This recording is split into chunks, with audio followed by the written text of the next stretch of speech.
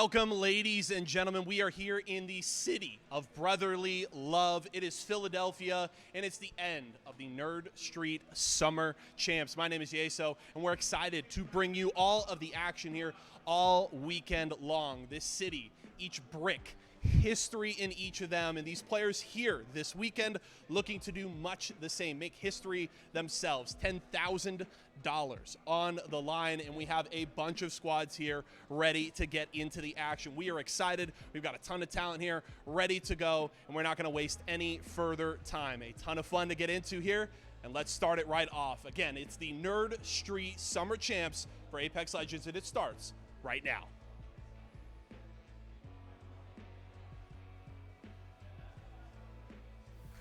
Has it started? Or I think it started. I think we're just waiting for JC to get up here. Okay, I hope so. I was like, yeah, he's gonna come. He's gonna come up live here. to air. That's good. Well, hello, Zephyr. Usually, I was about to say, usually it's his job to say hello. Do you want to say hello? Do you want to start us off again?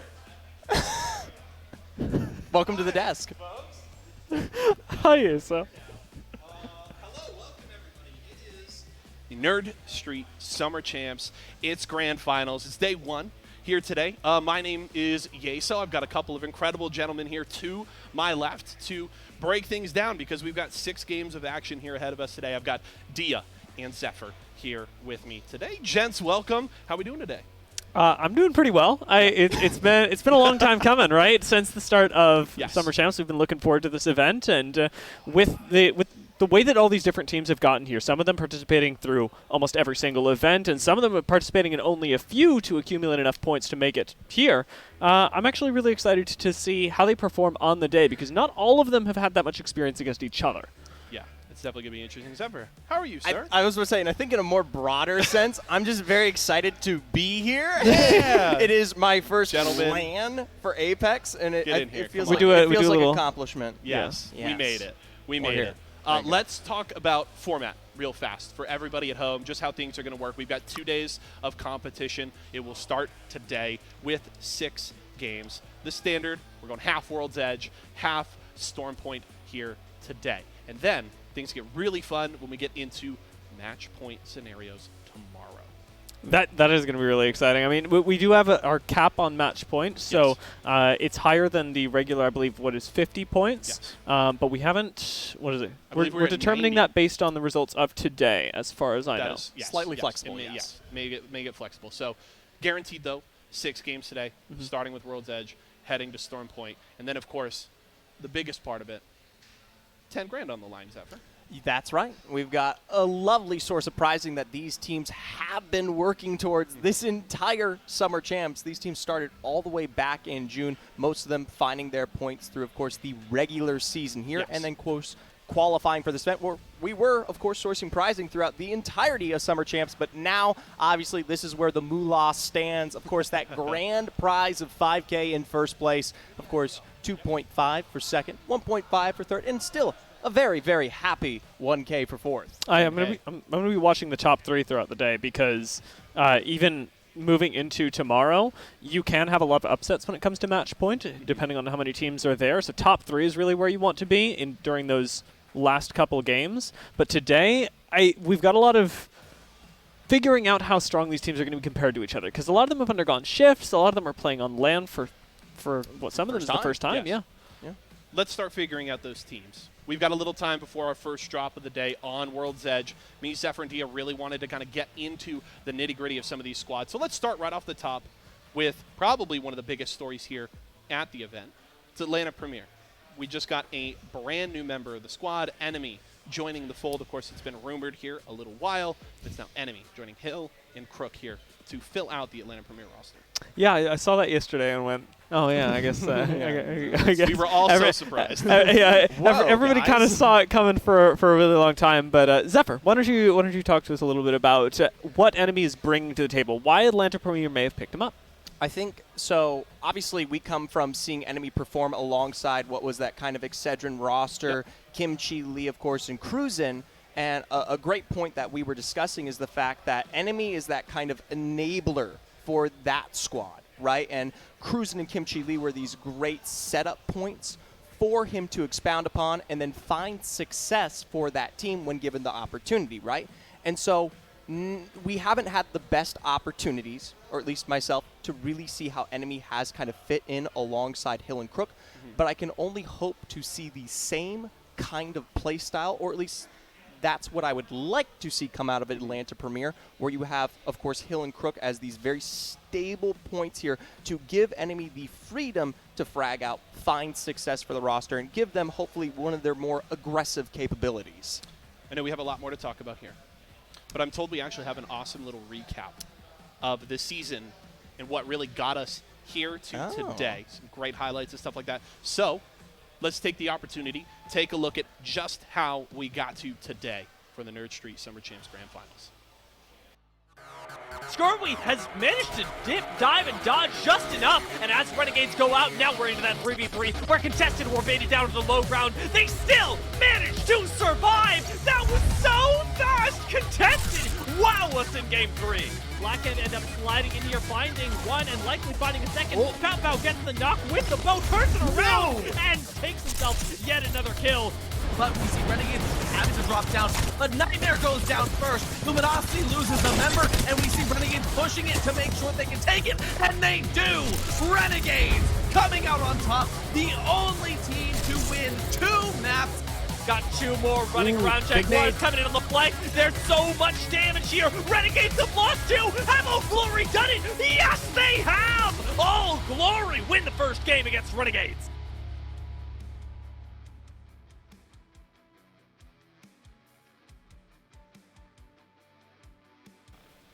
Okay, we are back. An awesome look at how we got here.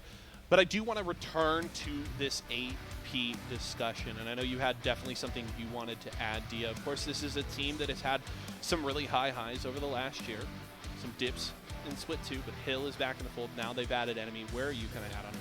Yeah, I really like the reintegration of Hill. I think Atlanta Premier were in a slump where they were very, I think, a roster that had to play conservatively. Sure. And I'm looking forward to not just what Hill brings to the table, but whether the addition of Enemy can get them into high fragging scenarios where it feels like Atlanta Premier are actually winning as opposed to just not losing. I think they fell into that trap mentally during the regular season of being a team that was playing more not to risk than they were to get to these high highs, and especially on match point format. We know that Enemy's fragging potential and that Hill's experience in comp can lead them to a victory. It's just a matter of whether they're embracing, I think especially Enemy's fragging potential, because it does take some confidence, some faith as an IGL to go out and give your team this benefit of the doubt that they are going to do well and be able to create a strong two-man around that. Yeah, it definitely feels like there's just two separate directions here. Are they going to fit Enemy into AP's mold, or is AP going to mold themselves around Enemy and kind of the way he plays? And that feels really like the way things had worked out with Excedrin was Kimchi Lee and Cruisin finding the best way to work around Enemy's playstyle.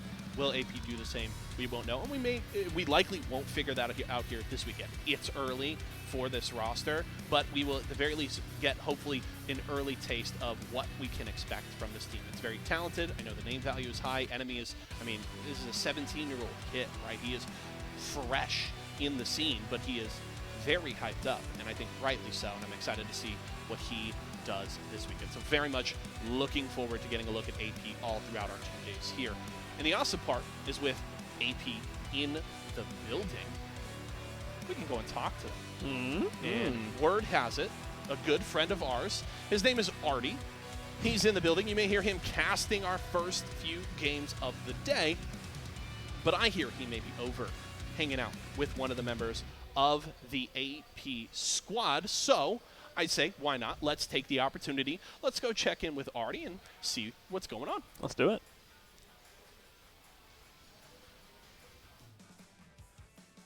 What's up, everyone? It is Artie. I'm here with Hill from Atlanta Premier. How are you doing today? I'm doing great. Excited to play.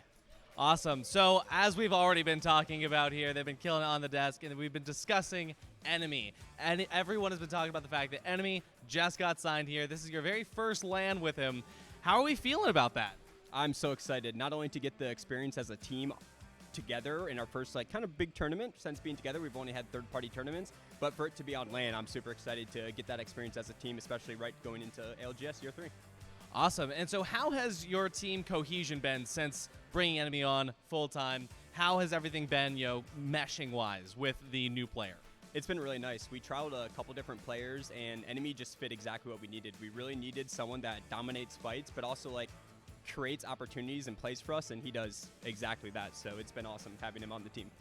Awesome. So what are the new dynamics that have come into play since you brought Enemy on? Anything that's changed within your team as far as dynamics go? I would say in fight comms, it used to be mainly me calling them and trying to create those plays, but I mean, Enemy, he's just so dominant at fighting. Like, that guy just knows what to do in fights, and he's such a great fight shot caller. So I'd say that's the biggest thing, is adjusting to that dynamic change and getting used to that and just region. Awesome. Well, thank you so much, Hill. Super appreciate the insight, and looking forward to seeing you crush it today. Thank you very much. Alrighty, and back to you.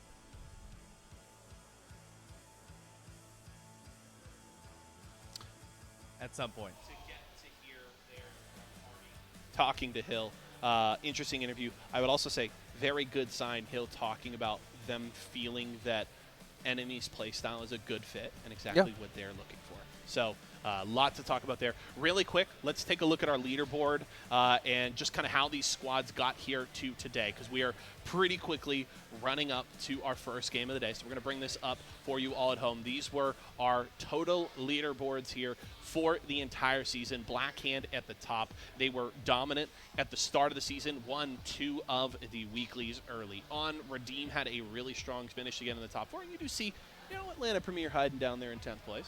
It was a different time, right? Yes, This was we forgive. We That's forgive. not the same one here. All right, are we going to get the chance to talk about Blackhand though? Because they're right at the top. Let's talk about so Blackhand here. it's sort of the obvious. Zephyr, I know you had a lot to say about this roster. No, I'm very excited to see how Blackhand actually performs here. I mean, I believe this is one of the first opportunities we've gotten to see them kind of in one of their biggest events yet. They kind of came hot onto the scene recently here, kind of towards the end of Split 2, and they have just been on fire, right? They start, of course, with Shubi and Yazto alongside Goat in a majority of our circuit here. Now, today, they have brought alongside them Voltic to play, and we'll discuss that potentially in a moment, but they have been probably one of the greatest teams in terms of consistency that we've seen. That's the reason why you see them at the very top of that leaderboard.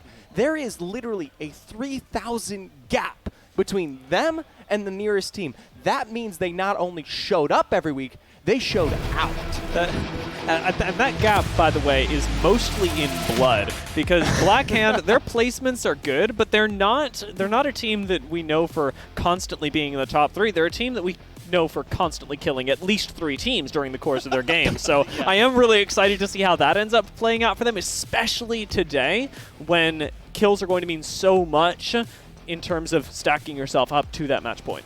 I agree, and I'm looking forward to Blackhand. I'm pretty high on the train here. I know the adjustment of Goat stepping down and bringing Voltic in can be difficult, but I think, Zephyr, you made a really good point yesterday when we were prepping that you kind of feel like Voltic is a really good fit for this roster, should be able to slot in, and I think Dia agreed, and I'm honestly on the same page. So for me, I don't think that Blackhand is really going to lose much of a step. I think they should be just able to kind of continue to roll with the play they've been able to show so far this summer. And I think that this is their opportunity to rise to the occasion. You want to talk about the biggest kind of event that they've been to. Yeah. This is the time. This is the show, what Blackhand is all about here this weekend. And I'm confident they will be able to do just that. Don't forget, Voltic is someone with that Pro League experience. Yes. He was on senior service in that initial split, took a bit of a break, but has come back. And the thing I loved when we were talking yesterday is the fact that, he not only supports this team in terms of seeing how great they are, but also additionally kind of pointing out and saying, you guys are fresh. You're really, really good, but, I can pick out some of those mistakes and say this is where you need to improve and find an advantage in the future. So I love that dynamic that has formed here. That is awesome. We do have one more team that we do want to talk about, and it is Team Tyson, but I actually hear that Artie is actually already off the grid with one of the members of Tyson. So let's go see what's up with Artie. Welcome back to Off the Grid with Artie. I'm here now with Oxy Aries from Tyson. How are you feeling today? Doing great. How are you? I'm doing fantastic, thank you. So throughout this entire series with the Nerd Street Gamers Summer Champs, you have been known as Redeem all the way up to this point. But you guys got signed with Tyson just recently. How has that been for your team? That's been awesome for our team. Ever since we got signed with Tyson, we've been sent like a monthly package where we get lots of cool stuff, and we get to represent Tyson and get a discount at Walmart.com and go to Esports Arena and get that. Sick. So since being signed, how has that helped your team morale? It's helped a lot. You know, knowing that someone's behind you, backing you, you have a lot more confidence going into tournaments, and you kind of have something to represent while you're going into it. Nice. So it's overall been a nice positive boost for you guys going into every game since? Oh yeah, 100%. So since Season 14 has come out, though, how many changes have you guys experienced? What with the new metas, the new legend, everything? What do you think has been the biggest impact of this new season on your team? I think the biggest impact is we've been trying Seer out a lot. Seer has been tried by a lot of teams lately, and he's kind of finding a place in the new meta, and we've been dabbling a lot with him, and I think that's the biggest change this season. Awesome. Jumping in on the Seer bandwagon. Love to see it. So awesome. I can't wait to see what you guys are going to pull out for the rest of the day, and best of luck. Thank you so much. All right, back to you. Thank you, Artie. Appreciate the opportunity to get an insight on the final team that we really wanted to dig into here today. It's Team Tyson. If you watched throughout Summer Champs, you may have saw them playing under the title Redeem. They have, of course, since been signed. They are Team Tyson now. And this is a squad that I feel like their ceiling is pretty high. Dia, where are you at on Tyson? I think Tyson's a really good roster, and I think they're one of the more consistent ones that we have here today. There are a couple other teams that I think we can talk about when it comes to consistency, but especially with Z Davis taking a really big step up in the past year or so, I think that he's got a lot of IGLing confidence that he's gained, and moreover sets the team up quite literally for a lot of their engagements. He's often running some sort of long-range, mid-range that he uses to say, all right, well, I've done enough damage, so the rest of the team sort of gets unleashed onto fights. It's really worked for them in the past, and I'm expecting that it'll work for them today. Yeah, I think Z Davis, especially when we were chatting yesterday, has given us a really nice analysis of this kind of lobby we're in right now. It's, I mean, I've spoken to a lot of these squads, and a lot of them are just kind of the mindset, we go in, we frag out, we accumulate the points, we get it done, right? And it's very similar to what Z Davis is saying, but he also has come through with a level of respect for those who are playing. Obviously, we have many talented rosters that are competing here, but it's really one of the only rosters that I've spoken to that has kind of that perception. The rest tend to kind of just throw out, you know, anyone else and say, oh, no slight. First place, let's go. The question is, will they bring out the Vantage today, I guess, Zephyr? I don't know. He seems to be a fan. I'm looking forward to Tyson. This is a team I've certainly got to watch a lot. And Z Davis is especially a player that I really enjoy now because, you know, the first time I got to watch Z Davis compete about 10 months to a year ago, and I was not high on Z Davis whatsoever back then. He was playing with Lion. At the time, they were struggling with a lot of different things at that time, and I felt like Z Davis was kind of the weak link on that old roster. And since his time playing with Lazarus and then forming this roster with Redeem, it seems like his time in Pro League as well as competing just over the last year as a whole, he has really grown as a player and as an IGL, as you mentioned, and it really feels like he has come into his own. It's certainly so. I think in much the same way Joey Blackout's done really well. He is one of my top Gibraltars in the Tier 2 scene, or rather anchors, as Gibraltar is becoming less of a staple of the competitive scene, but I do think that he's really good at enabling the squad, and specifically with Tyson, he does a really good job of being in a position to support either of his teammates in fights. Oxy kind of fills that enemy role where he gets to go off and do his own thing, but I really have been enjoying the way that Joey Blackout positions on a micro level. Okay. We have one more interview. One more. And I believe it's Artie hanging out with actually one of the members of Black Hand. So real fast, let's head back over to Artie.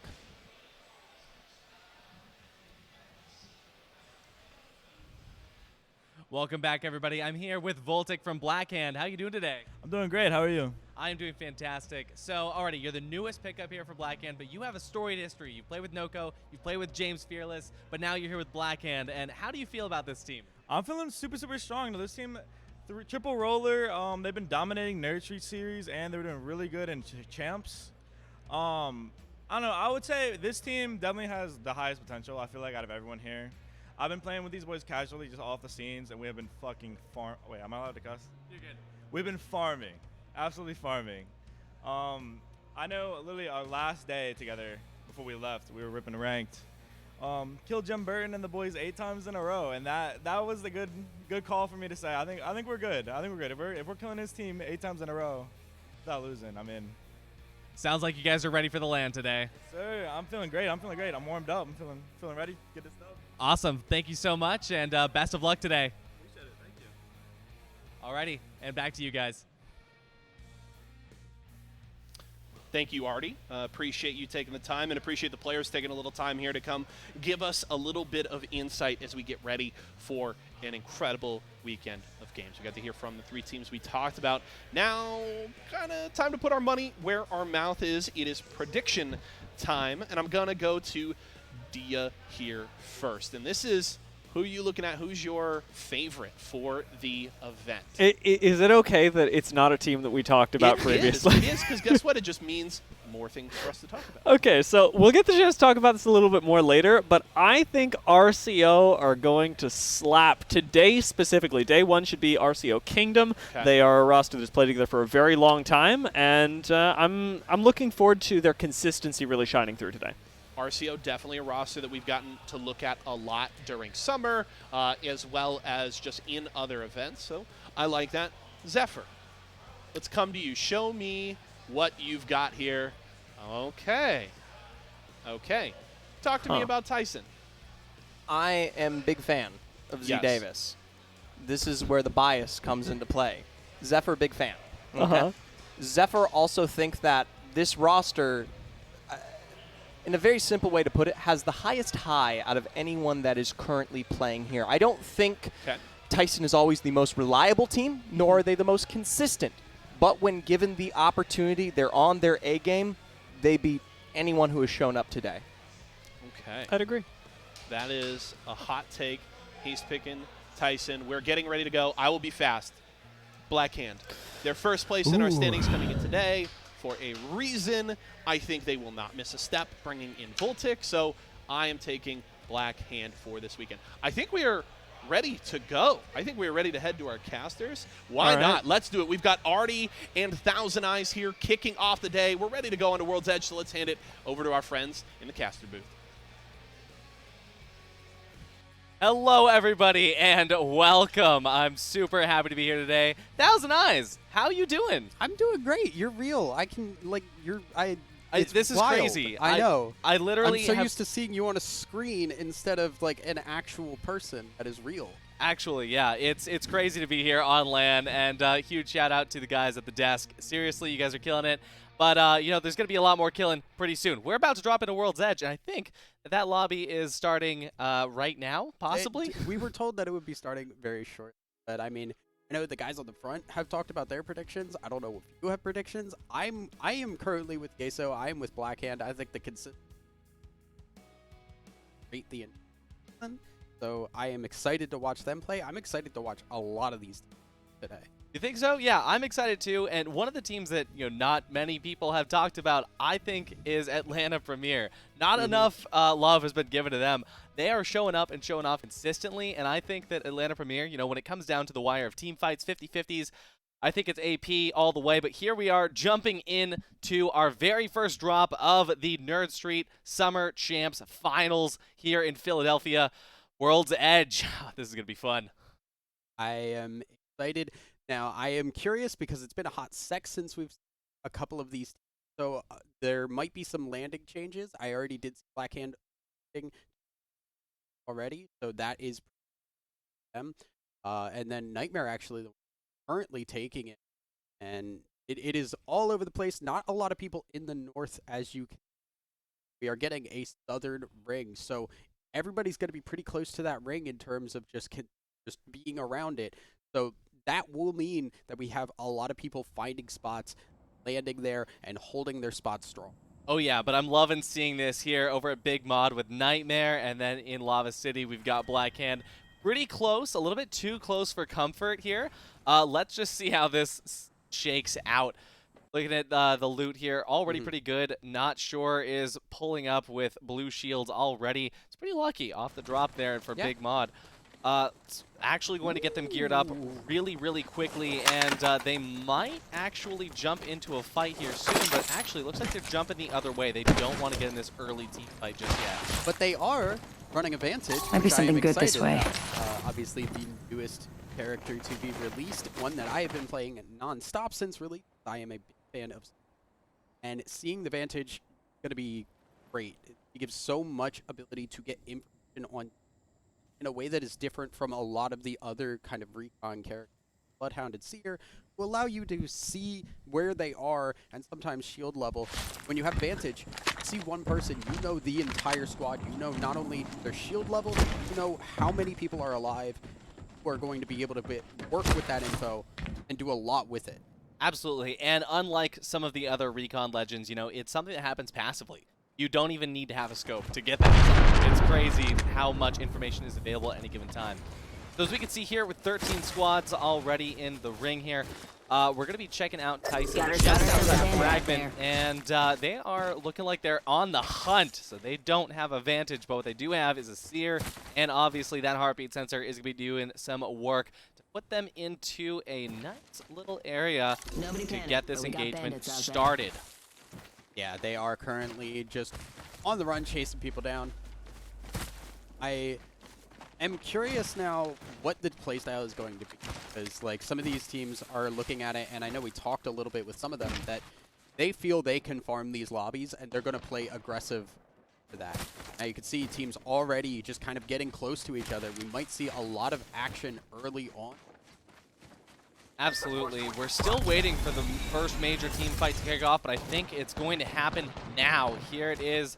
Tyson are going to be taking the opening shots here, but it doesn't look like much is going to happen. Arcs are a little bit too high to do damage. Also see some grenades. Really, this team here is just trying to put some distance. We can scan this area. They don't want to give up on this. That's so interesting to me too, because like so many teams generally would see a team run this far and be like, okay, we're going to get third-partied if we just keep chasing, if we keep running them down. And Tyson don't seem to care at all. They are just going to follow people. They're going to go off. And, I mean, go off is what they're trying to do if this team will slow down even just in the slightest. That Seer ult, unfortunately, isn't going to quite connect exactly where it needs to go. Not going to give off too much information there. But at the very least, it will help to zone off. You know that they're not going to push into that ult. But here we go. Tyson finally leading with a few shots in here, but not too much is going to go down. PK. Good breaks, good downs. Here we go. Joey, 2 downs already. Beautiful start off, and we've got 1 player left on that enemy team. Tyson found their way in, and they really did some work. And that's so good for them, too, because you can see now they have those purple shields. They're good to go. It was risky. The risk paid off. They got the kills. They didn't take out the whole squad, but they got at least enough loot here that they're able to go forward from that. We now check with Atlanta Premier, who are running a lot of scan legends here. They got the Bloodhound and the Seer, so they want to be able to see where anybody is at any moment. Absolutely. We're going to be jumping over to the opposite side here of Atlanta Premier, finding out exactly what this fight is going to look like. I don't think it's going to go anywhere. This doesn't look like a fight that's going to end anytime soon, Tess. Yeah, this feels like a lot of poke, and with those scans, you can just pretty much always keep an eye on people. There are a couple of ways to play scans, although Atlanta Premier takes some damage. There are a couple of ways you can play scans. You can play it to just play safe and slow and have knowledge of where people are, or you can use it to play aggressive and get in people's face because you can chase them down and find out where they're moving. Right now, it seems like Atlanta Premier are just holding back, just kind of testing the waters, seeing where they can go with this, and then kind of going to move forward from that spot onward. Oh, exactly. This area that's just outside of Thermal is just a little bit too open and a little bit too unpredictable for this fight to actually go anywhere. I think Atlanta is just going to be holding. They won't be pushing too hard into this, but as you can see, the damage poking is going to pay off at some point. Here comes the third. Oh, the third party coming in finally. That's Apex for you. If your fight lasts longer than 15 seconds, well, third Enjoy party, more people. Yeah, might make that last a little bit shorter. they're also running pretty low on ammo. I didn't see exactly who that was, but when we got to look at that Hemlock, there was like 20 shots left in that. So they're running low on ammo. The poke battles are starting to get a little bit finicky, and they've got to be careful how much they put into this, especially because now Ring is here. Atlanta Premier looking to try and gatekeep as best they can. Oh, but there they go. Yeah, they're That's just going to get out. Rise. Rise Empire managed to make it out with that Valgold. That redeploy is, however, going to be putting them right in line with that other third-party squad. They should know. They should know. Oh, looks Oh, like they jumped no. over, and it's going to be a different area here. Wait, that was only a single person. Yep. That Valgold was just one person. I mean, Oh. hey, it is a squad alive. They are, now a team in trying to chase this down. They saw it. They won it. They are going to try and get it. It's just going to be constant running here, and that will be Rise going down. That's the end of Rise finally here. We do see Int losing one member here as the third party comes through. There is Nightmare. A little bit of work on the sideline. Team Int, though, as they lose one more. Nope, that's going to be it for Team Int here. Antimatter going to be the ones to take those final shots. 11 squads remain as the first circle closes. Get ready for circle number 2. But Antimatter finding themselves in another fight situation. They have better shields for this, though. So there is a little bit of a weirdness of you are on the outside. You are trying to not get gate kept, but you have the ability to just run them down. And I think Antimatter are realizing that. Now they're getting hit from a different angle, though. The third party into the fourth party. It's like a song and dance for Apex. It's RCO. Let's go. This is not the team that you want to come to crash your fight. RCO has been looking for something all game, and now they're ready for it. Not sure is going to go out, and RCO is going to have a fantastic opportunity to dive in. But instead of diving into that fight, looks like they are going to rotate a little bit over closer to Thermal, maybe. No, they're just holding on right now. They're just trying to figure out where they can land and where they can stay. Blackhand also starting to come into the equation on the side here. This is a lot of our really top teams here. RCO, Blackhand, like lots of big names in this area, and them going down early would have a huge impact on the beginnings of these standings. Absolutely. This is not what you want to see if you are that squad that's right in the middle. Oh, you see no. Blackhand just walking your way in. There's Voltic. We spoke to him a little bit earlier, just up on the top of the building, ready to jump in. There's one down. There's two down. And that's 3. Temple Esports. Big shout out to them. They came in here on a last-minute opportunity. Temple University is showing up and showing off, but fortunately Blackhand, well, they just decided to end that round a little bit quickly for game 1. But there's that consistent we talked about with Blackhand, their ability to just go in, take a team out, and be done. We've not seen that from any other team so far today, and Blackhand just went in, cleanly took them out, and took the spot. And I'm very happy to see that. I'm glad that Blackhand are coming in as consistent as we expected. Now it is up to the other teams to really be able to match that. Oh yeah, Antimatter is going to be here as well, but we can also see Best Pupper going down. That is very, very unfortunate here. Antimatter still taking shots here from Blackhand, but Blackhand, they're thirsty. They want this finish. They know that they need those points. Blackhand, throughout this entire season, has just been kill hungry. But as the third party coming through here makes sure it's not going to be for free. Yeah, Best Puffer does go down now, and Blackhand, they just have to run.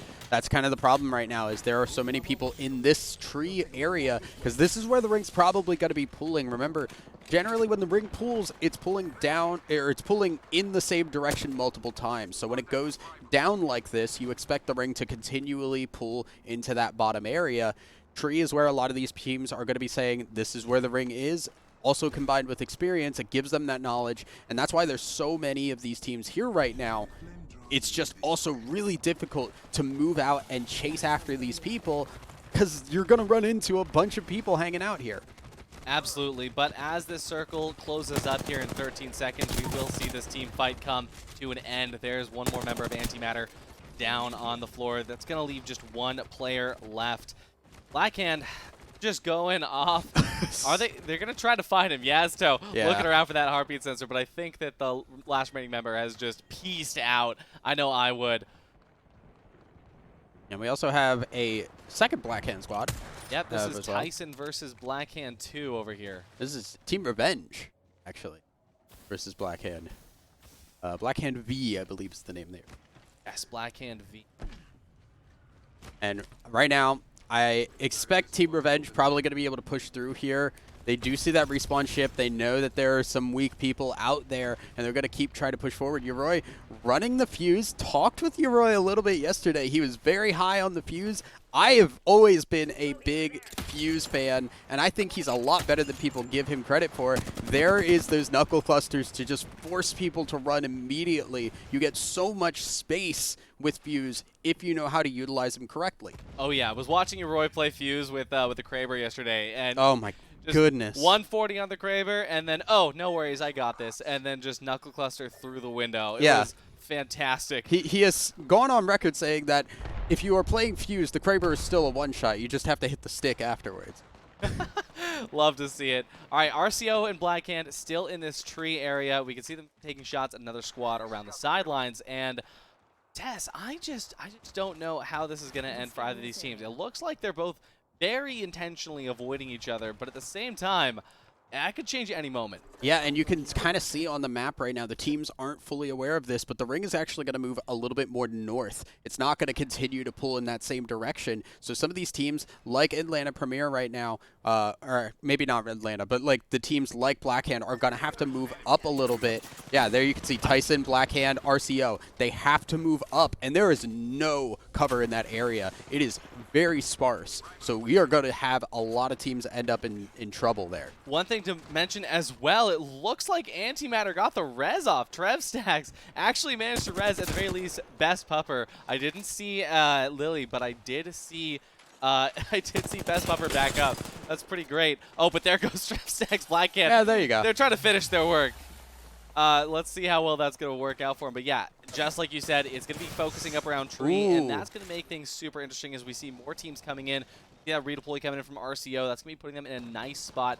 Sleepy Panda keeping that upper ground over on the sideline here. Looks like Holiday just going to be trying to set up on the sidelines there. This is really good for RCO. They're getting this area locked down immediately and making sure that they have this in. You can see that they are aware of this ring coming this way. They have gotten the scan on that thanks to the fact that that is green. They can see it. So they are going to hold that area, and they're going to get there early. I like that. You want to do that when there are not a lot of areas to hold. You want to make sure that you are getting the few spots that are available. Oh yeah, and there's Blackhand V right over there. Unfortunately, though, they're taking lots of damage from this zone. That's zone 3. That's going to hurt really bad unless they have some heals. Looks like they do have some med kits in the back pocket. That's going to be good. But it's getting into this zone up from the north. As you can see, Kraber? Atlanta Premier is also going to be in this northerly segment. That means Blackhand V is going to have to cut through Atlanta Premier. They're going to have to cut through Blackhand. They're going to have to cut through, well, they would have had to cut through Antimatter, but Blackhand finished that job. I'm looking at Atlanta Premier right now, and you have a Valk with a Kraber who also has a Seer and a Bloodhound to scan for her. There is so much you can just see and get shots up. Like, this is playing Kraber on easy mode. What are you going to do, hide? Yeah, you're going to hide? Okay, I'll fly around and change my angle. There is no way to avoid this. So Crook should have some really good shots set up here. Love to see it, and there it is. Team Revenge right on the sideline here, getting into this fight. It's a big one. Shub taking a lot of shots here. Luckily, though, they are going to be able to get away just in time here. Revenge. There is the fuse. Styx might be getting ready to put a huge Seer ult up right now. Could help them track and get the drop on these guys, but instead, they might be taking their time here. They know they don't need to push just yet. You can see them poking and prodding, just holding that out for themselves. Make sure that it's their zone. But look at how many teams are behind them, especially AP and RCO just on the other side of those rocks. Yeah, Tyson off on the side as well, just trying to figure out a way through this. Is Nightmare holding this area? Actually running a really interesting comp here. The Octane Vantage and Bloodhound. So a lot of ability to see people and a lot of ability to maneuver. All of these characters have the ability to get some kind of extra movement. I mean, Bloodhound obviously not that much, but they have something. So they can get out of that area pretty quickly and make sure that they are keeping themselves safe. Blackhand now getting some shots down, and that is it. They just teamed that. They really just, that was a gentleman's agreement. Hey, you aren't in this. Just takes out Blackhand V. They took out their own Oh, man. That's rude. Come on. Alrighty, so 6 squads left. The ring is getting smaller and smaller. Blackhand in a good spot. They're still in the zone. Got RCO in a good spot. Still in the zone. Everyone else, I wouldn't say it's a great spot. Yeah, and now you can see Blackhand kind of maneuvering around here, getting to the fight. Sticks, not even getting a shield off. Absolutely crazy down right there. That's going to make things a little bit more difficult for them. And there we go. We've got Team Revenge going down. So unfortunate for Revenge here. Blackhand going to just be on the other side here. But as we can see Voltic taking an L, it's Atlanta Premier pushing in to take the spot away from Blackhand. There's that Newcastle doing a lot of work there with that shield, with that res shield, really making this a difficult situation. So that is a down that it was immediately righted back up. But look at Voltic RCO. back up. RCO still locked down with those Watson fences. We got Nightmare pushing in with Tyson as well. Oh, beautiful PK shots coming out from Tyson. Nightmare's going to be out, and that's going to be their spot to take here. Tyson has now 45 seconds before they got to push the next ring. Enough time to reset.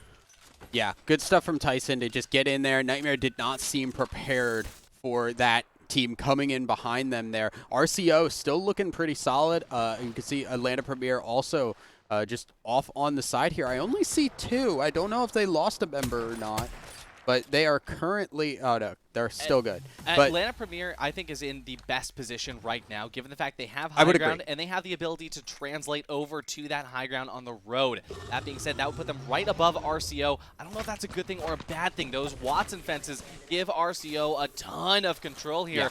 Yeah. But Blackhand, I'd say, are at the biggest disadvantage right now with their position.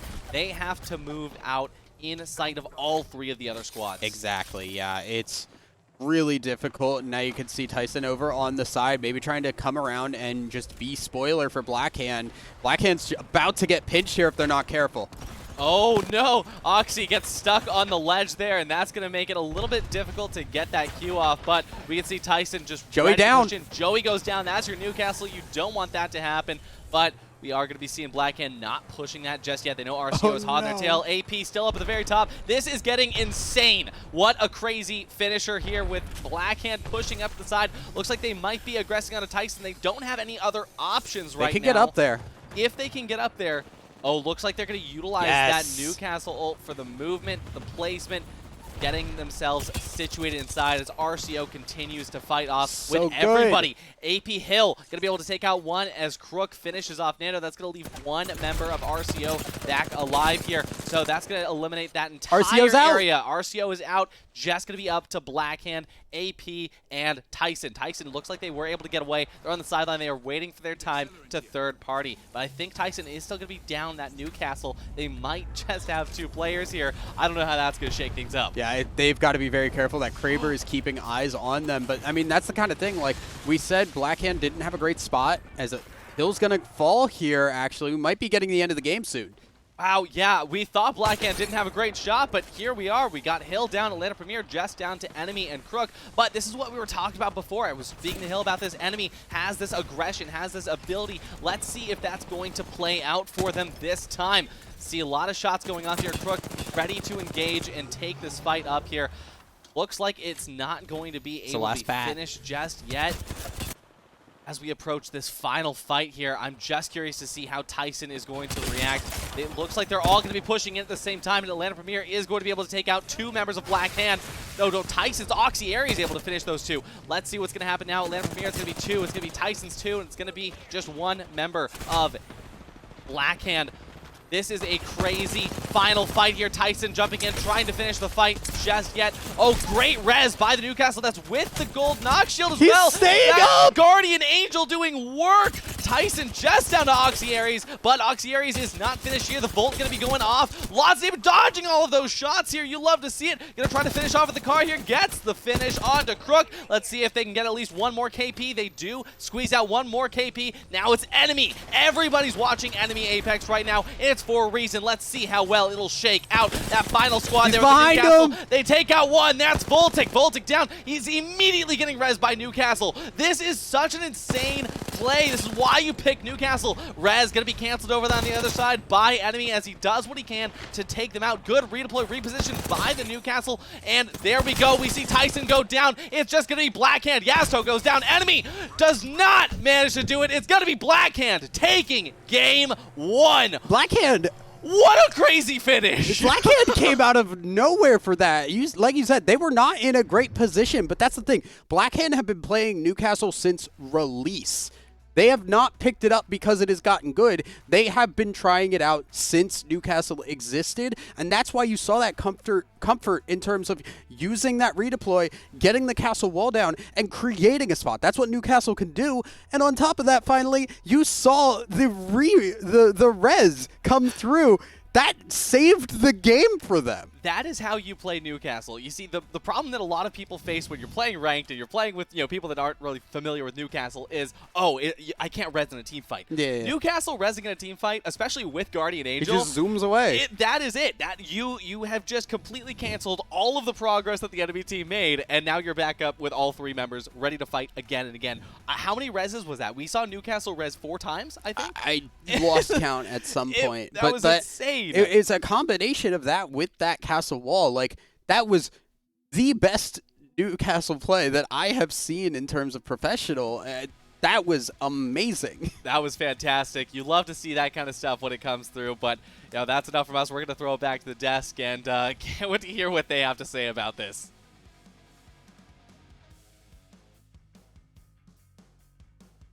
Okay. I'm still trying to process how that game ended, and we can just kind of set the stage for everybody home. We get down to our last 3 squads. AP's got a 2-man. After that crazy quick knock and finish on Hill, you've got a 2-man for Tyson. Blackhand fully up. All 3. And 2 go down on Blackhand, but guess what? You got Shubi on Newcastle with the gold knock and the most clutch reses. As a former Lifeline main, I'm just crying right now. I am so sad as we take a look at some of the replays here. I'm going to come to you first, Zephyr. It's I don't know. Give me, what do you so think? crazy. Right now? Okay, all right.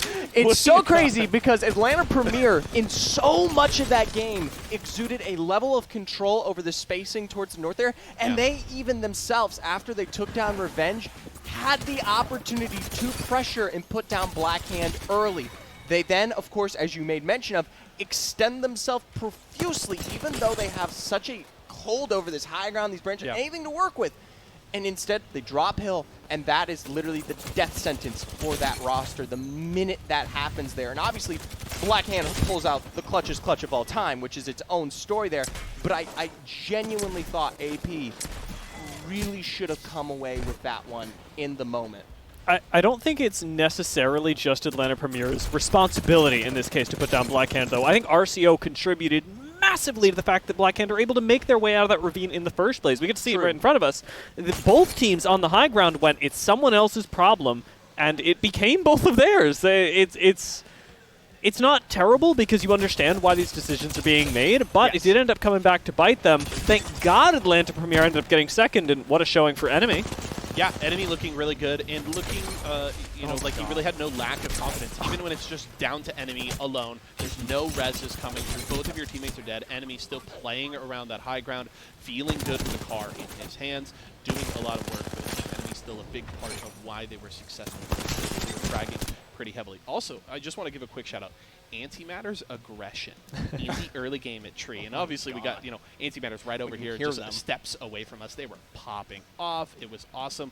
The atmosphere in here is incredible. And we're only 1 game in, right? We still have 5 games ahead of us here today and more tomorrow. So I cannot wait for that. That was such a fun way to start the day. And we've got plenty more to talk about and break down. But before we do that, let's talk about our good friends at Mobius. Of course, they're a big reason why we get to put on this event here today, and they want you to game for the thrill of it. Now, BenQ has just launched 2 brand new 4K 144 hertz Mobius gaming monitors with HDMI 2.1. You can expect HDRI smart optimized realistic display, smooth graphics by FreeSync Pro, and 2.1 channel immersive audio with a built-in subwoofer. So, if you're ready for the next level gaming, head over to benq.com today and you can grab yourself one of those brand new Mobius monitors. We've gotten to check them out here in the building today and this week. Wonderful. Cannot recommend them enough, so make sure to go and check them out. I was going to say, if you're here, yeah, they're literally right over here in this direction. Yes. We've got 2 set up, and I got the chance to check out their 4K earlier, Yes. and it is so smooth. They're both running Apex, so everybody in the building is just like, oh man, It is wonderful. This It is feels wonderful. good. We'll have a lot to talk about with Mobius and everything going on here at Summer Champs. But we're going to head to a quick break right now. When we come back, we'll be getting you ready for game number 2. This is the EX3210U 4K IPS monitor by BenQ, and options like a black equalizer, color vibrancy, light tuner that allows you to customize a picture. Picture looks nice and colorful. The 2.1 built-in speakers are one of the best on monitors. If you want to enjoy high dynamic range colors and contrast, a sharp 4K resolution, and the smoothness of 120 Hz, then this monitor is right for you.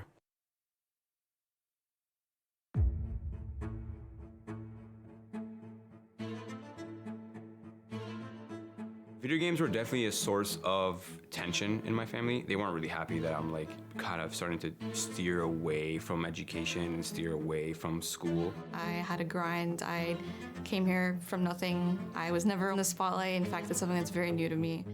Esports isn't for now. Esports is for 100 years from now. Just like the NFL 100 years ago when the NFL was starting up, like what is this? People hitting each other for fun, and look at it now. Anything worth doing in life is always going to be hard. So I knew that this was going to be difficult. I just didn't know to what extent.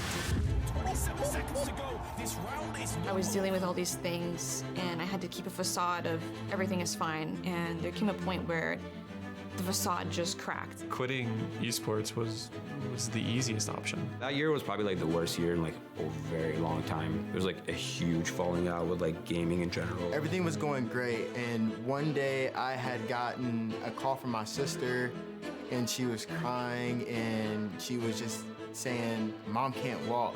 Like, get over here. Like, Mom's not walking. Like, she can't walk." I'm sorry. And then my dad asked me, he says, "So what are you gonna do about it? Why do you gotta tell me that? Why can't you just tell me to give up?" But he didn't, so I didn't. Through all like the lows, it's knowing like this is something I've always wanted since I was young, and I've been a gamer my whole life. I've been in esports since I was like 15, and knowing that everything I do now is like culminating to like this person that I've kind of always wanted to become, it makes everything worth it. Esports. Esports is home. It's everything I've ever known.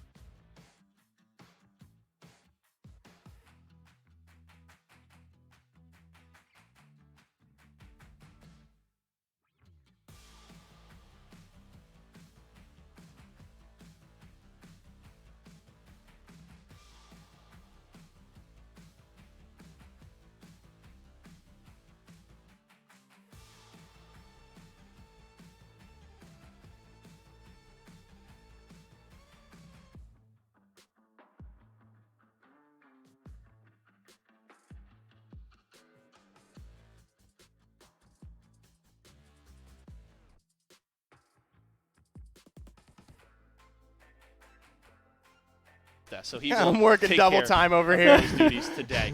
We are actually just about ready to drop onto World's Edge here for game number 2, so let's hand it back over to Artie and Thousand Eyes to get us back into the fun. Welcome back, everybody. I caught it. Yeah, so I'm excited after that first game. I don't know about you, Artie, but I am very, very hype. I'm very proud of you, first of all. Let me I'm get super that out hyped of the way. too. I can still hear the desk in my ears. Nope, there we but go. It's We're all good. good. Get out of here. We don't want to. Now that I can hear my own thoughts, there's only my voices in my head now. I'm really, really excited to see this here. You know, we have 5 more games left. That's 5 more opportunities for Blackhand to just show up and show off. A little bit of bias there, maybe. Maybe a little bit. But hey, I said it was a LAN But it's premiere 5 first. more Blackhand wins for the day. You know, could be. I mean, Atlanta Premier, like I said on the desk, had 10 kills as well, so they are just 3 points behind. They are right there and with everybody. So I wouldn't be surprised to see some more of that. As you can see, we get pretty much a similar ring coming down to it at this point. It is just going to get a little bit smaller and actually pulling more towards that Harvester Lava Siphon area. So a little bit different, but very similar in terms of where it is on the map. Definitely. However, the sort of interplay between Lava Siphon and Countdown and whatnot is so much different to that area that is around the tree. I mean, specifically when we're going into the Harvester area, you know, we have a lot of teams that are going to have to rotate through Countdown. They're not going to want to go straight through, you know, that south of Fragment area. Yeah. They are going to want to go around through Countdown Landslide, and that's where you're going to get a lot of teams that really will just sort of, you know, earlier fights than maybe they are anticipating. But as we look in, we will see Blackhand all the way down in Lava City. Yet again, this is, you know, their preferred drop site. There's a lot of stuff here. You always get those spawns of the materials, and that crafter, especially this season, that crafter is super, super useful. Exactly, yeah. Lots of stuff for them to do. I'm a little surprised because I know that they used to land Big Mod. And I don't know if that is just a today thing or if that is just a genuine change that they have made in terms of where they want to land, because I know there is another squad landing over at Big Mod. They may just be giving that over. They may just want to make sure they are not fighting on drop and running the risk of kind of losing right out the gate. But overall, you know, it seems just kind of landing exactly where you'd expect and moving forward from there. So we're going to see Vizio get over towards the Trials area, get some decent loot out of that. Always have to be careful. We have seen a little bit, sorry, that is Nightmare. Yeah. My bad. This is going to be fun. We've seen a little bit what? Sorry. We've seen a little bit of, at least I have casted a single person who has died in Trials, who has gotten knocked in Trials. Those Prowlers hit different. They're terrifying. To be fair, he was doing it solo, but it was, gotta be careful, especially because Temple Esports right on the outside there. Yeah, so this is, I think, the main reason, right? It's Temple Esports. Oh my gosh, Nightmare really is living up to their name. They are going to be a Nightmare. Here we go, though. Blackhand jumping over the side here. Look at that. Already. They just took out Not Sure. Big Mod is still their drop. Look at that. It doesn't matter. We were talking about that. They just gathered the loot for them. Yeah, and now it's all in 3 nice little, tidy little boxes. We're going to cut over to Atlanta Premier here. They are already going to be near the second zone. Like they are going to be out of the sidelines of Harvester, and just trying to figure out exactly what their play is here. Just chasing down their prey, hunting the wild gazelle, if you will. Jumping over to the northeast of the map here at Climatizer. Things are looking a little bit different, though. Yeah, this is not what we saw last time around. This time we see Antimatter trying to show up and kind of take some stuff away here. We did not see any fights at Climatizer. They got to be careful, though. They don't have that high ground, and the Newcastle Shield already deployed. Oh, absolutely, especially when you just get that Newcastle down early. It's going to hurt quite a bit. We see Rise actually go off the screen here. Super unfortunate for Rise. Going to tick down. Team Revenge, though, just getting into it. This is a super strong start at Horizon, taking a lot of damage there. Newt's going to go out, but not before Valk goes down. And there we go, Antimatter. They lasted so long last time, and this time Yo, they just went whoa. down. AP versus RCO already inside of a tight corridor just on the outside of the Harvester. This is nuts. All right, so LAN Premier looks like they are able to at least get out a little bit with their lives here, but what just happened? Yeah, I don't know. They just kind of like poked at each other and said, screw this. I'm not risking it. Atlanta Premier. They just kind of both teams poked at each other. They got kicked really hard in the shins and then said they didn't want any of it. Like two bumper cars going down the same alley. They bounce. All right, we just turn around. Yeah, that sucked. All right, let's go the other way. I threw out my back, and now it's just day ruined. But Atlanta Premier, they healed up. They got the shields. Their backs cracked right back into place here. We still got 9 squads up, but like we said earlier, this ring is going to be still pulling south, and we see a lot of teams pulling over to the left-hand side. I believe that's Atlanta Premier setting up on the staging area, and RCO gonna just fight them again. Different area this time. It looks like Landslide is just where they're going to hang out now. AP kind of just ditching staging. This is a little surprising to me. They really seem to want to fight RCO, and that's really risky. Remember, these are 2 teams that were both in the top 4. If one of them goes out early in this game, that's a major shift in the leaderboard. And Nightmare's right above them, heading down their way. This is going to be a 3v3 of the ages. This is literally what we had last time, just a little bit earlier. I mean, why not? You know what? Like, they don't want us to wait that long. It took a while to get there. I'd rather get it out of the way early. You know? Yeah, we'll just see what happens as we get ready to jump into it. Here we go, though. Nightmare up on the sidelines. Like I said, this is gonna be nuts as they get into it. RCO a little bit spread out here. That's good for the AP fight, not good for the Nightmare fight. As Nightmare here closes in, this is going to be absolutely terrible for RCO, as now Atlanta Premier surely sees this opportunity to third party, and we know that Atlanta Premier will never let Sleepy Panda. We'll never let those go untested. Sleepy Panda gonna go out. Oh no. That's really bad too. Sleepy Panda is one of the kind of like really strong players of RCO, and on that Wraith of all things too, just kind of getting caught out, I guess did not have the phase to get out of there and just ends up going down right at the ring. So that is one person down for RCO. Oh, but here we go. We got Tyson versus Blackhand coming through on the side. They don't want to wait. They really don't. They really are just hungry for these kills. This is actually going to be a super aggressive push for them. Now, over here in the Lava Siphon area, looks like things are going to slow down just a bit. Tyson, they have the high ground here, but what is that worth here on the Siphon area, just given the fact that you don't have anywhere that you could pull out of very easily, whereas Blackhand, they've got all the doors, they've got all the sidelines. Hell, they can even jump into the gondolas to get a reposition. Yeah. That's exactly what's going to happen. We're going to see them jump into the gondola, and looks like Tyson might be thinking, all right, they're dipping out. We've got an opportunity. But for Blackhand, this is just an opportunity to fully reset and gatekeep a little bit, because that zone is not going to be finishing over the Siphon, and that might be information that Blackhand has that nobody does. Yeah, right now they just kind of want to hold this area. They've got a shield swap here too, which is great in terms of if they get pushed on by Tyson. So they have a good setup here, and I think they really don't want to try and push the issue too hard this early. With how things are, with how well a lot of those teams did last game, they don't want to go out early. They don't want to fall. We see Cheezer just, taking a little sit down. Yeah, from Blackhand V, Cheezer. Look at him just walk around there.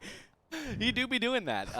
So we got Blackhand still set up on the outside. It looks like Tyson repositioned all the way around. They do not want to push into like Blackhand this early in the game. They want to play for their position as much as possible, but it's round 2. We still got 8 squads left, and that'll only last for so long. Something's got to give, and as Nightmare comes very, very close here to Tyson. Yeah, back away, guys. It might be this pretty early. It's Team Revenge. Sorry, Team Revenge coming in.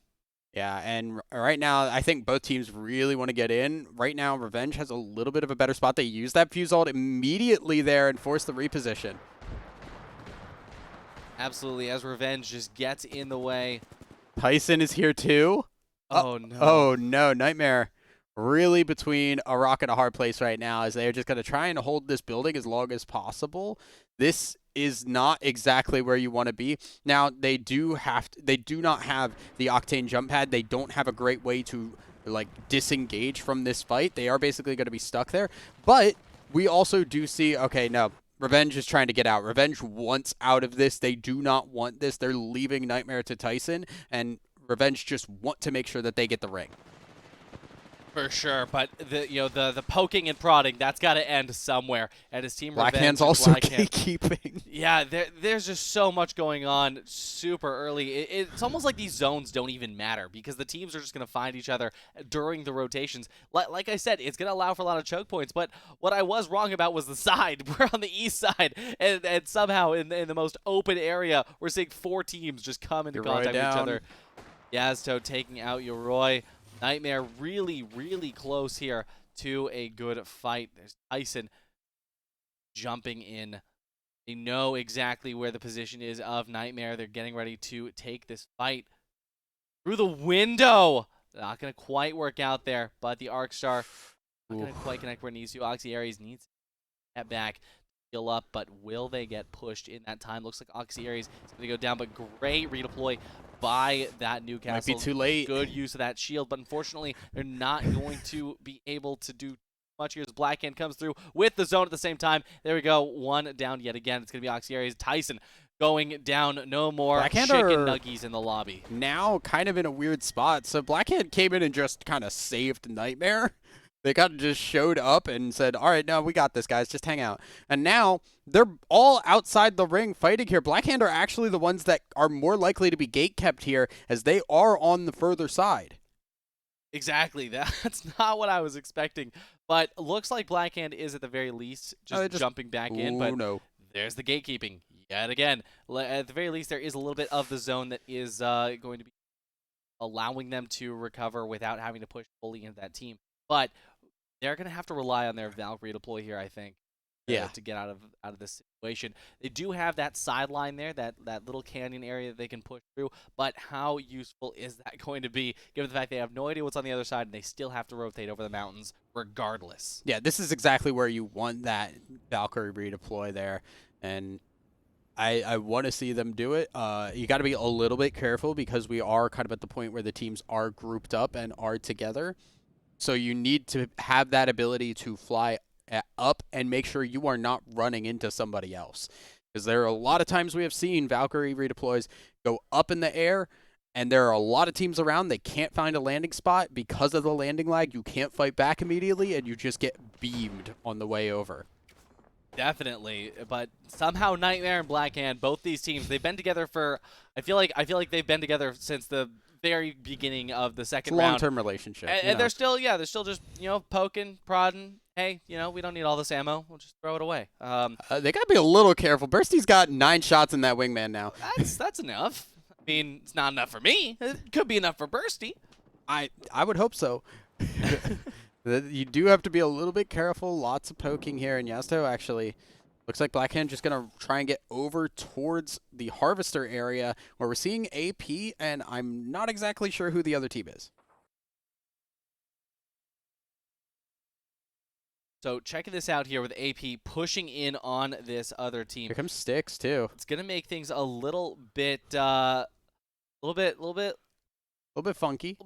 There we go. Pickle's going to go down here as Enemy just jumps in, finally, going for the thing that he's known for, just that incredible aggression and taking control of this area. They know that the next zone is going to be closing in on the south side.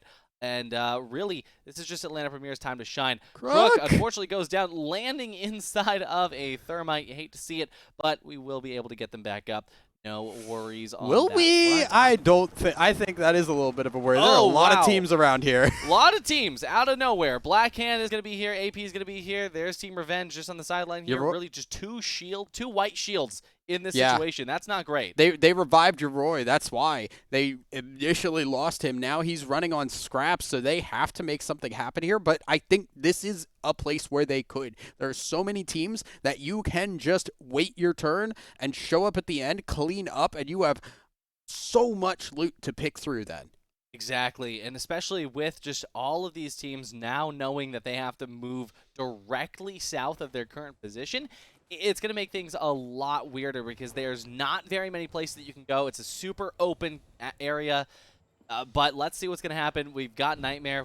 There we go, Cheeser. Still cheesing. How is he still alive? There's so many seers in this lobby. I don't understand. Like, I don't get it. He's cheesing. You know, it is what it is. That doesn't change the fact that seer exists. And also we got Vantage who could just come around the corner. Oh, there we go. Ooh, there we go. There will no longer be cheese in this lobby. Yep. We got rid of the cheese. We got rid Caster of the cursed chicken it. nuggies. That's it. We got 5 squads left. Nightmare, Blackhand, AP, all the big names. They're here. They're ready to play. Nightmare has a great setup there at the very south of this circle. So all the squads that are up inside of the POI right now, they're going to have to move their way out. As you can see, there's Contested on the bottom, there's Blackhand up on the top, and all the way in the back, we've got Team Revenge, and all the way further back is AP. It's just a straight line of death, and it's going to be whoever wants to, push through that line, try to get out of that line, or in Blackhand's position, stay here and let them come over their way. This is exactly where Blackhand want to be. They are just waiting their turn right now. They have everything set up perfectly, and they also have that castle wall just covering their front side. Atlanta Premier still in a bit of trouble here. That is Yoroi on that fuse, causing some problems here. Yoroi is gone. Team Revenge gets taken out. And Atlanta Premier is going to be pretty uncontested now going forward. Just going to be Blackhand up on the top. Then you've got Contested underneath. And as we saw earlier, it's going to be Nightmare all the way in the back up on that bridge area. That's not terrible for them because remember, they do have the Vantage. So they have one thing that I think a lot of people don't think about with Vantage is just you have consistent sniper shots. Your ammo recharges. You're not running out the risk of running out of ammo over a long fight that you are constantly just poking at people. You can poke at people essentially for free. You just have to wait that time for that ult to charge back up. Exactly. If you got an ultimate accelerant, that's 3 bullets back in your magazine, and you're just ready to go. So as we're going to be checking this out with Atlanta Premier, the zone is going to be aggressing onto them, and at the very least, it's going to tell them, hey, it's time to move in. You have a choice. Contested, or push up to Blackhand. You can see Premier here just kind of thinking about what their options are. They almost know for sure that there is a team in front of them. They don't know exactly who that team is or how looted they are. They probably know also that Blackhand is up top. They do not for sure know where Nightmare is, and Nightmare looking actually pretty good here. This is a spot that is in the zone, so they are really solidly set up. And here's a fun thing too. If Nightmare saw any of the members of Contested with that Vantage, they know how looted Contested is. They know that there's a blue shield down there somewhere, and they know that they can push into that. However, they don't need to. They've got a good position for zone here because once that closes out, it's just going to be the inside of that building, the top of that building, and then you've got the building that Nightmare is in.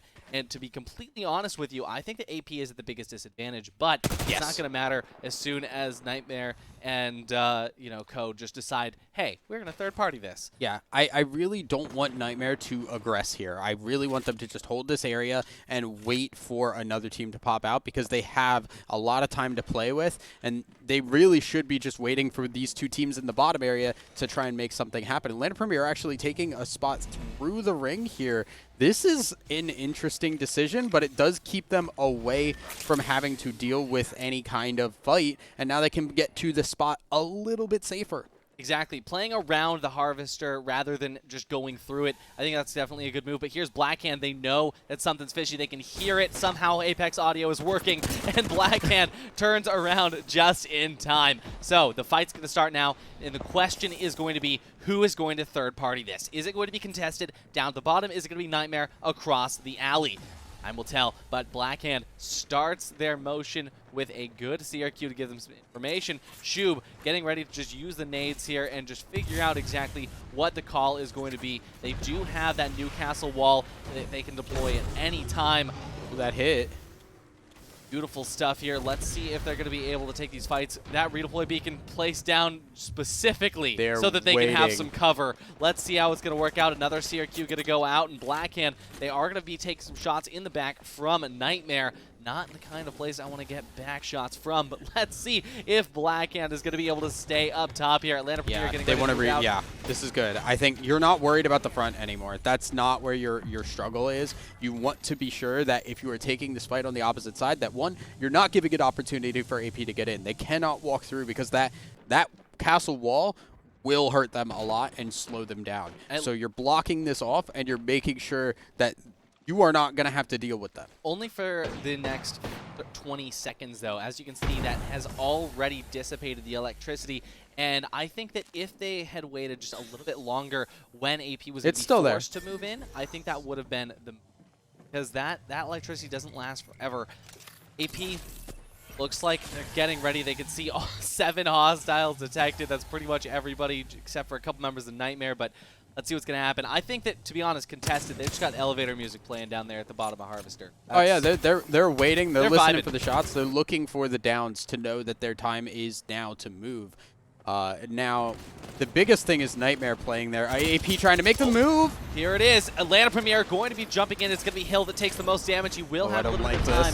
But Blackhand, they've got a good motion at this time. They have nothing to worry about. They're still very central. Contested as well, extremely central. But the thing is, Atlanta Premier doesn't want to push into contested just yet, because if they do, they know that Blackhand is going to jump right on top of them and take that third party immediately. Here's Nightmare. Instead of being on the outskirts like they were before, they pushed up there, now hugging the sidelines of the Harvester. But here it is, Atlanta Premier going to be pushing in one more time, trying to poke and prod and find their way in. But unfortunately, it's enemy that gets cracked and not the enemies up top of Nightmare or of Blackhand. See what's going to happen now. Atlanta Premier still doesn't know exactly what the angle that Nightmare is taking is, but Nightmare, they're going to be forced around soon. They might have to go in and contested, or they can go around and fight Atlanta Premier. What will they choose? It looks like Nightmare and Atlanta are going to be the first fights here. Blackhand looking for some fight. Oh, it's going to be Blackhand Shoob taking the shots from the top here first, down at Nightmare. Where are these shots coming through? This has just been so much tension for so long, but it's finally coming through. We are going to be seeing Nightmare picking up the first down here, and as well contested. They're going to be very, very easy pickings. Contested goes down. It'll just be Blackhand, Nightmare, and AP. AP going to be on the sideline here as Nightmare takes up the inside, but AP's going in? unfortunately, Blackhand, they're going to be losing some progress pretty soon here, but good Newcastle wall. This is going to give them a fantastic opportunity as Nightmare goes down. It's just going to be AP. They're going to try to turn this into a heal off, but there's no way that they can do this just yet. Everybody pushes into the zone. Blackhand takes the win for game 2. That's 2 in a row for Blackhand. Exceptional positioning and so much tension. That was like 3 circles that nothing happened, and we're just waiting. We're just edging on the sidelines as AP is just getting ready to push in right at the right moment, but it just never happened. But it finally ended up once again. It's a Blackhand. Wow, game 2, that's 2 in a row for Blackhand. And I mean, hey, I did say at the beginning that, no, it's just going to be what it is today. I did say it was AP. That was my prediction, but AP's doing good. After game 1, I don't know. After game 2, oh, I think I'm about to switch teams. Yeah, no, I knew Blackhand's consistency would help them. I did not know it would be this consistent, but their positioning has been immaculate throughout the entire day. They have had such good Newcastle walls. You saw at the end there, just keeping people out and making sure that that area up top was theirs. There was no other person that could get up there. And then AP, I really question going in to the building there and trying to get those final kills. I understand maybe they were just like, you know what, we're not going to beat Blackhand at this point. We go in, we take them out, and we make sure we have second place. I think Atlanta Premier could have actually won that if they had just tried to play that a little bit safer and play around the fact that Blackhand were there. The other side to that, too, is Nightmare choosing to instead push up to the Harvester rather than taking their time outside. Now, especially, towards the end when that zone pushed in, only part that was in was the very tip of Harvester. Right, they had no other options. Yeah. But at the same time, I think that Blackhand choosing to stay on the top and just waiting, knowing that as long as they can put out that Newcastle wall right at the very end when there's nothing else in zone, it's going to secure them that last circle. It's going to secure them positioning that nobody else has, and the zone is just going to do more damage than anything.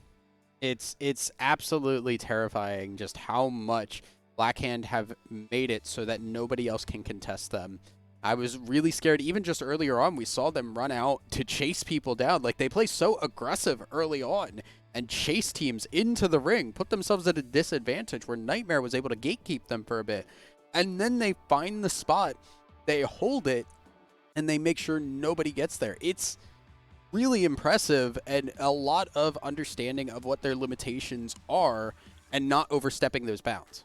Exactly. Just beautiful stuff from Blackhand. Let's go ahead and throw it over to the desk and hear what the analysts have to say about Game 2. Blackhand's second win of the day. Back-to-back wins for Blackhand to start the day. They have charged to the top of our standings so far. They've been very impressive. And Dia, I know there's honestly, I feel like a plethora of things that you've been like, oh man, I want to talk about this on Blackhand. I want to talk about this. Give me the most important thing off the top that's impressed you the most about Blackhand so far today. I think the most impressive thing has been their navigation of Newcastle. This is a team that's adapting to that really well. I think Shubi's playing really well on the Newcastle. I've really appreciated more than anything his ultimates, but we saw in Game 1 how even the knockdown shield turned things around. So Newcastle is my takeaway.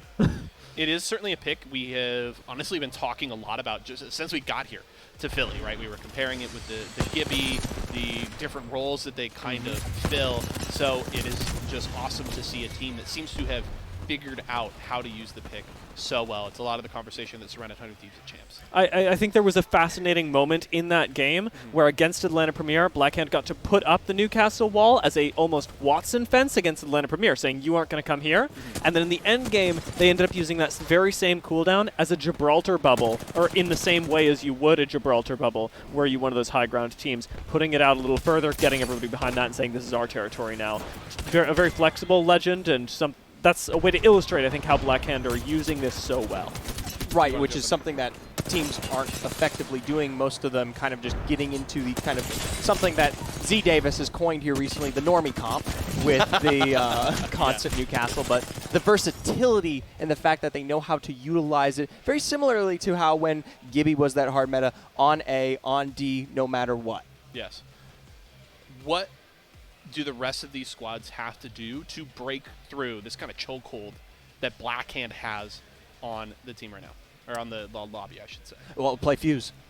Okay. Walter get Fusey in there. Yeah, get him in there. I love it. Not a surprise answer there from Zephyr. We'll have to see if somebody can break their hold in Game 3. We've got one more ahead of us on World's Edge. Before we go to a quick break, let's talk about our friends over at Temple, big supporters of everything going on here with the Summer Champs. And we want to remind you to not forget to schedule an in-person tour at Temple University's main campus. Interestingly enough, they're located just 2 miles from downtown Philadelphia. And if you want, you can visit them online at temple.edu. Big fan of our friends over at Temple, of course, supporting everything going on here at the Nerd Street Summer Champs. So big thank you to them, and we've got plenty more to come today. 4 more games here today, gents. We've got one more ahead of us on World's Edge before we head over to Storm Point, and I get to say goodbye to you, gentlemen. You can go hide from me for the rest of the day after Game 3. Don't worry. We'll be talking to you from the other side, right? Sure, That'll be it. Yeah, right now, we're going to go to a quick break. When we come back, we're getting ready for Game 3. Blackhand with 2 wins in a row. The question is, AP, they've been fragging out. Can they make something happen in Game 3? We'll find out when we return.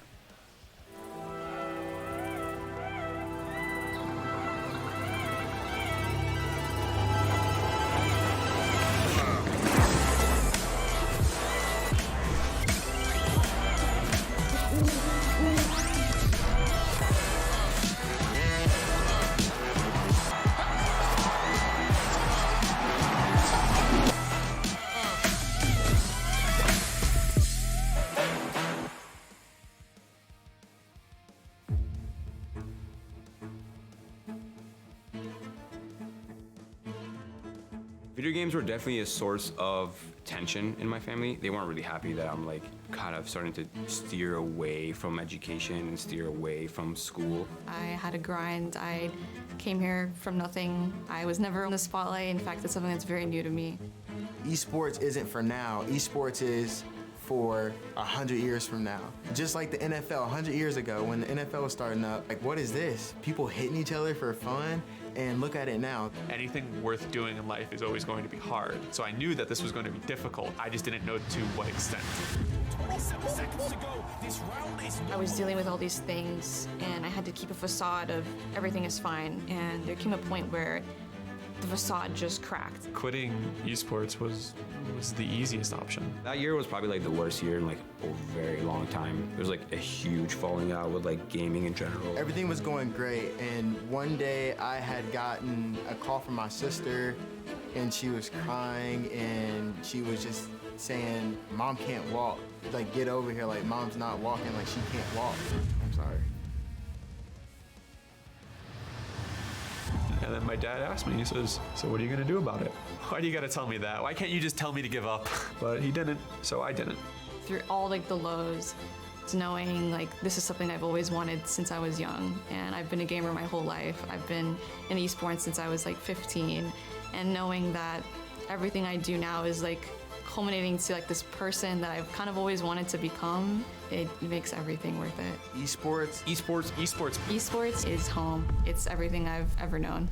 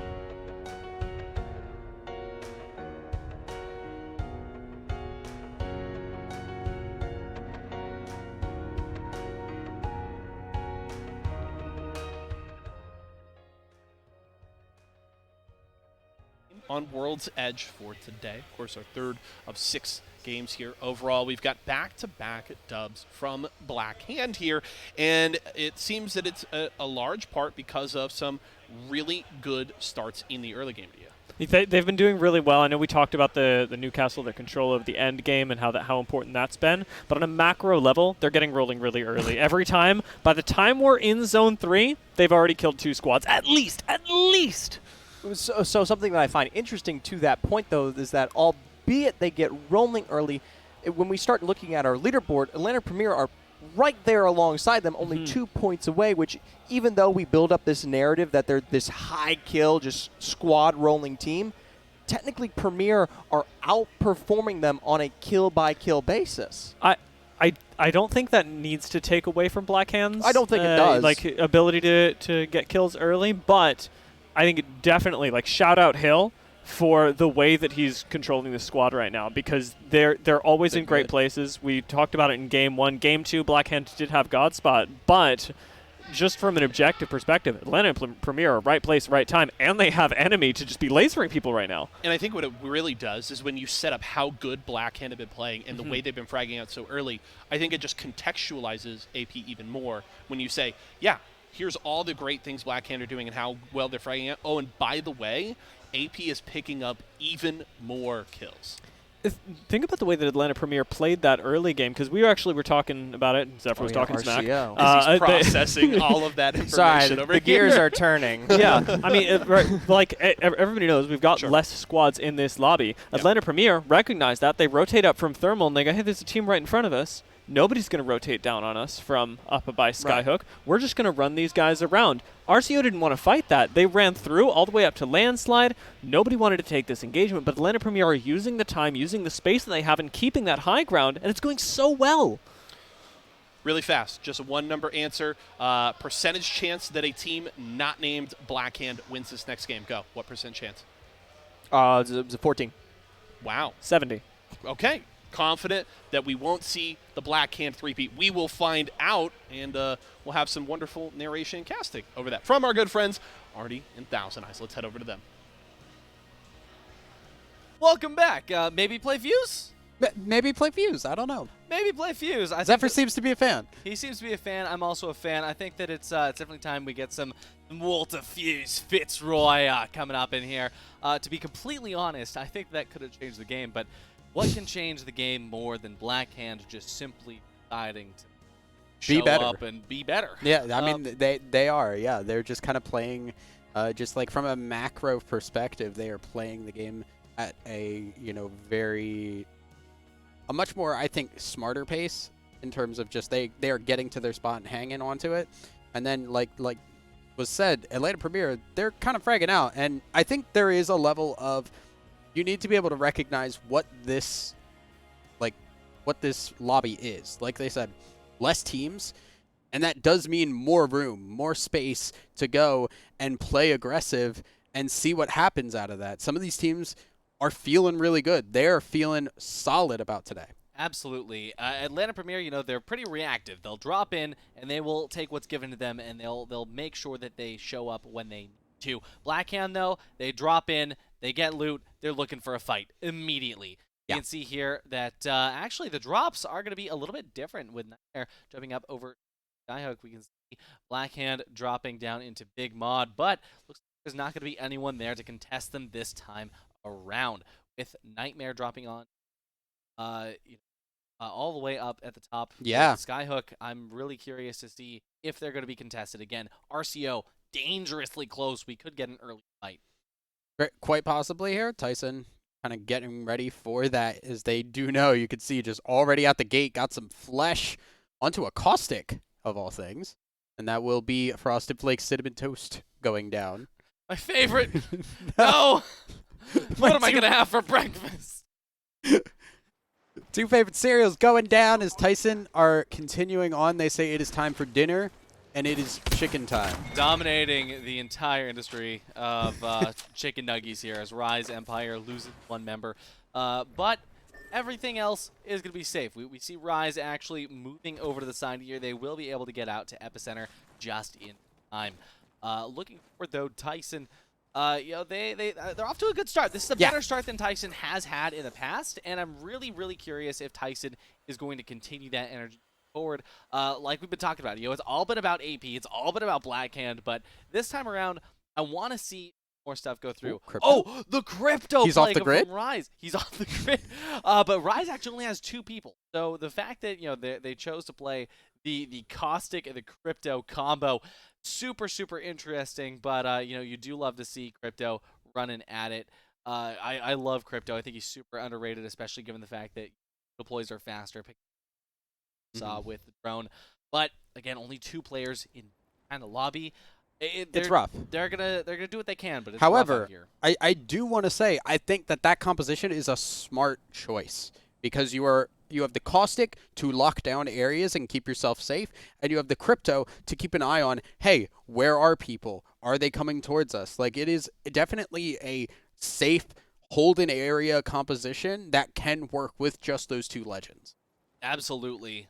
Jumping over to the side once again near this Climatizer. Rise, they're just trying to get a respawn off. They're just doing what they can, but and here comes Sticks and Friends. Team Revenge. Yeah. They're here and they are ready to. I don't know if there's any revenge they need to be taking on Rise. I think Rise has just kind of been there, but the revenge, they're gonna find something in the form of violence. There's no re-part of it. It's just venge. I am vengeance.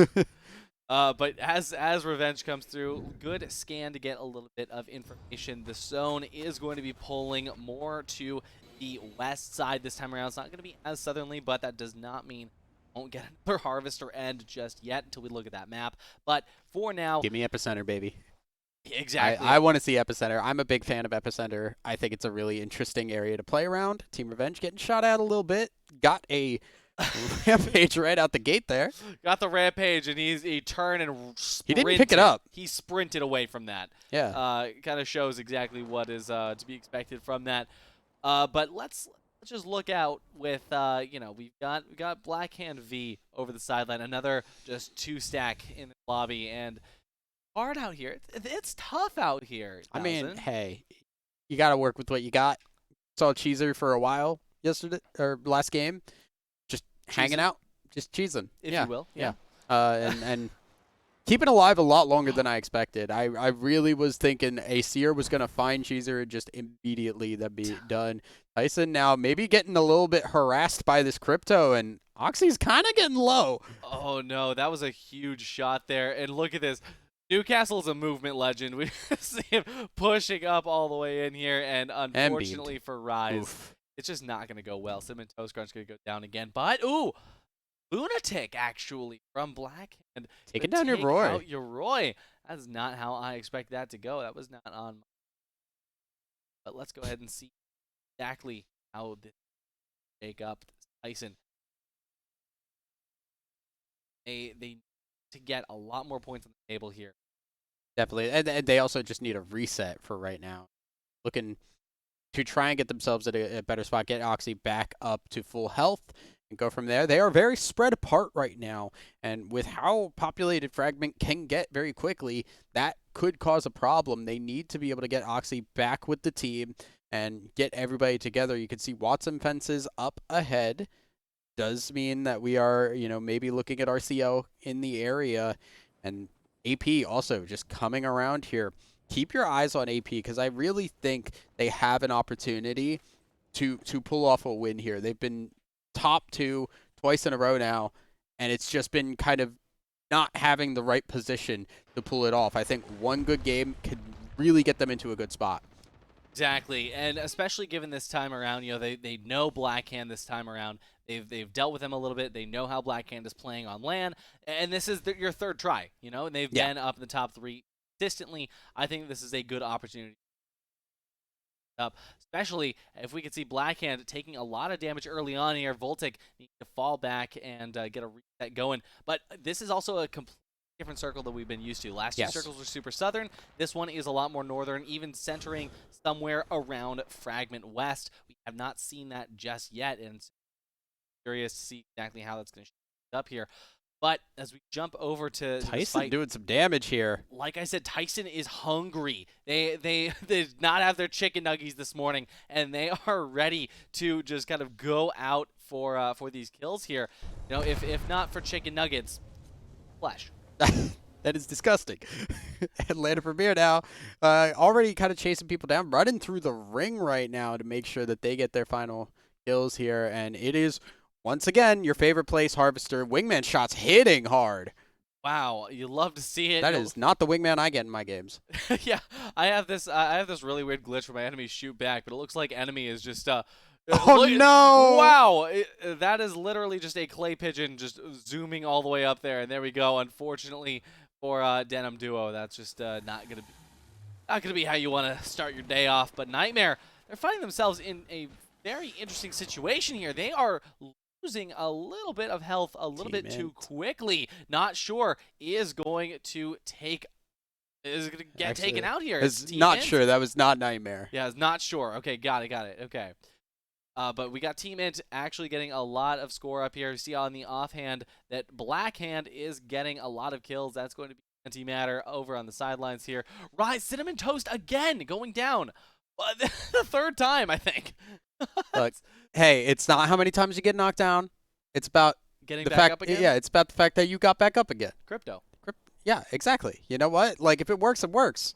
They're staying alive where a lot of other teams have not been able to. So, I mean, hey, you roll with it, and you're pretty happy with it. We do see Blackhand here coming in around that climatizer area. So now this is going to be a little bit interesting. I'm curious to see what happens around this bridge, because this is the bridge of death. And if you try to hold that bridge, you are going to be in a world of hurt, as we do see Temple Esports taken down here. Oh, yeah, Temple going out here as well. But you said that you really like to see the fights around Climatizer and Epicenter. And here we go. Epicenter having a fantastic little fight here.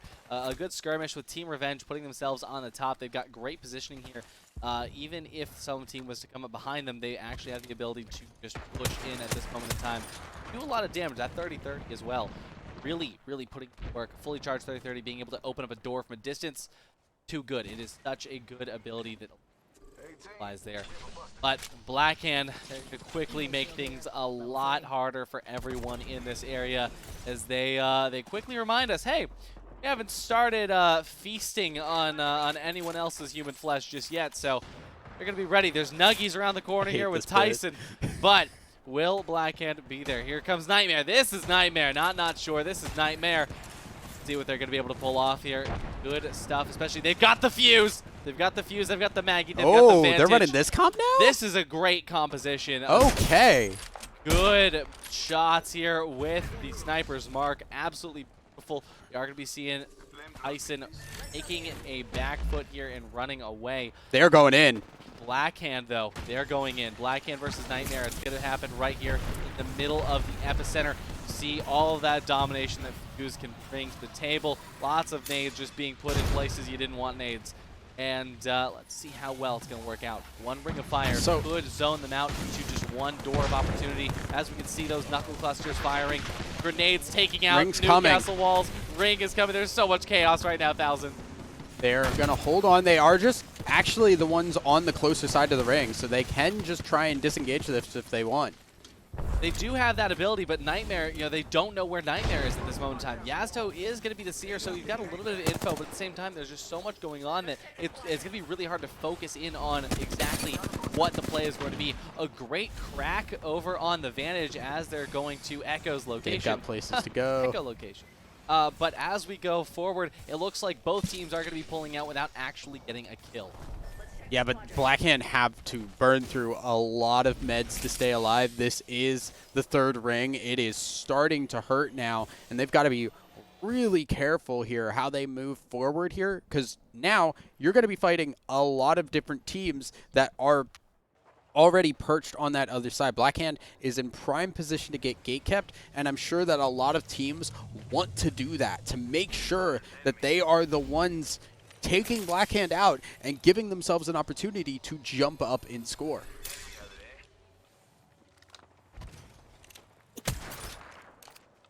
Team Revenge just going to hold out on this spot right now. This is a good perch as they're going to just give it up. Absolutely, but oh wow, Nightmare, look at that. They're running so low. Bursty might actually go down. Oh no, that's not good at all. We are going to see Tyson holding up with the Sentinel just on the outside here of Fragment. Fragment West has been zoned out, and it looks like they're not actually going to be able to hold in here for much longer. Seconds on that ring. There's going to be another team out there. Tyson is privy to this. Almost has that Sentinel shot lined up. Unfortunately, just misses barely, but we will see Tyson pushing in for this. One member is going to go down. That's going to be Yoroi. Team Revenge going to be down to just 2 members here, but they are going to get a refrag on them. Sticks to go down as well, leaving Team Revenge just 1 member here. Lee Davis is down. Oxy Aries is also going to go down as well. It's going to leave this into a 1v1 situation here with Tyson. It's going to happen.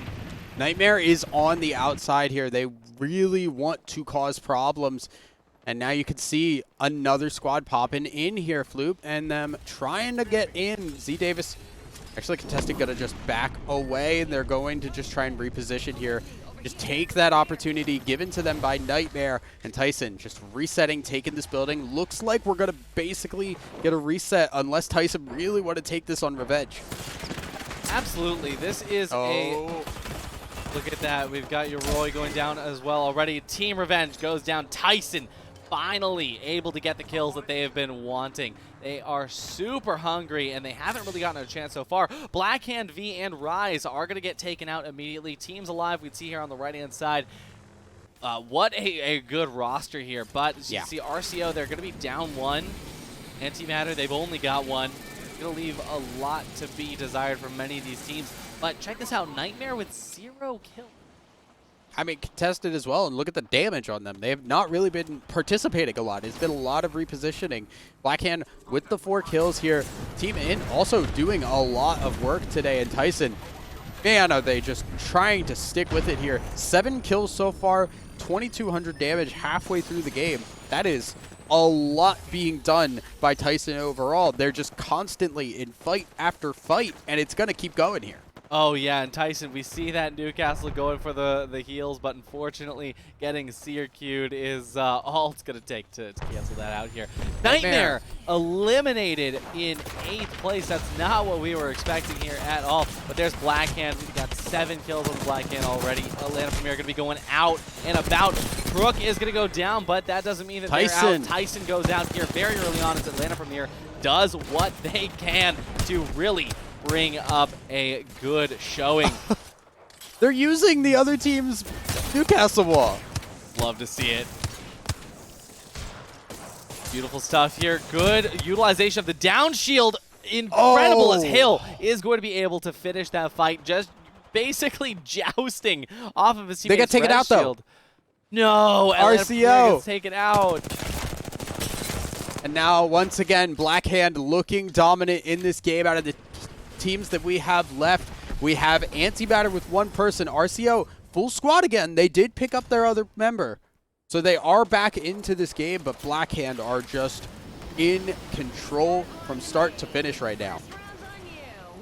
So it went from so many squads alive to just 3, and this isn't even one of the last circles. This is, we're still with many circles remaining, and it's up to Black and RCO with 1 member of Antimatter. Now, I don't know about you, but my chips are out for Antimatter, but this could be Blackhand 3P right now. Very possibly. They are in a really good spot, and you can see Trevstack's Antimatter, the single person left, just holding on, trying to move through here, just hanging onto the edge of ring. RCO now just coming into the area with Blackhand, and Blackhand has set up perfectly to just take pot shots. RCO maybe just going to look to try and hold on here. They don't have a lot of cover. There is that area next to them that has the little RV that they can hold. Exactly. That is going to give them a little bit of cover, but to be completely honest, I don't think this is a great spot for Blackhand. Oh, it's not. It's not going to be something that they can really capitalize on here. Now, Holiday, he's just got a 301 and R99, but here comes Antimatter. Oh no. Okay. Well, we were. Well, all right. Well, back to the actual show here. We've got Blackhand and RCO getting ready to jump in. It looks like Blackhand using that little distraction of 1 member of the team. They are going to be pushing out this, but let's see. Yasuo goes down, but Shub is still up. We are going to be able to get this res up. Guardian Angel in hand. That Newcastle is going to be able to do some work. Voltic jumping up on the top of the truck.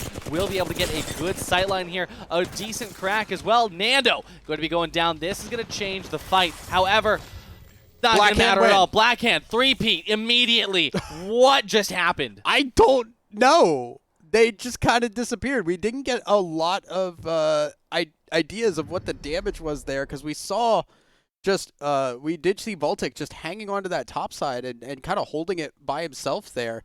And then we saw just kind of nothing there. The damage just kind of appeared out of nowhere. We had that huge fight that kind of came out of nowhere in the middle of that corridor, and there was just so many third parties, fourth parties that we kind of lost track a little bit. But then Blackhand just kind of comes out of nowhere like, hey guys, hold on, you remember us? We're supposed to do the win thing. It's our turn. There we go again.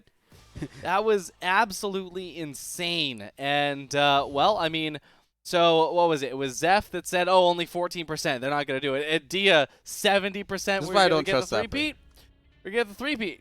Yeah, I mean, it's the way that the game played out just kind of worked really favorably for Blackhand. I give them a lot more credit for the previous game than this game. I think they had a lot of things handed to them this game. I think specifically that last fight there, when we did see Trev kind of just get caught in the corridor, that was actually big, because RCO were looking to just go over to that side there and go over and just hold that RV. And then they got distracted and went over towards Trev and got completely off topic there. Yeah, exactly. They were given an opportunity, and unfortunately it just didn't kind of go their way. But, enough of us. Let's go ahead and get it back over the desk here, and let's hear what they have to say about Blackhand going 3-0 to start off day 1. Mine is not very readable, but mine just says numbers. Zephyr with the 14% call, got to be feeling pretty good, because guess what? 3 in a row. Blackhand wipe out the entire first half of the day. They take 3 wins on World's Edge. They are easily ahead of the pack in first place. And we were talking during that game. We're like, hey, we want to highlight more teams. It's been heavy Blackhand and AP so far today. The hard part is Blackhand is making it really hard not to talk about them. It's just really good. They're just really, really good. They're and really good. I like the way they play that end game. I even saw RCO in that end game and went. You guys, I bet you guys are feeling pretty stupid. Yes, I'm feeling very dumb about my Blackhand prediction. Yeah, yeah. No, but I liked RCO's positioning. They just didn't really. Even if they had won that game, they probably would have lost in points because Blackhand are just a lot more active. Yeah. We saw that even though they were coming up the side of the map, and well, yeah. In this huge clutch right here, we got a good look at AP pushing aggressively onto this castle wall, and it ultimately comes down to Hill right here with the wingman, and thankfully he's got to shoot a chonky boy in the new castle. Makes it a little easier. Go ahead. But it does highlight a issue we are seeing from the AP roster, something that we picked out when they were in Tree in Game 1, where they had a very great kind of God spot position. Problem was they got too over-aggressive. They could have held that choke. They could have had that all the way, but they wanted to send it for full KP, and as a result, they got in a situation that they couldn't quite clean up quick enough, and then obviously saw what was the rotation for other teams. Actually, it was Blackhand who picked up that final kill on the hill there. So potentially something like an issue to work out here as we, of course, make our way towards the second half. And we take a look at our leaderboard here. You see Blackhand first place, a couple of kills behind Atlanta Premier, but 3 games with those 12 placement points have them all the way up just a stone's throw from 70 points through 3 games. I have never, and I have watched a lot of professional Apex Legends. I've watched Tier 2, Tier 3. I have never seen a leaderboard as lopsided as that. 2 teams above the 50-point threshold. The rest of the lobby, 40 to 50 gap. Like the highest is Tyson with 25 points. Like, that is a crazy gap. Tyson's a team I want to talk about because this is a squad where coming into this event, for me, it's like, I didn't pick Tyson to win, but a non-top 3 finish for Tyson is, in my opinion, a disappointment with the expectations I have for that squad. They showed up better in that game, got some solid KP, were feeling confident early and ultimately go down. What have you seen from Tyson so far today, Zephyr? I feel like at the end of the day here, it comes into one of those situations where they're trying to push the same level of aggression that we're seeing out of many of the other squads, right? But at the end of the day, they aren't pulling decisive fights. And in many situations, we've seen them really get caught out, right? We talk about that fight in Fragment there where they went toe-to-toe and almost died against that squad out there directly towards the east. They were thankfully given the opportunity to get that quick revive off with the Newcastle, but that just goes to show one of the many situations where, in comparison, we look at AP, we look at Blackhand, and 9 times out of 10, confidently they go into a 3v3, and it is a done deal. If I was Tyson, I know a lot of our squads are playing for the edge, playing for that level of aggression, trying to pick up on kills, but to even go back to what Z-Dave was saying, now that this gap is formed, maybe it's time to really start trying to metagame this out. Either play for the late game because you want to go for those heftier placement points, or start trying to take down teams and prevent them from approaching our match point cap. Because he did say that. Yeah.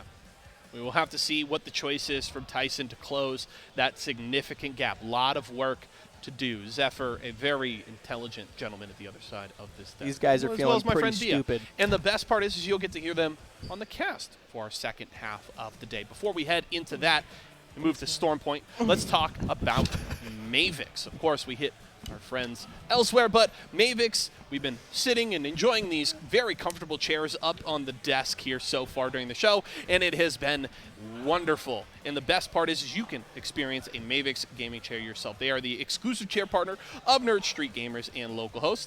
All Mavix gaming chairs feature the Future 9 functions of critical ergonomics to support gamers everywhere, and I certainly appreciate that with my very rough situation with my back. It's kind of tender all the time, but I've been so comfy all day today. You can get yours today for as little as $22.22 a month. If you use code NSG55, you can save up to $55. Shop for those at mavix.com/Nerd Street Gamers. I'm sure that everyone on the stream has noticed that, like, I keep readjust. I'm like, oh, they're all sat up, but I keep laying back just because I'm vibing the entire time.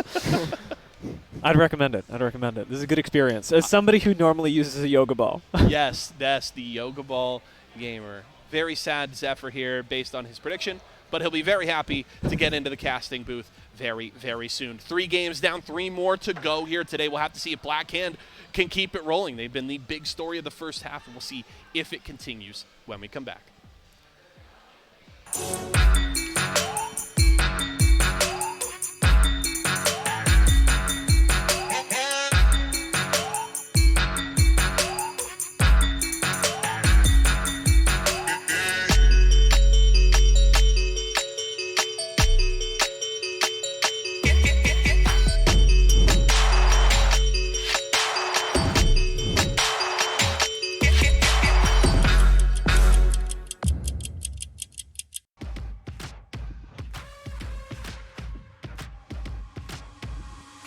My name is Madness. I'm a professional player for Renegades.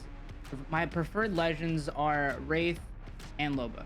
My love for Apex, it's like kind of like falling in love. You know, it kind of just like slowly happened, and then all of a sudden it was like, bam, I just realized like it was a great game. I don't know, the game just felt right. Like the movement, it's just something different. It felt like that fast-paced competitiveness that I was longing for, and I couldn't find in, you know, current shooters that were popular at the time.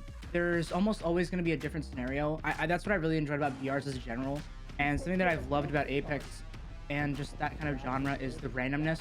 You're never going to have the same scenario twice, and if you do, it's very rare. It was just really fun for me, and it just drew me in. It's just going to be the last 2 members of Nightmare who've been ratting here forever, and it's just Renegades coming through. There was a few roadblocks that I faced when I got into esports. When I very first started my streaming career, because that's kind of what led me into a competitive career, I was creating content and just enjoying Apex, and that's when the opportunity to play professionally came from the original COG roster. My parents were very upset about what I wanted to do with my life. At the time, I had a scholarship for college, and I was going to college and getting a degree, and the scholarship that I had cut more than like 80% of my tuition. So when I brought up the idea that I wanted to drop all of that to pursue my personal passion, my parents were very upset with me, on the fence. They told me flat out that I'm dumb if I ever thought I could make it in something like this. I was like, give me a year, let me see what I can do.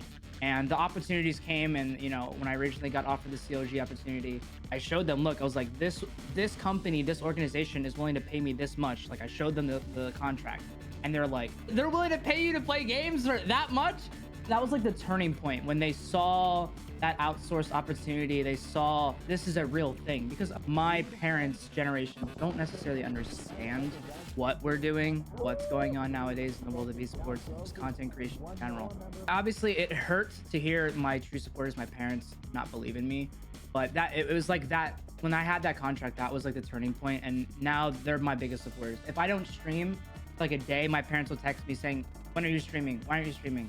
The moment that esports kind of clicked in me that like this was like something worth pursuing was when I think it was after the first ALGS that I won with my original roster, Al and Vax. I'm sure like you can find footage on it of like just the loudness. And there was a moment when in the tournament that I started screaming communications. I just started choking because I was just so excited. Let's go! Oh my god, let's squad! And it was like this pure form of enjoyment that I never experienced. I think that was the moment that I realized that that's what I was meant to do. You can't explain the difference between an online competing to LAN and a local environment. It's so much different, and it's genuine, like pure adrenaline, and it's just a lot of fun. Even though I love competing and it is like something I'm very passionate about, my heart is in content creation. It's where I started. It's what got me here, really. That's where my heart is always going to be. And when I'm competing, what drives me, it's not so much to prove to myself that I'm capable of winning, it's to make my community proud. And that's something that I've stressed on like any time we've ever won a tournament. The first thing that I would say is like, I hope I made you guys proud. What makes me so hopeful about the current roster that I'm playing with is 2 reasons. Pao is the original teammate that I had the most success and was at a time the most successful player in the game with. And now moving forward, it's been like a year and a half since we've actually competed in a roster. In that time, I did a lot of self-reflection and realized that like these trends are happening for a reason, and the only way for me to truly start succeeding again and make a difference, not only just for the betterment of myself, but for others, is to show my frustration in a more positive way, something that actually provides value. And that change alone, I think, is what makes me and Pal able to compete again together at an extremely high level. And Sykes is a player who has never gotten the opportunity to really shine and experience true competitiveness. But from the little light that we've put him in and opportunities that we've given him, he's shown exponential potential to be one of the top performers. He's just someone that's worth the investment, not like, oh, that's a bad performance, he's not working, get him out. Like, it just doesn't work like that. Additionally, we feel like he brings a value to the roster that, apart from mechanics, is extremely valuable, which that being, you know, the positivity that he brings, the encouragement, the lack of tilt. You know, he doesn't just shut down. I think that should be the forefront factor in every single person that's looking for a teammate or even a roster to perform in, is to look at how do they handle failing? How do they handle the lack of success? Do they shut down? Do they want to give up? Or do they take some time to reflect and say, okay, messed up. How can we fix this and how can we prevent that from happening? But Nightmare goes down first. Luminosity loses a member, and we see Renegades pushing it to make sure they can take it, and they do! Renegades coming out on top. If you're looking to root for Renegades, you're looking to root for a team that's kind of like a Phoenix kind of team. If you look at the history of the players, especially between me and Pal, we've undergone a lot of hardships over the last few years. Despite all these changes, despite all these bad things that have happened to us, we're still able to compete at the top level. That's kind of like what we stand for at Renegades as the current roster. But we're really looking to as well make Renegades proud. Renegades is an amazing roster and an organization, and they have been nothing but family to me and treated me like one. I think opponents should be afraid of Renegades because not only do we have a controller aim assist abuser on our roster, but we have the shortest professional player on this as well. And that is a big threat.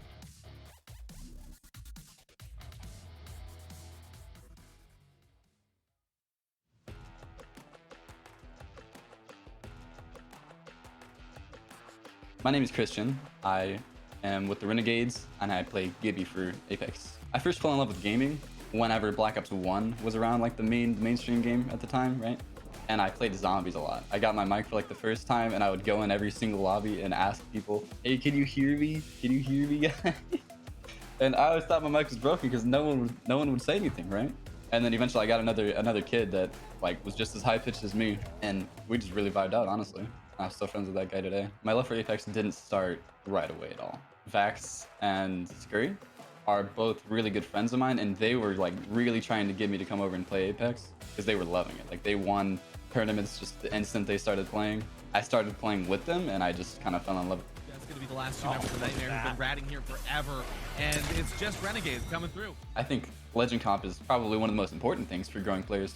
Newer players, growing players in general, kind of don't really get the importance. Like there is a meta, right? If you're running completely off meta, like you're making it harder on yourself to be successful, you know? You want to make it as easy as possible, so you want to run the things that make that easier, even if it's kind of scummy to run caustic and just bunker down on buildings sometimes. Like that doesn't matter. Like you're trying to win, trying to do good. If you are running anything off meta and you're doing bad and you're wondering why, you should probably look at your comp and maybe experiment with some things. Our choice for Legends on World's Edge, right? I can use that as a good example, right? Because we've kind of switched up a lot. And we're running Loba, which is kind of an off-meta pick. It's because Tree sucks. And we've dealt with the bad loot for so long, and the second we started running Loba and we saw like the kind of loot we would have because of it, it was great, right? But if you're an Edge POI, for example, it's going to be pretty hard to make a zone comp work. Like if you're running Ashe, Valk, Gibby or something, you're not going to get as much value out of that when you're on the very edge like Tree, you know? So you kind of have to play Edge sometimes. If you are a zone team and you can get to zone early, really quickly, right? You can run Caustic.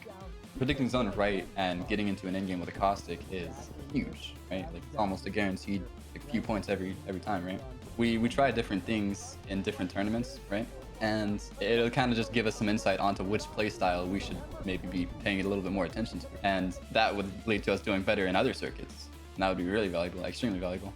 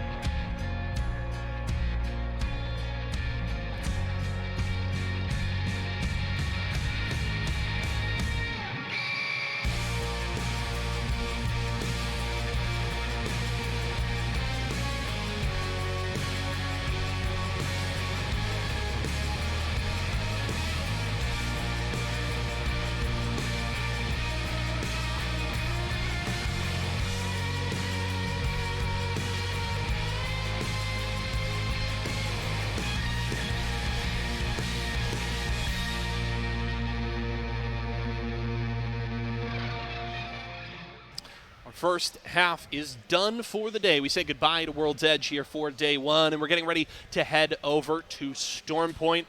And we've swapped out a couple of friends of mine. Dia and Zephyr head to the back, and we've got Artie and Thousand Eyes sliding out to the front here on the analyst desk. So I'm going to start with you, Thousand Eyes. Just kind of your biggest takeaways there from the first half. Blackhand good. Yeah. That's it. That's it. No context, just there you go. I said it during the break, like, I picked them to win. I did not mean every single game. But here we are. Nice. What about you, Artie?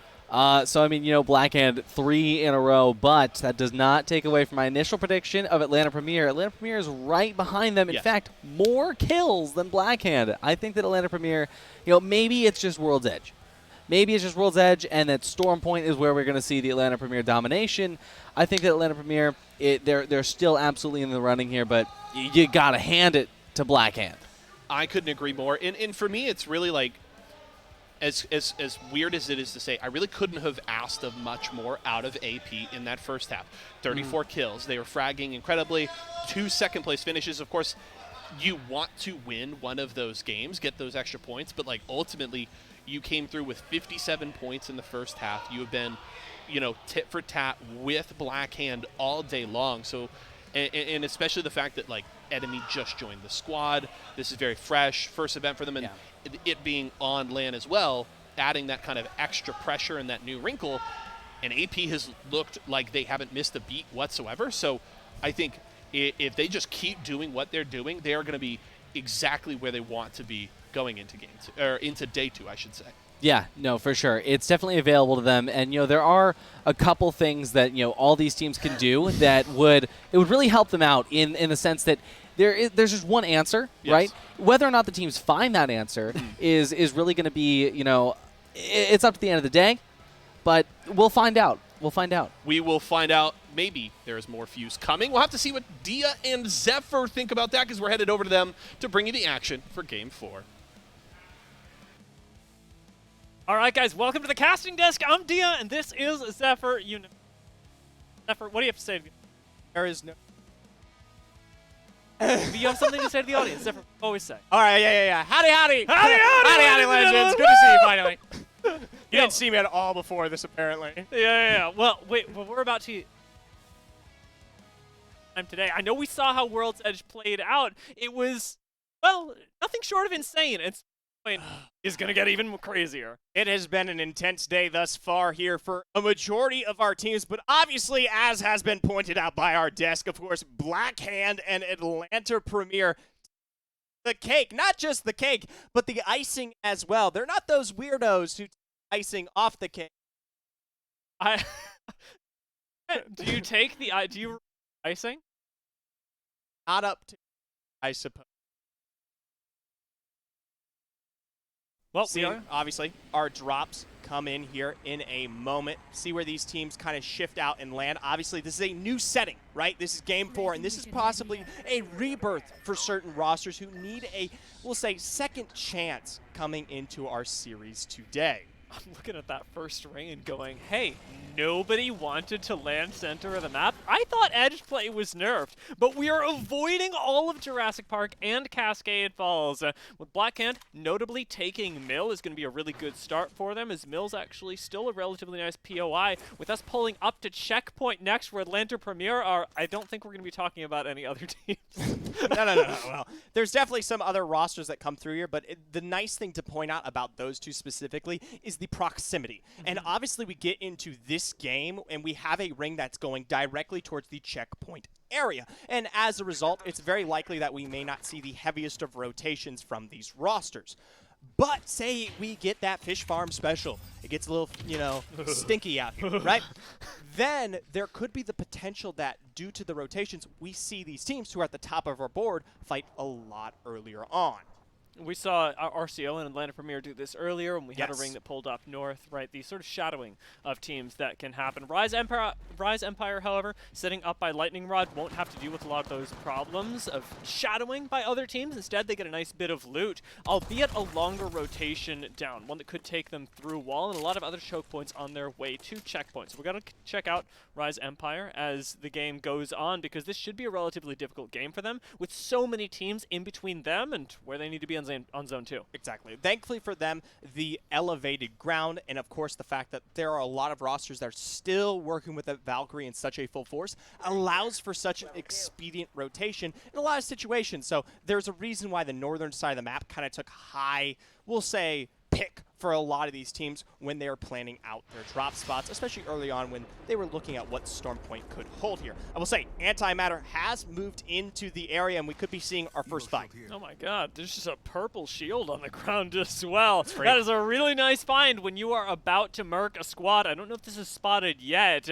Eddie, just now noticing that they are no longer alone at Lightning Rod, but they are cornered, so you will have to fight your way out of here as Rise, Empire, Antimatter already throwing in the nades and the cover fire. No knocks just yet, but it's a moment away. Right now, you've got to run for the high ground, and there's no way out. Trapped in this building, Rise, Empire, they are cornered, they are seen, and we know they're finished. For Trev Stacks here, he actually acknowledges that there is a single member looking alone. Our Bloodhound friend here quickly eliminated Aquarius. Drop. Now it's officially a 2v3 situation for Frosted Flakes and Zeddy Crazy. From inside, they've not got much to do. A lot of nice corner play from Antimatter. Should make quick work of the squad. Already double knocks with the Eva and our first team out, leaving us with just 12 left. We thought it was going to be difficult for them to rotate in, but as it turns out, they didn't even have to worry about it. Antimatter came out and cleaned up for them. And the saddest part is we're not out there on desk anymore, because I know for a fact Antimatter is currently the loudest team in our building right now, and so a moment like that would have been lovely to witness to start off with here. We tune in with Not Sure. They're just on the back end of their recent redeploy, finding their way into the choke. We'll see where they may kind of want to set up here. Obviously, most teams haven't found their rotation just yet, but there still should be a lot of spacing, given the fact that, of course, no one was really dropping in that area to begin with. They're our second team running Wraith today as well. Just make note of later. The Antimatter can make it out of here. Tyson end up taking this fight. Joey punched right back into the zone. Takes a wingman to the face, but Antimatter still have 2 up, and Tyson could be done for. Shield Swap's going to come in, and Best Pupper's got access to the fight again. If he can just climb this roof, whips out the R99. The Eva's reloading, though. He's got nothing to do, and Lily is just trying to finish the job. Finally whips out that wingman in time, but is going to get knocked to the ring as Antimatter have to recuperate, but they're 6 kills richer than they were dropping on the Stormpoint. That is tough. That is tough for Tyson there. That is probably the earliest drop we have seen from this roster across all of our games here today. And I understand what they're trying to do. Gatekeep, try to pull off the exact same thing Antimatter did, but obviously the economy of that team was nowhere to be found, running, I believe, what was triple whites going into that fight here. We're tuned into Jurassic Park. RCO with a beam of their self, a quick flash to follow. Not quite the drop on our Wraith ahead here, but maybe with those Oriences we'll find it. Notably, with the Arc Stars not connecting, Sleepy Panda got a really nice crack at the beginning, but hasn't been able to. Oh my god, the Prowlers let him know! Rain Tastical gets knocked down, and at this point, that's it. That's going to be a death. We do have an Ash Portal on top to try and buy a little bit more space. The Prowlers can wreak some havoc, but RCO should have this fight in a commanding position. Singularity not even going to be used up top there. RCO know what they're about. Sleepy Panda here, PK over the side, just barely finds the knock there onto Cheezer before he himself goes down. Now officially 2v3, but there's a plethora of Prowlers that they might have to take care of first. For Nando and Holiday, actually surprisingly weak. As a result, we have this dramatic information, the irony where this would be the perfect opportunity to swing and find a successful wipe on this squad, but they're both going for the reset. Full batteries in tone, it's likely all but over. Oh, but 2 seconds earlier, things could have gone so well with Nando running you down with the Hemlock. There is no escape for this final Ash, and Lunatic bites the dust, sending us down to 10 squads as RCO recover. RCO gonna have to take some time, a quick revive there. We did spy out Contested just a distance away. We'll see if they maybe arrive and want a piece of the action here. Tuning in, of course, towards our Nightmare squad on the edge of the cliffside here. Just playing a little bit of the gatekeeping game. Atlanta Premier, though, right behind them, which that's a very interesting rotation given how far over from checkpoint they actually expanded into the east, what I can assume is to hunt some squads down here. You hearing that rev noise as well? That's a totem that was just laid down. We are going full force as Nightmare Ash Portal onto the roof, making excellent use of this combination. Haven't been knocked just yet. They've got plenty of time once they do. Flash is found, Angel is down, and Nightmare Nate may not even need the death protection as they totally wipe out Not Sure. But, I mean, it gives us a look at the, we'll say, I don't know, setup for Nightmare as they expand into the rest of this tournament here. Big problem, though. Totem down. Atlanta has heard the shots. They look to clean up what has started, and what could have been the best tool in this situation is no longer available. We knew it was coming, but at this point, fighting a 2v3 against Atlanta Premier, you've got to be sweating, and right now, they're running as well. Enemy chasing him down, has that Bloodhound ultimate, and it should be another Atlanta Premier kill going their way with the G7 and the car in tow. He's got his team as backup. Crook and Hill lagging a little bit behind this Bloodhound. Enemy cannot overextend here. Gets the double scan there, and they realize that there is a massive separation from their squad, and obviously this team on the low as well. So they actually take the time to pull back. They don't want to full send this. They could get potentially pinched if they send for that choke. So instead, now contested is the ire here of Atlanta Premier. Funnily enough, you know, they get shot at and they go, well, we'll turn around and take you down as well. Not wasting but a second. We do end up having one knock with the 30-30, unleashing enemy even further. He has less to be scared of in the front, whipping out the car at close ranges, always what enemy has been good out. Ends up popping down, taking the bat real quick, but is eating shots from above. They've got to get inside. I'm worried about Atlanta Premier at this point. They've already lost enemy. Hill's one Peacekeeper shot away from death, one bullet away from death, but they still managed to survive, getting enemy inside and hopefully not getting third-partied. RCO are right here. Are they going to go for it? This would, there's so many options for these teams to be so much more proactive in these situations. You hear the shot, you have the rotation, you've been paying attention to the fight, and it could have been an opportunity. RCO could have taken out our second place team on the board right now. Atlanta Premier, they were nowhere close to a sustainable place of health, and RCO, I mean, they had everything to work with. I suppose now they're left with maybe choke and try gatekeep, you know, and it's been a tough day for RCO, and I understand their hesitance, right? This was a team that we expected a lot from that really has shown up even less so than Tyson so far today. And so the call to not go for that third party or that cleanup is understandable, but I do hope that it works out for them, because if not, you can find yourself in a really terrible position when it comes to making calls that don't get you points and then not getting points through the placements. It's rough for them, but it's been good for Black Hand so far, and now they've got checkpoint. It gets even gooder is the word I'm going to use. Not quite, not quite. Well, disgusting as that is to hear, is maybe potentially something even more disgusting here. Atlanta Premier continuing their reign. A drop onto Ronnie, the full wipe there from enemy. They do get the revive off effectively. We tune it into RCO, who will be catching the backside of Nightmare's rotation away from Atlanta Premier. So while they may not have taken the fight against Premier, they can pick up some KP here. It'd be really nice for them. Nando ends up getting the initial knock. We could see several more kills follow. It's pretty textbook for RCO at this point, especially with round 2 actually doing quite a bit of damage. They've got nothing to worry about here in Cascade. No, well, the Premier could be scary enough in their own rotation, but, you know, setting themselves up to hold this one out. Obviously, they're going to have to play through one of the two chokes here, but Bursty instead didn't send for Cascade Falls. Not yet in tow, though. Of course, Premier have finally arrived. Again, to pressure onto the low ground there, but this is a losing battle from the very start. White beat purple. Bursty pinned from all three sides. Atlanta Premier to wipe Nightmare. Atlanta Premier outside the ring as well. RCO is still here. They're gatekeeping this very same rotation that they got kills on Nightmare from. How are Atlanta Premier actually going to get out of here? We said that Atlanta Premier is in a good spot. They could have come in from the side, but now they find themselves in a position where they could be taken out on their rotation in. Black Hand, no stranger to taking squads out as well, is continuing to clear people out in checkpoint. They haven't got that many kills just yet. We'll see if they can knock these guys out of the sky. Valk's a little bit slower this time around. The tracking, though, they didn't have the opportunity on the low, but still, Flesh is found there.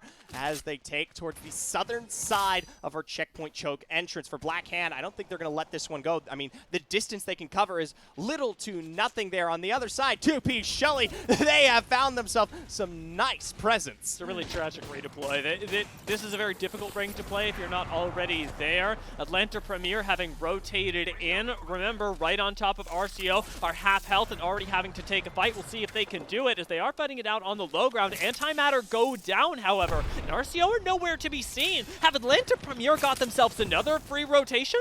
I was about to say, we do see a drop onto Sleepy Panda there, so it might be that they found them successfully kind of wrapped through on the backside. I was going to say, when we were looking at RCO originally, they were extremely split in their own rotation away from the Cascade Falls area. For Black Hand, they've carried themselves even further towards where this zone is going to end up finishing here. They've already set up in this building, looking likely to follow what was that redeploy that they did see.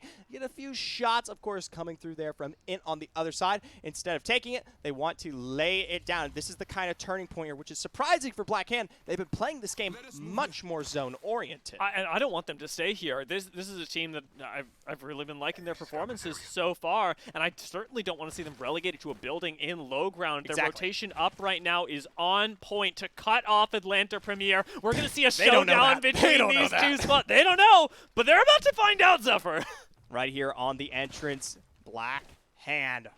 Right there. They've obviously spotted this one out. The pinks have come through. A quick tactical is expended. They don't have, of course, the information that we do here, but for both these squads, the skill set, the shots that will follow will likely give it. Watch enemy on the side. This is the one-man army. Previously of Exedrin, now of Atlanta Premier. Ends up picking up just a little bit of damage, but buying enough space for the team. Atlanta Premier have left this choke, and it's just in time because RCO are right behind them. Atlanta Premier cannot afford to be stopped. Not by Black Hand, not by anyone. Now, the nice thing here is Atlanta Premier on that push. They forced Black Hand back towards that kind of low ground that they were trying to work away from. For Atlanta Premier, they've actually garnered themselves a much nicer rotation in terms of position for the zone. When we start talking about Zone 5 there, that kind of upper angles that you will find on that slight high ground right outside of the choke can be very advantageous. On the outside of checkpoint here, we've got 3 teams all intercepting. Fascinating play by all of them to just choose more so to delay than anything. Team Int not wanting to get involved, and for a lot of our teams that haven't been able to accrue placement points so far, I can't fault them for it. Getting yourself in top 6, you've got a nice couple placements to use. Although Team Int are picking a fight over by this gravity cannon, and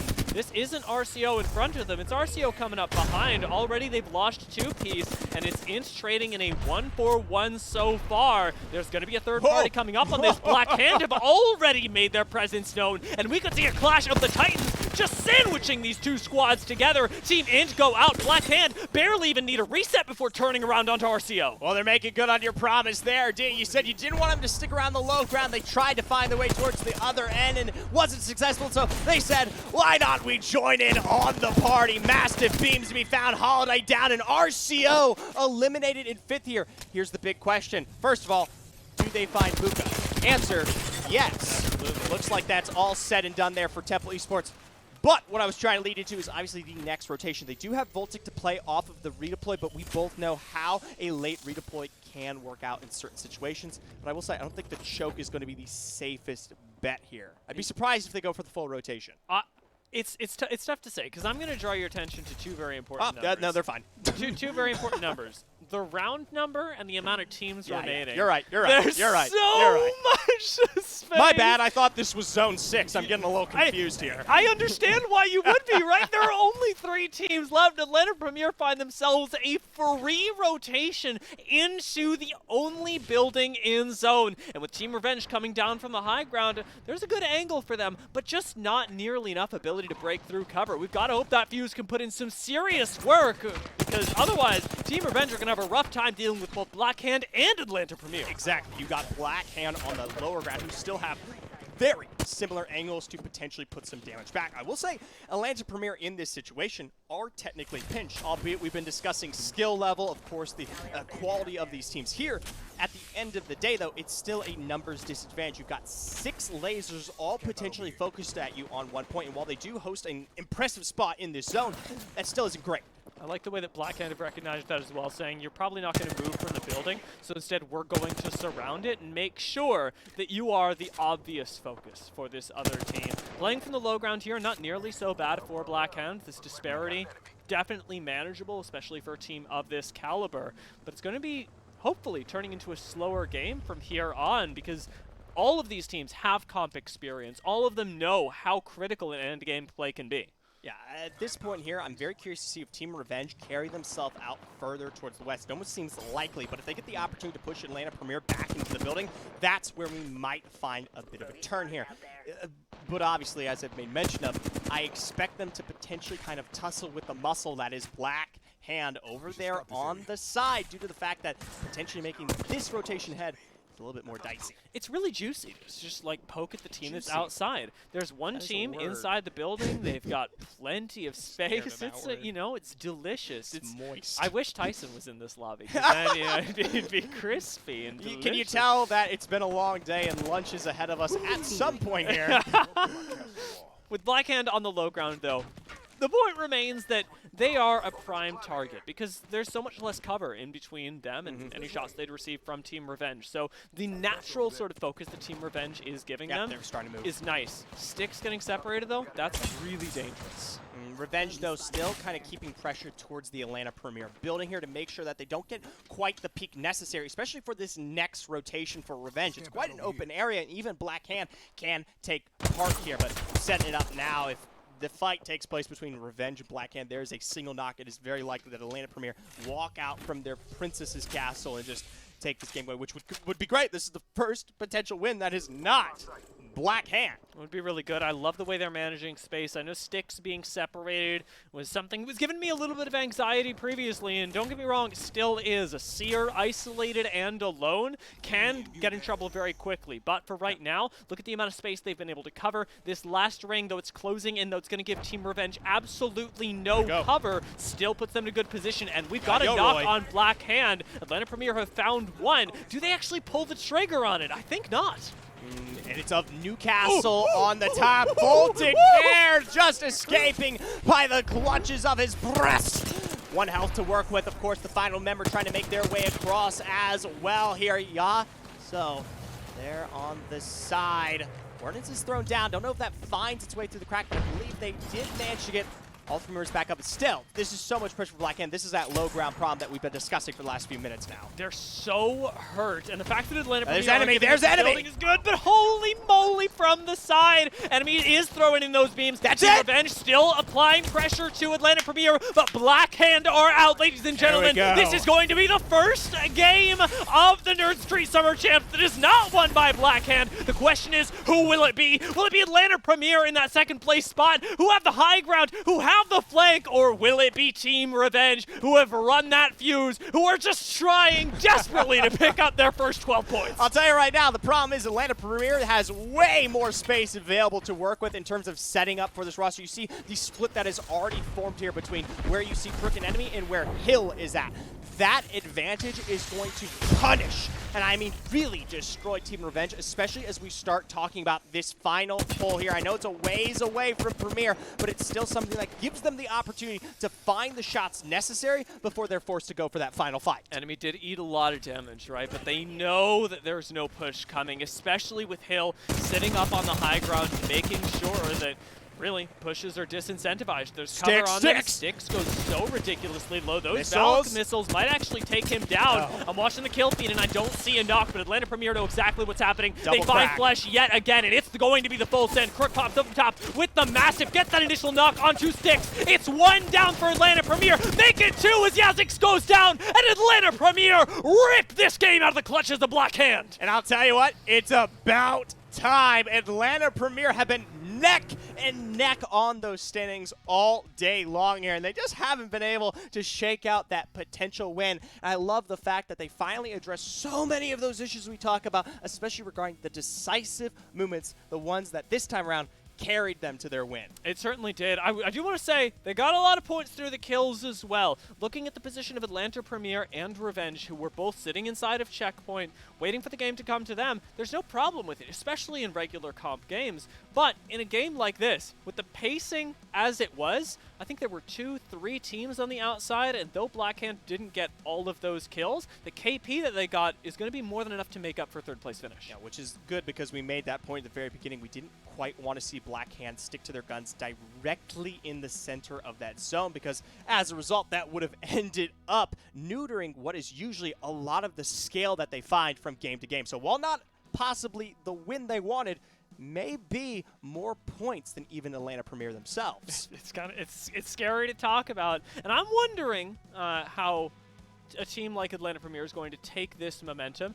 One of the things that we talked about with Atlanta Premier was that throughout the course of Split 2 in the latter half of this year, they had actually been playing on the back foot quite a lot, just in the general sense of, Apex Legends. This was a team that was holding back, that was playing zone, and that was often playing scared. The pickup of enemy here did them a lot of good in that endgame scenario where Blackhand was waiting, was so low and almost finished off.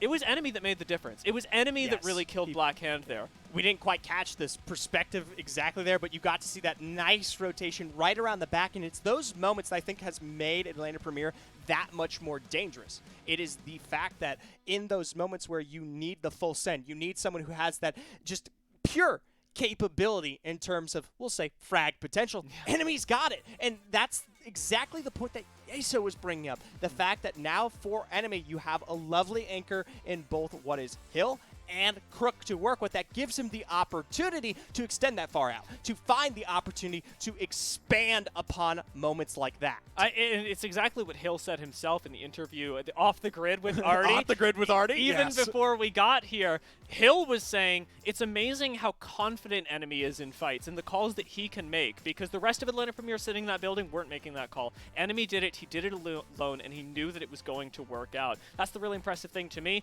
A lot of love given over to Team Revenge as well, who with a second place finish are not looking bad, a lot better than their other performances today, and having switched up the comp to a Newcastle as well, demonstrated an impressive amount of control even in that 3v3. Yeah, we see a lot of comps change coming this, some still very, very spicy. Nightmare with the Rev pick, of course, but obviously Newcastle, we haven't discussed it, it finds way more benefit on Stormpoint just due to the nature of the map being more expansive, larger rotations between your POIs, and of course in a situation like you see there, while they didn't find the win, they were allowed to survive for as long as they did because they had things like that castle wall to work with. Remember, I think the castle wall literally was broken by the time we finally saw the push in.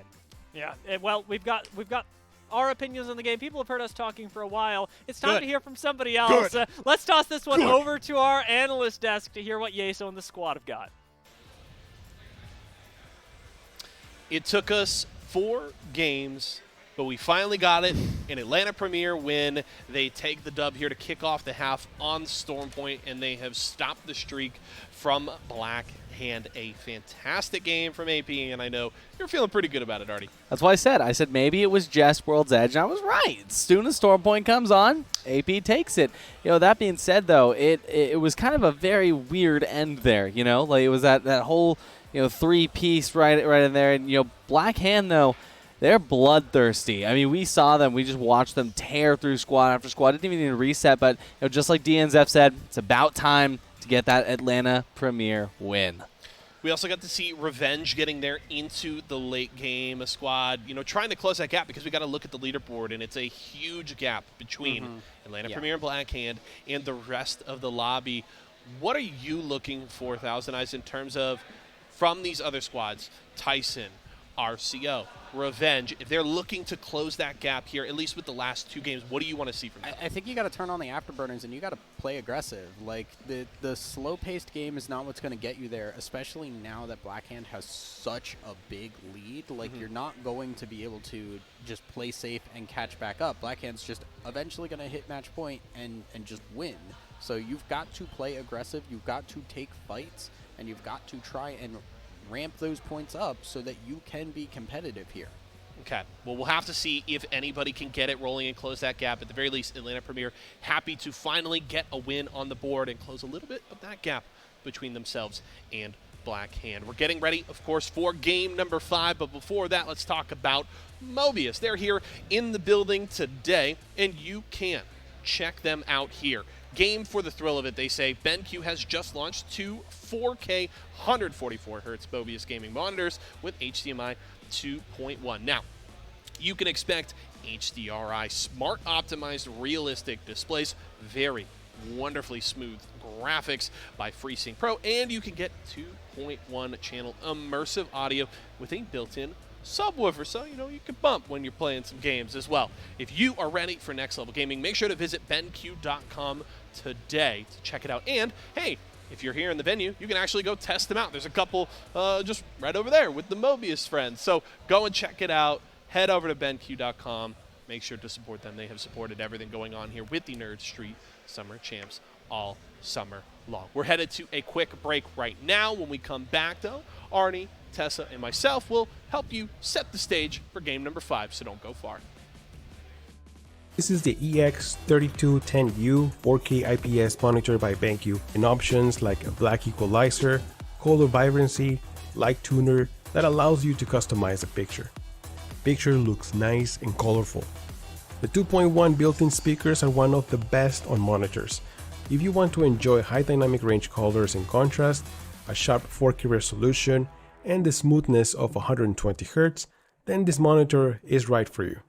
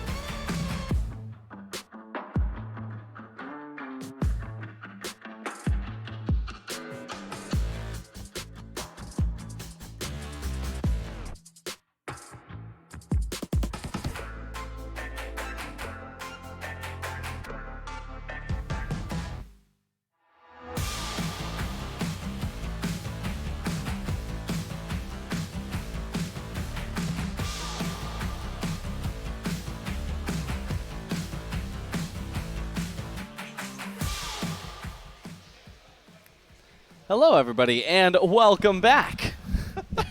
I had my headset off. Apologies there. Y'all could give me a hand signal. Hey, we're coming back. I thought we were told. I thought that your headset was on. Anyway, so yes, we've been watching some fantastic games. Yes, we have. Yes, we have. 4 so far today. Still 2 more to go as we're headed over to Storm Point. A quick update on where things stand in the standings. Atlanta Premier grabbing that win, and they do still lead in kills.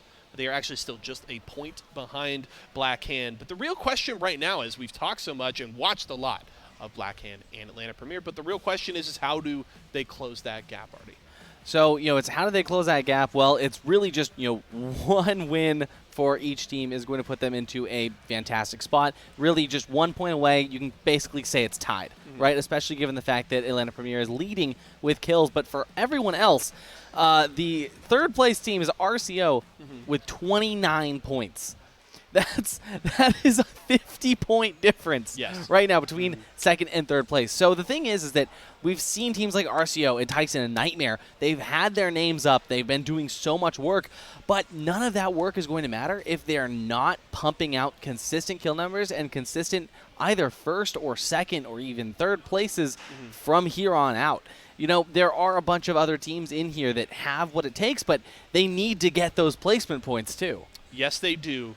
Really fast, Tessa. RCO, Tyson, or Nightmare. Who is your favorite here in the final two games to make something happen? RCO, definitely. Okay. I think they've looked good so far today. They currently sit in third place. They've got a lot of ground to make up, but let's see if they can get that started here in Game 5 as we head over to Zephyr India.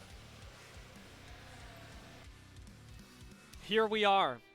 Me and Zephyr, who are ready to cover the 5th game of the day. That was an excellent appearance, and one a lot like Nightmare had just previously, being able to lay down the tote and just fire away with the Ash ult and look pretty good doing it.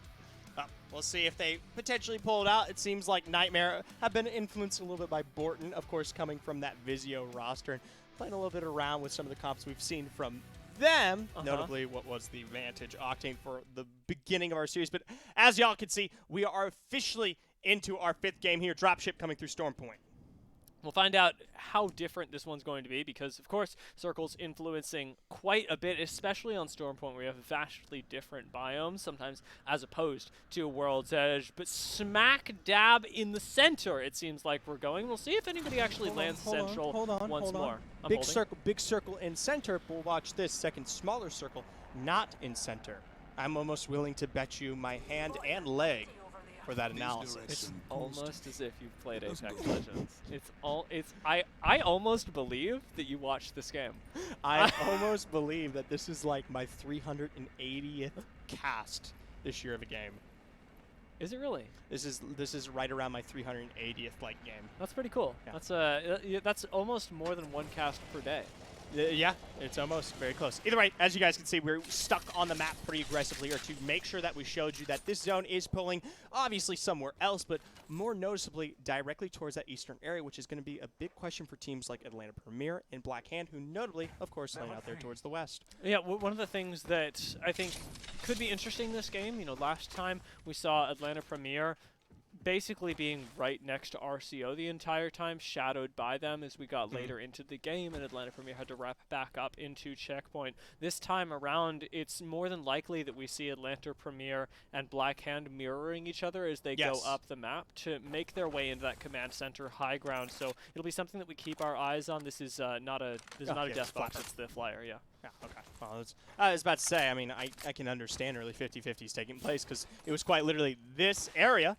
Last game, not quite in the hands of Contested, but our friends over at Rise Empire who found their way towards defeat. Obviously, we do have 2 squads here who could potentially take action, but for Contested, that's actually a larger split than I expected. Butters is all the way down here. You've got Floop up by Depot, and everyone else, I mean, one bad take, one bad catch, and that's all said and done there. But hey, try to make short work of a closure. Sure. All right. We get to hit, I think I'm going to count that as 3 POIs that they've got on drop. So Contested, for all that they've had a tough day today, have actually sorted out the best way to drop on Storm Point, recognizing that with only 13 teams, they really don't have anything to worry about. It will take them. You go Gale Station, I'll be at Ship Fall. Yeah, exactly. We'll meet in the middle. You remember when we used to do kill races as, like, you know, the Q sniping in Apex Legends, and that was the strat. You'd like leave multiple team members everywhere and have them rotate in. Yeah, like a drain. That's almost what it's like, except Atlanta Premier. Windmill? What? Windmill? Yes, like a windmill. Oh yeah. I kind of see it. For those of you who can't see our cameras, which is everyone, by the way, Zephyr's making hand motions that actually make what he's saying a lot clearer. So if anybody's wondering, does the windmill make sense? No, but the hand motions do. Atlanta Premier, however, they've found sense in something, and it's this push right now with Oxy Aries on top of the building. He does get cracked. There's a lot of safety on that Valkyrie. Atlanta Premier still doing really well as Z Davis rounds that corner, picking up the first knock of the fight, making it a second with the help of Oxy. He pops back down behind him. That's going to be an AP win sooner rather than later. Atlanta Premier end up picking up those kills, but it's Tyson that grabbed a few as well. I'll tell you what, syncretic properties here. I mean, you can't quite beat Antimatter, but you know Antimatter beat Rise, so go for Rise instead. That's the decision making behind Tyson, let me tell you. I think I'm trolling. I think I trolled. That's okay. That's okay. We all troll sometimes. Okay, good. As long as you still love me, Zephyr, I'll be okay. This is I Atlanta love you Premier. every day. Maybe I'm just saying This Atlanta is Premier not too Atlanta much. Premier. This is in fact. That's why I'm saying There it. you The go. okay, that's fine. I understand now. There you go. All right. Well, I'm trolling. We're all Either way, trolling. here, Fresh Farms, we do in fact have fight taking, of course, in place between these two POIs itself. Scully has taken the IMC Armory, and this is actually usually a really nice place to play off of coming out of farms here. I will say, team that has taken the Gale Station area, whenever we find out, has a much better swing on the rotation there, and it is, of course, Nightmare still working with the Rev combo. Borden is on the fusey there, try to send it forward, utilize the totem to the best of your ability, because they still haven't taken out Bursty or Ryan there. Gotta be careful with the timing, though, it's already down. At this point, having covered a lot of ground, they've still got, I believe, enough room to comfortably make their way in. Silence available as a zoning tool as well, but other teams are starting to take note. Revenge are coming into third party, and we haven't seen Nox just yet. Them coming down to the low ground is a really big step. Yoroi sent right back to the totem. Doesn't quite break it, but the rest of his team flanking up the side onto this high ground could be the end of the rest of the teams in Gale Station. Yeah, for Nightmare here, this is the issue with Rev. At the end of the day, your totem, you gotta find a secure position, but you have to also understand all the teams within the area, especially those from behind. You've got what is, of course, my apologies, Team Revenge here, who make their way in, abuse that totem, and get so much extra damage down on your initial push, taking that one in tow there. Zone starting to close in here. We still have, of course, Team Revenge putting down what they can here. Now officially Atlanta Premier, though, meeting up with Tyson. And Atlanta Premier actually just showed up in the kills. I'm going to say Atlanta Premier for every single team this game, but this one is actually them, as you illustrated previously. The fact, though, that they're running into resistance over by wall is certainly unplanned, and hopefully something they can recover from. Down onto the low ground. Nice shots with the Eve, at least initially. Almost get Crook knocked, but instead expose him to unnecessary danger as Z Davis comes up, finishing off that kill, and puts Atlanta Premier at a deficit. Enemy still up, though, the biggest X factor in any fight, and in a 2v2 should still leave AP comfortable against Tyson. Still for Tyson, they've been given so much time to recover here, and notably they still have the potential for revive, but a push like that may swing things out of favor here. Z Davis dropped it quickly. Does Joey and Aries follow there in the end? What could have been a good resurgence to that fight was just split too aggressively, and of course Atlanta Premier come back out on top. And that's good, because I wouldn't want that title card to be irrelevant. Guys, it's Atlanta Premier. It's I mean, Atlanta. Black Hand might as well be the same team. I mean, they're tied. Haven't you heard? hey, we're hoping that Atlanta Premier can actually close that gap. Yeso was talking about it on the desk. How can this happen? And I think the clearest way is by beating Nightmare and Black Hand at their own game. Two squads that really like to take the fight to other teams. Atlanta Premier have been doing this game, and even with Tyson rolling up on them there, able to turn things around. However, Revenge are trying to pick fights as well. They got a taste of glory after that last game and have already done really well over by Fish Farms. For here, we've got Team Revenge. They've obviously got the first knock to work with. Ordinances to follow, pressure. The habitat is down to prevent what is likely to be this aggressive rotation. Just give them the extra information they need to find their way out. But for Team Revenge, they've already made it more than clear that they can clean this one up. Nice sweep there from Yoroi, but Scully and Two Pieces has already found their way towards the choke. It's better that they exit now, as well, with Team Revenge coming up behind you, we knew there was no way out, especially once those nades landed. You get two connects, and you've got the fight in the bag. So I like they rolled up there. Unfortunately, RCO got rolled up on by Black Hand, and my prediction takes another hit as Black Hand continue to deny me joy. I'm not doing any better with Tyson. Yeah, It's a rough one for the both of us here. Not quite for Black Hand, though, as they've once again found additional KP to work with, once again keeping them, we'll say, greater or more competitive than what I believe is the LAN Premier right now in the fights of their own there. Take a look over here towards the top side of the map. This is team contested. Remember, many times around when we have visited this squad in particular, they have always been trying to play for that zone, and it doesn't change here. Coming onto Stormpoint, already trying to kind of give themselves full control of this upper side advantage of Stormcatcher, which is going to allow them to drift down and keep utilizing that height. On whether they're able to come up the side here. 99 to the face from Styx. It's horrific. It's almost criminal. And so is rolling up on this knockdown shield. Not much to be done right here, as there is no way that you stop yourself from going down. Lily does get finished off, but Yoroi overextended, and we made it to the end of Team Revenge as well. Destruction of the Singularity, but Yoroi's not up just yet, and Yazix is still healing as Styx has to cover him for just a minute. Arcstar's going to buy them a lot of time. Yazix still up, still doesn't have that necessary HP, and they're eating shots from above as well. Team Revenge may very well be cornered, or can they buy themselves enough time? Look at the outside, and it looks like this third party has done more than just to deter the team on the inside. Gravity lift upwards as we want kills. Best Pupper and Trev send it! Get cracked with the Arcstar, but get taken down themselves! Pupper barely doesn't find the damage, throwing at the shield just in time, forced to reload. He is back on the back foot, and we still prevail up top as Team Revenge take that reset and can't quite push out. Trying to utilize that Newcastle will find Trev back up. It is now officially a 2v3, but just as quickly as I say that, Styx is crazy! Best Pupper sticks with the wingman. Now it's up to Trev Stacks, still trying to play around his teammate's knockdown shield. Obviously, Trev Stacks, he's nowhere close to having a passive like Pupper there. Pulls it back to the rock, gonna try to stick this revive while he can. Sticks to the sky, utilizing the gravity lift left behind here. Doesn't quite fully send it, though. This might give them the opportunity to get that off, but not quite. Now on the low, though, still finding the shot to the head here, but stuck in the crack. And the problem is, at the end of the day, Trev has wasted so much time here that, well, guess what? Black Hand are more than happy to finish this one off. Antimatter goes down right in tow. I forgot that any other team existed. That 3v3v3 went on for so long.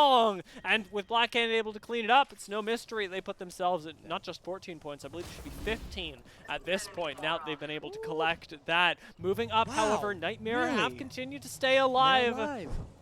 Remember, they got wrapped from behind in Fish Farms and got really aggressively brought down there, and somehow all three members are back up, raring to go. They lost the one. Oh my God. Still, that's scary sometimes. Look at this. Look at this ring. It's empty. Black Hand are just sitting. They're sitting there going, I guess come to us, but realistically they're heading up north, probably because they hear the gunshots. This is going to be third-partied, and it's going to be third-partied by none other than our current leading team. No doubt in my mind. Good. Totem down here for the entire Nightmare roster. They have to be extremely careful. I mean, it's so in the open there. Mother load down. Does it catch anyone? Not quite. They've already found rotation through and through for contested here. They still have a knock of their own. Pickles there from bursted through one, and the full wipe to follow. The drop is in tow there. Black Hand have officially, as you've said, rolled up now here to potentially find success for Nightmare. No one has fallen yet, but Black Hand is still very confident and very healthy right from behind. A PK in the back there, but Shoob's got to be careful. He himself, enemy on the other end there. Atlanta Premier. They can take out Black Hand right here, right and now. There's just one member left, and in this incredible cluster of teams, it's Yazto that is sneaking around behind. Atlanta Premier still have to find this last member, but they've got a seer and can certainly do it. The big thing here is that they've found the full wipes, right? They've gone for the complete thirst on these rosters individually for Nightmare and Black Hand, and for Atlanta Premier, I mean, that's the best thing you want. No chance for revive, no chance for any kind of recovery, especially with the zone continuing to really start tightening up here. Enemy, though, still on the chase. Like we know, that scan gives him everything he needs, and right from behind, on to the final member, Yazto eliminated, and Black Hand down in 6. Is this the Atlanta Premier Oh, no, don't say hero that. arc? Don't say that. They've already eliminated their biggest competition. We saw what they could do last game, and right now they have the highest of high ground on a circle that we know is pulling just to the south of them. A zone that will continue to give them a god spot. There is a squad right here off the side that is hoping that they can rat this one out, find a team, catch them unawares, but can Havsy and the squad actually do it? I'll tell you what, the scary thing, and we're going to spell it out one more time here, is the fact that for teams that aren't quite in the position that we see from Stormcatcher, like Temple, as they are currently caught in this corner here, they're not going to have the advantage that we see, say, like what, of course, is in the hands of Atlanta Premier. As that zone continues to pull down literally every single position, unless Premier push it very aggressively somewhere else, they will always have the innate geological advantage into every situation. I will say, they are giving it up, though. They're looking for kills. I think this is worthwhile. Coming through Spider Choke on the side, you still actually have access to a lot of high ground while being able to clear out your back. Other squads that could otherwise sandwich you. Having smelled some blood on this low ground, though, I do wonder if they give it up. Are they going completely down? Crook has. Will be another squad eliminated shortly. Nightmare completely gone now. Crook eating damage from the zone is going to get knocked. This is the same pitfall that we saw Atlanta Premier fall into earlier. Kill looks delicious. Yes. They go for it, and now they're down 1, maybe even permanently. McLovin 2 pieces and Scully here. Team Int trying to work their way forward. They've obviously found a very large advantage, of course, in the drop of Crook there. They don't have that info, but they know they already have at least some room to work with. For Atlanta Premier, though, they know for the fact that everything towards Storm Point, that entire northern area, is still very, very clear if they need to retreat. But I think they might just want to ego this one out.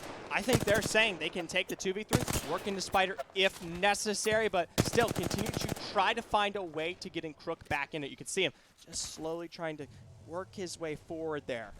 Oh, look at that. There it is.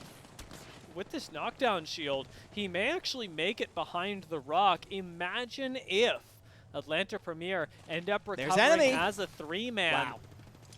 That's just illegal. I mean, that's high ground aside, that is just illegal. Here comes the nade. Here comes the singularity. Re-knock on Crook. Do we get to do this again? Or Team Int gonna actually push this going up against Enemy and Hill? I don't feel any more comfortable, especially not with the singularity down. Lovin takes to the skies, almost gets cracked, lands right back down, and now you've got no high ground access. They're still looking up. Team Int still need these kills, but are they actually gonna be able to pull it off? Certainly not like that. Sholly, he almost burns to the ground! For 2 piece, though, he still faces defeat his own. Oh, and Shelly walks right back into zone. The ring's closing. There's no time left. Atlanta Premier, even without Crook, are going to be able to eviscerate Team Int from the high ground and now make that rotation up through the Spider Choke, up into the top 3 teams. But here's the problem. Now they are 2-man and right on the edge of this choke the entire time here. Temple Esports have been waiting. Double scan down. Both Sears ready to work with a singularity as well, but Denim ticks away due to enemy thermite. It's technically even. This can't happen. There's no way it happens. Temple Esports up on this height have lost 2 already. That's and they again get taken down. Atlanta Premier refuse to say die, and in the final 3v3, they may be able to pull this off once again. Here's the problem, though. This split might give them their advantage. Floop on the low ground here from Contested. Atlanta Premier gonna try to send it onto them instead. Take away the one before it goes wrong. They can't take him down! Floop is down. Enemy is low. It's technically a 2v2, but now they're in the wrong angle. But they're distracted. They're distracted on top of Hill. Enemy from behind. A great crack, but not the knock.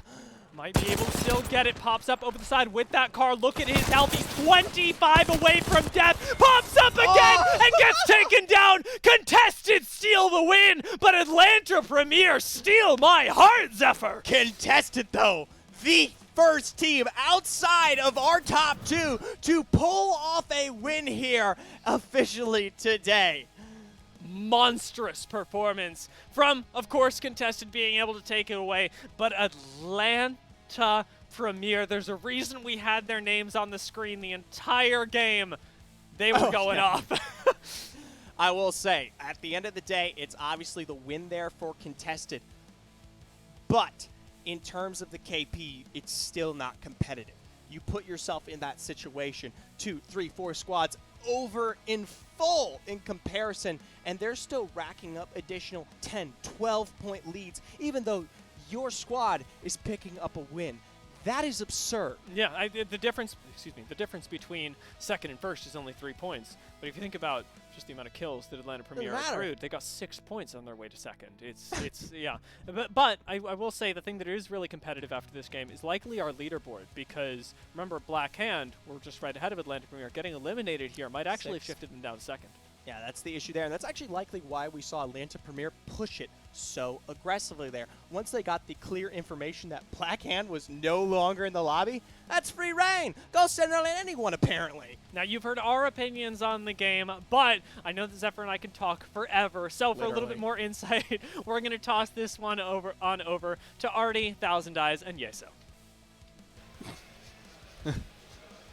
Black Hand go out in 6th place, and Atlanta Premier not able to clutch up the 2v3, and that means we have our first winners outside of the top 2 on our leaderboard as Contested grab the win.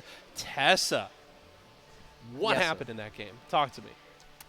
I mean, honestly, Atlanta Premier were just bodying everybody. Yes. They just ran around and bodied everybody. I got real scared when I saw Cook go down. Thought that was going to be, maybe a sign of the end times, but they eventually were able to clutch out long enough to at least get second place, which with the amount of kills they got is an amazing game. They looked really damn good. We also saw some teams mixing it up. We were wondering going into the second half with how dominant Black Hand and AP had been, what were teams going to do to change things up to try and close that gap? We saw Nightmare running a Revenant Ash Fuse composition. They listen. I said more Fuse. Yeah. It didn't work out that well, but we got more Fuse. But yeah, no, I mean, like, just going back to the fact that, Contested was up there, we can't count them out, right? I mean, Contested has always been up there in, like, those Final 5, Final 4 areas, especially, looking back at the World's Edge, that crazy match where it finished with the last 4 teams being there, and Contested was there all the way to the very end. Yeah. This was their clap back at Atlanta Premier, especially given the fact that they've had so much potential this entire time. It's cool to see they've actually finally done it, but to be completely honest, I don't think that they would have even had that chance if Atlanta Premier didn't knock out Black Hand, like, all the way back when they did before. Yeah, you definitely saw Crook there getting incredibly thirsty to finish off that last kill on Nightmare, which is, I think, a big reason why AP gets punished there. And it's even a fight where I'm looking at a 1v2 with Enemy being the one alive, and I said it to y'all on the desk, I was like, Enemy wins these. Like, it's hard, said he can win but does have the opportunity, right? There's a large difference between he does win these and he can win these. And obviously it didn't work out, but it was dangerously close. Yeah. Enemy looking really good. AP continuing to do so, but Contested with a huge win. And that's the big story here. Changes the complexion of the rest of today as we only have one more game remaining, and then things get really fun tomorrow because then it is match point time. Before we get ready, though, for game number 6, let's talk about our friends at Mavix. We're enjoying these very comfy chairs up here on the analyst desk today. They've been keeping my back nice and comfortable and very well supported, and they could do much the same for you. You can experience Mavix gaming chairs, the exclusive chair partner of Nerd Street Gamers and localhost. All Mavix gaming chairs feature the Future 9 functions of critical ergonomics to support gamers everywhere, just like us 3 here on the analyst desk. Get yours today for as little as $22.22 a month, and if you use code NSG55, you can save up to $55. Shop at mavix.com/Nerd Street Gamers, and make sure to use hashtag Nerd Street Champs if you're talking about the event on socials. They're real comfy. Yes. They're real comfy. They support gamers. They support my lumbar. That's all I can ask for.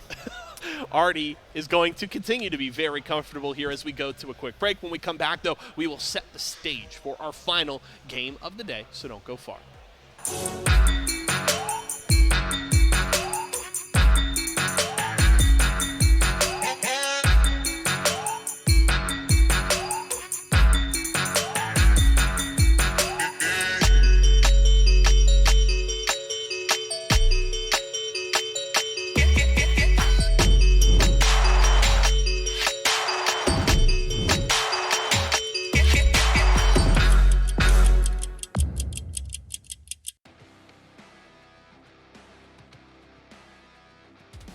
I am Kyle, and my in-game name is Crook, and I currently play for HCH, which in the future will be under Atlanta Premier. My love for Apex started when I first touched it, to be honest. It was a really enjoyable game. Like, the mechanics were something that a game hasn't really done before. So the thing that really keeps me coming back to Apex is the competitiveness. I love being in that competitive environment where everyone's striving to be better, and definitely looking forward to the final circuit, which should be in Philadelphia. That'll be really exciting. I can't wait to go out there with my team and get the win. It's pretty much like my livelihood right now, these tournaments. I mean, it's my job, so everything kind of relies on it, and I love being in the competitive situations, and I love striving to be better than everyone. My younger self would be extremely happy with me because I always used to watch everyone play in those tournaments and to be competing with all the people that I used to just like look up to and stuff like that. I mean, it's my favorite thing, like, every day. One thing that I would say to a lot of people is to really look at all the mistakes that you make and try to perfect on those mistakes. If you are good at taking criticism, you'll immediately become a better player. I think the #1 skill to help players get into higher level of play is to really learn how to outposition your opponents. It's really all comes down to game knowledge. Obviously, your in-game mechanics play a really big role in everything, but I think in a competitive environment, as long as you know how to outposition your opponents, that's really all it comes down to. A good way to determine where you should land on every map is really just deciding on if you're gonna go with like an edge playstyle and try to fight everyone, or if you're going to play the zone and get the beacon and go to the end game immediately. And I think a great example for a POI to land at for rotating really early would be Frag East. I mean, it doesn't have much loot, but it has the beacon. It's in the dead center of the map. I think it's a great POI to go zone really fast. And then I think that a good like edge POI to really go for those edge fights and get a lot of loot and craft on the edge. I think a good POI for that would be like Climatizer, because it's right on the north side of the map and you have infinite edge abilities from there. My favorite job location right now on World's Edge would probably be Lava Siphon. It's kind of just in the center of the map, and it has so much loot. It's definitely the best POI in World's Edge for sure.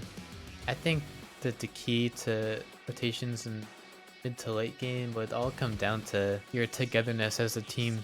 It's all really how you communicate with your partners. Just stay together and all do something together instead of one person deciding they should do another thing. You all need to be on the same page and really be together as a team. Could very well do it, but we know All's Glory have been snowballed and All's Glory are gone. Now we're in our top two, and just like that, HCH around the corner and take the win.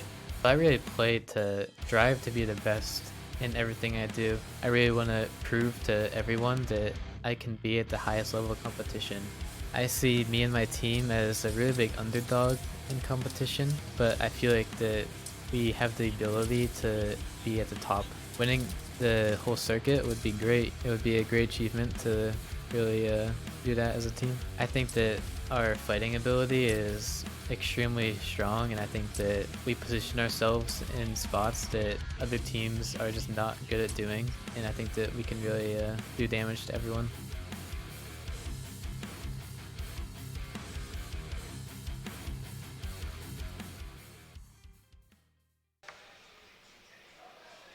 One more game remains between us and the end of day one, and we've got some news. There's a new leader in our event here. Atlanta Premier have jumped into first place ahead of Blackhand. Blackhand still putting up solid points, but have not been as dominant here on Stormpoint as they were on World's Edge. Now AP with a 16-point lead, and, then everybody else, down below. I mean, it's crazy. You look at this, and it's like, okay, 106.90, and then 34. That is, you are dropping off more than a cliff. It is going backwards in on itself. That is a very clear visual there. Thank you. I appreciate I that, pride myself 1,000 on eyes. that. Yes, well done. Hey, you've got to be feeling really good right now. You had that AP prediction off the top. I thought I was just safe and secure with Black Hand after 3 wins in a row, but AP have kept things interesting. I'm the only one that said AP, and here we are. It's fantastic. It's looking good, and I don't know. I think AP is just there in the house, and we're seeing Atlanta premiere at the top of the leaderboard now. Let's see if they can continue it on. All right, can we just turn his mic off there? can We it just just- we don't need Artie anymore. It's fine. We'll take this. He can very comfortably enjoy this Mavix chair. It supports the lumbar. elsewhere. Okay, so one more game today. We'll have to see can Contested keep things rolling for the win that they just got. Can Atlanta premiere or Black Hand get back on top here in this final game? We will find out. I believe D and Zephyr are ready to go. Let's go. Let's do it. Let's hand it back over to our casters. They will bring you all the action here for our final game of the day.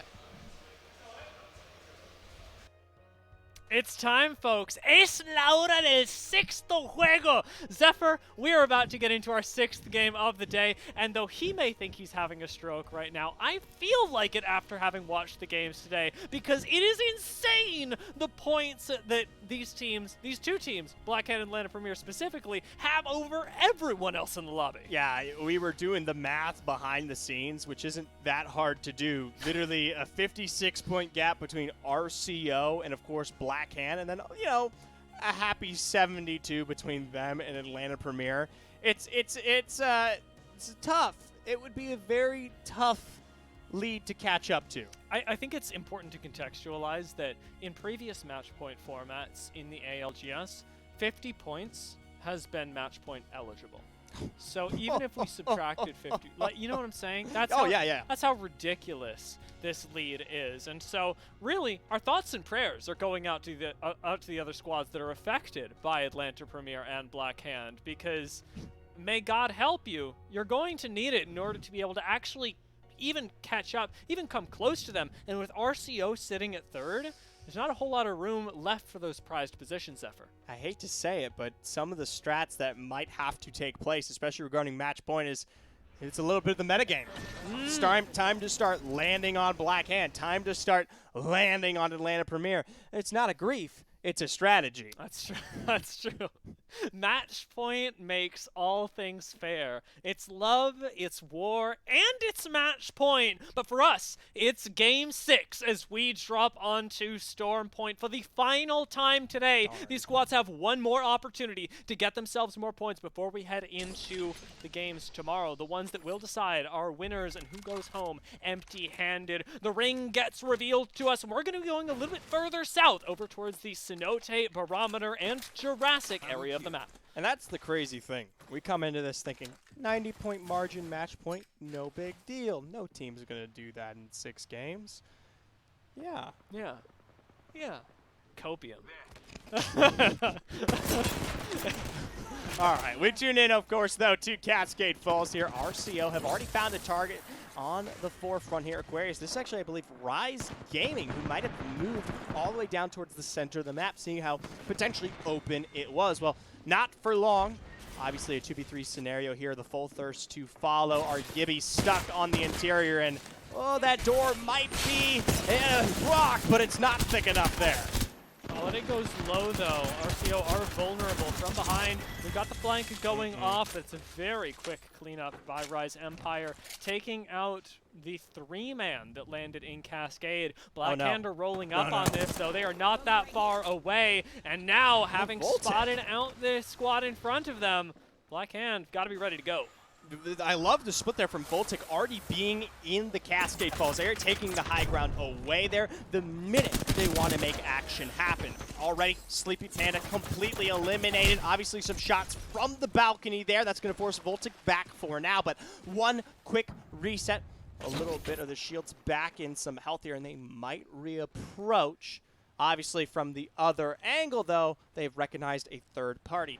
Funny enough, it's our second-hand roster. I do really like, though, that we're getting this restraint from Black Hand, because even at the point where they have this ridiculous amount of points, they're demonstrating that it isn't all W key mechanics. It isn't all 3v3s and no hope left.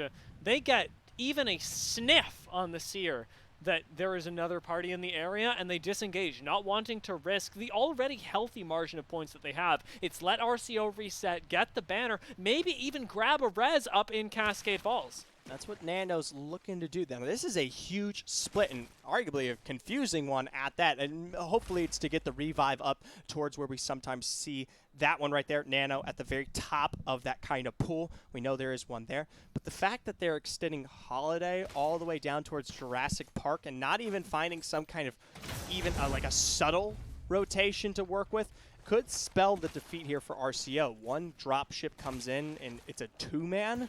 A team can easily wipe that, no matter the quality. And Black Hand are still in the area. They've rotated down to the south from Cascade, right around the outside. Their natural rotation in the ring is going to take them through Jurassic, and Holiday's even being harassed by Prowlers as he tries to get his friend back up. So he's now missing an additional 25 HP as another squad rolls up on him and his friend, who has no armaments. Well, we took a look at that zone there for a moment. This one's a bit of that split that we get between the kind of no-name bridges out there towards the edges. Cenote Cave towards the northern side, and a little bit of Barometer as well, which can be a fairly open-ended zone, especially regarding the pull, if it does not pull towards those no-name villages just outside of the area. Black Hand here have made their way into Jurassic Park, where we did see Holiday rotate. Is that him? Okay. Well, we've still got everyone standing, miraculously, but with a Kraber on a round 1 pull, Black Hand's chances of winning any engagement have gone from good to great. There is a team coming up behind them at Antenna, and with a second shot going wide, Black Hand are losing time right now. Third shot also not connecting. You found yourself quite literally in the hole right here as the team rotates behind you from Antenna and maybe chooses to take a fight. Valcolt right in front. Black Hand say, again, if we didn't start the fight, we sure as hell aren't finishing it. Just to point out, with 12 squads left, we do officially have 36 in play, which means RCO did successfully get the revive off there, likely towards that northern area that we were discussing. And with that rotation, which I can only assume is RCO, probably likely making rotation as well. Holiday and Nano now back, Sleepy Panda as well. They've all finally rejoined here in the Barometer area. What a lovely reunion. We'll see if Nightmare maybe puts an end to it. Yeah, it's just in time for Nightmare to see a duo flying into Barometer. How crazy is that? I wonder if the Rev Squad will go for it. RCO's had a tough run of it, though, and I hope that they get a little bit of a break to get a reset, set themselves up for an end game, especially because they are our third-place team and have been doing relatively well, especially compared to the rest of the lobby. RCO trying to make their exit into Jurassic Park, however, have drawn the attention of Black Hand, and with 3 squads now in this area, everybody's got to be very careful as to how they approach this. McLovin's already been knocked by the Kraber in the hands of Shub, but that doesn't put a stop to the push by any means. Right, Tyson from the interior of that cave there, getting some of that knowledge. Obviously, a bit of a split there on team and on the backside of this rock. Once again, still finding shots, but not quite the knock to follow. Missile swarm down, a hefty rotation through the open. Had to wish he had the gun out there. A quick break to follow suit, but it's likely they've found their exit towards the fence line. For Black Hand now, they've got to wonder, this team from behind coming out towards the northern side of Jurassic Park, where are they, right? Shub's catching up to the rest of the squad, making their exit towards this Barometer area and cutting off any easy rotation that another team could have taken. With Revenge stuck outside and another team right next to them, we've gone from 2 to 3 to 4 squads in Jurassic all at once, and it's looking a lot like our fragment zone from Game 2. Exactly, and it's obvious why this is taking place. We're getting quite a hefty southeastern pull, and one of the major areas to rotate through arguably is Jurassic Park. Obviously now, fight starting to continue forward here. Yoroi, Yazik's down. Team Revenge suffering here. mostly mixed between contested and Black Hand. The third likely just across. Yatso with the wingman there. Carda follows suit. A knock, though, onto Oxyaries. This is Tyson. 1 for 1 right now, but Black Hand could be taken out by our Chicken Tendy squad. With Shub from above, however, Flesh is found on that car, and it should be the end of yet another team. The Prowler is all over Black Hand, and still they managed to whip it out. Tyson go down, and Black Hand claim yet another squad. So, for them as well as Team Revenge, both were officially dropped here in our excursion towards the Jurassic Park area. Contested faced some difficulties of their own, but they were able to get the revive off on the Atenna side. Over here, though, towards Fish Farms, our IMC Armory, my apologies, not Fish Farms. This is outside of course, that no-name village towards the south of Mill. IMC Armory, Nando has been dropped, though, on the launch pad. I thought that they were going to catch a break, and it just didn't work out for me. Nightmare, by the way, manifesting mine, bringing Pathfinder into competitive play alongside the Wraith. It seems like they're going back in time, but it's worked for them at least so far, and they're in the top 10. So 3 squads deep, I suppose we can call it a win. I have yet to be convinced, though, as to the viability of this squad. It's tough to see. Everything, of course, will slowly tune out here. 10 squads ring our halfway point. Most teams now successful in that kind of larger rotation through the center of the map, beginning to start set up in terms of, well, we'll say some god spots or some advantages in terms of placement. Atlanta Premier being one of those. This ridge line, something that offers a little bit of this kind of high ground access, especially towards the southern area if the zone finishes here. I much prefer that area when we start talking about that specific rotation. Let's talk a little bit about the composition as well, because Atlanta Premier holding all this area out in the open is, of course, really good for their control over the game. But let's think a little bit more about the fact that they're not running something like a Newcastle, something like a Gibraltar. There's no defensive legend here. And the fact that Atlanta Premier have managed to succeed so well while not having that little barrier of forgiveness between them and other teams makes it all the more impressive, especially in a season like this. Right, and I'll say this, with the double recon, obviously they are sourcing out kills with that level of information. Actually, that's triple recon. My apologies, Valkyrie included there. At the end of the day, though, we've seen many situations in at least some of our starting games on World's Edge where not having that level of defense actually was a bit of a pushback, right? And obviously, they've gotten a little bit better about kind of calling the shots into each of their individual fights, but it was even last game down the hillside, trying to aggressively find that kind of rat where they lost Crook and inevitably were still a duo, a very successful one at that, but a game that they lost. I am still I agree with the idea. They did lose that game, but you know, like most people do. Points wise, they blew it out of the water. But they did pick up the win, and we've got to work with something. We can't say all positives here. That's true. That's true. All right. We've got to be tough on them for at least something. Oh my God! I said 1 negative point. By the way, 25 points in Game 5. Whoops. Black Hand V, they're pushing up really aggressively into Mill, and sure, we can call them that. With the Bangalore Racer, we can kind of call them whatever you want. We can definitely say that they're aggressive, and with Antimatter running the Octane and unfortunately being downed right now, Drestax is running all over them. You said chopped liver. I think Antimatter heard you, and they agree. Easy cleanup there here for the Antimatter squad. Able to get the revive up as well. It looks like. I'm just they got a mobile. Lost in terms on that one. But yes, they also have the mobile in case they need to work with that one. Obviously, our zone continuing to pull its way out there, slightly more towards the east, the open area. Most of our squads, though, have set up here in the barometer area specifically. Now, this isn't where our zone finishes out. So when we start talking about round 4 rotations, that's going to be a big issue. All these teams need to find themselves a happy home. RCO, the first ones to start their movement in, I suppose, to zone. Why are we seeing this all the time? RCO Why are are they always so split? They're always grouping up with their third with the Valcult. And because we only tune into them when they have the Valcult, it's always like, well, what happened here? Oh, no. I will say, with Atlanta Premier rounding the corner right now, we may get another squad in trouble. Black Hand. Both of them in tow here. Our top 2 leaders right across on the Jurassic Park area. And Black Hand likely being gate kept here.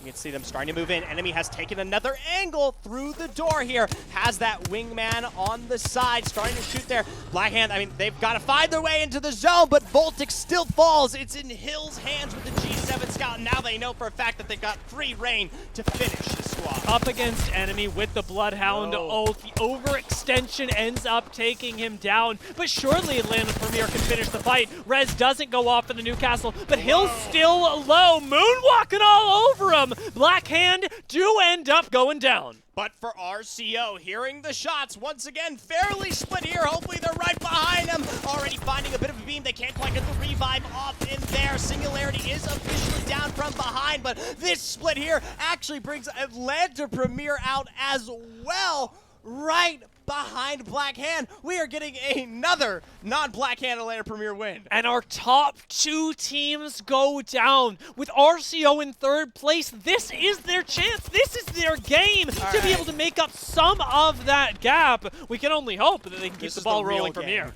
This is the real game. This is the one that actually counts among all else in the lobby. Something of a balance taking place here. For everyone else, it's just this massive weight off their shoulders. A deep breath seeing that kill feed.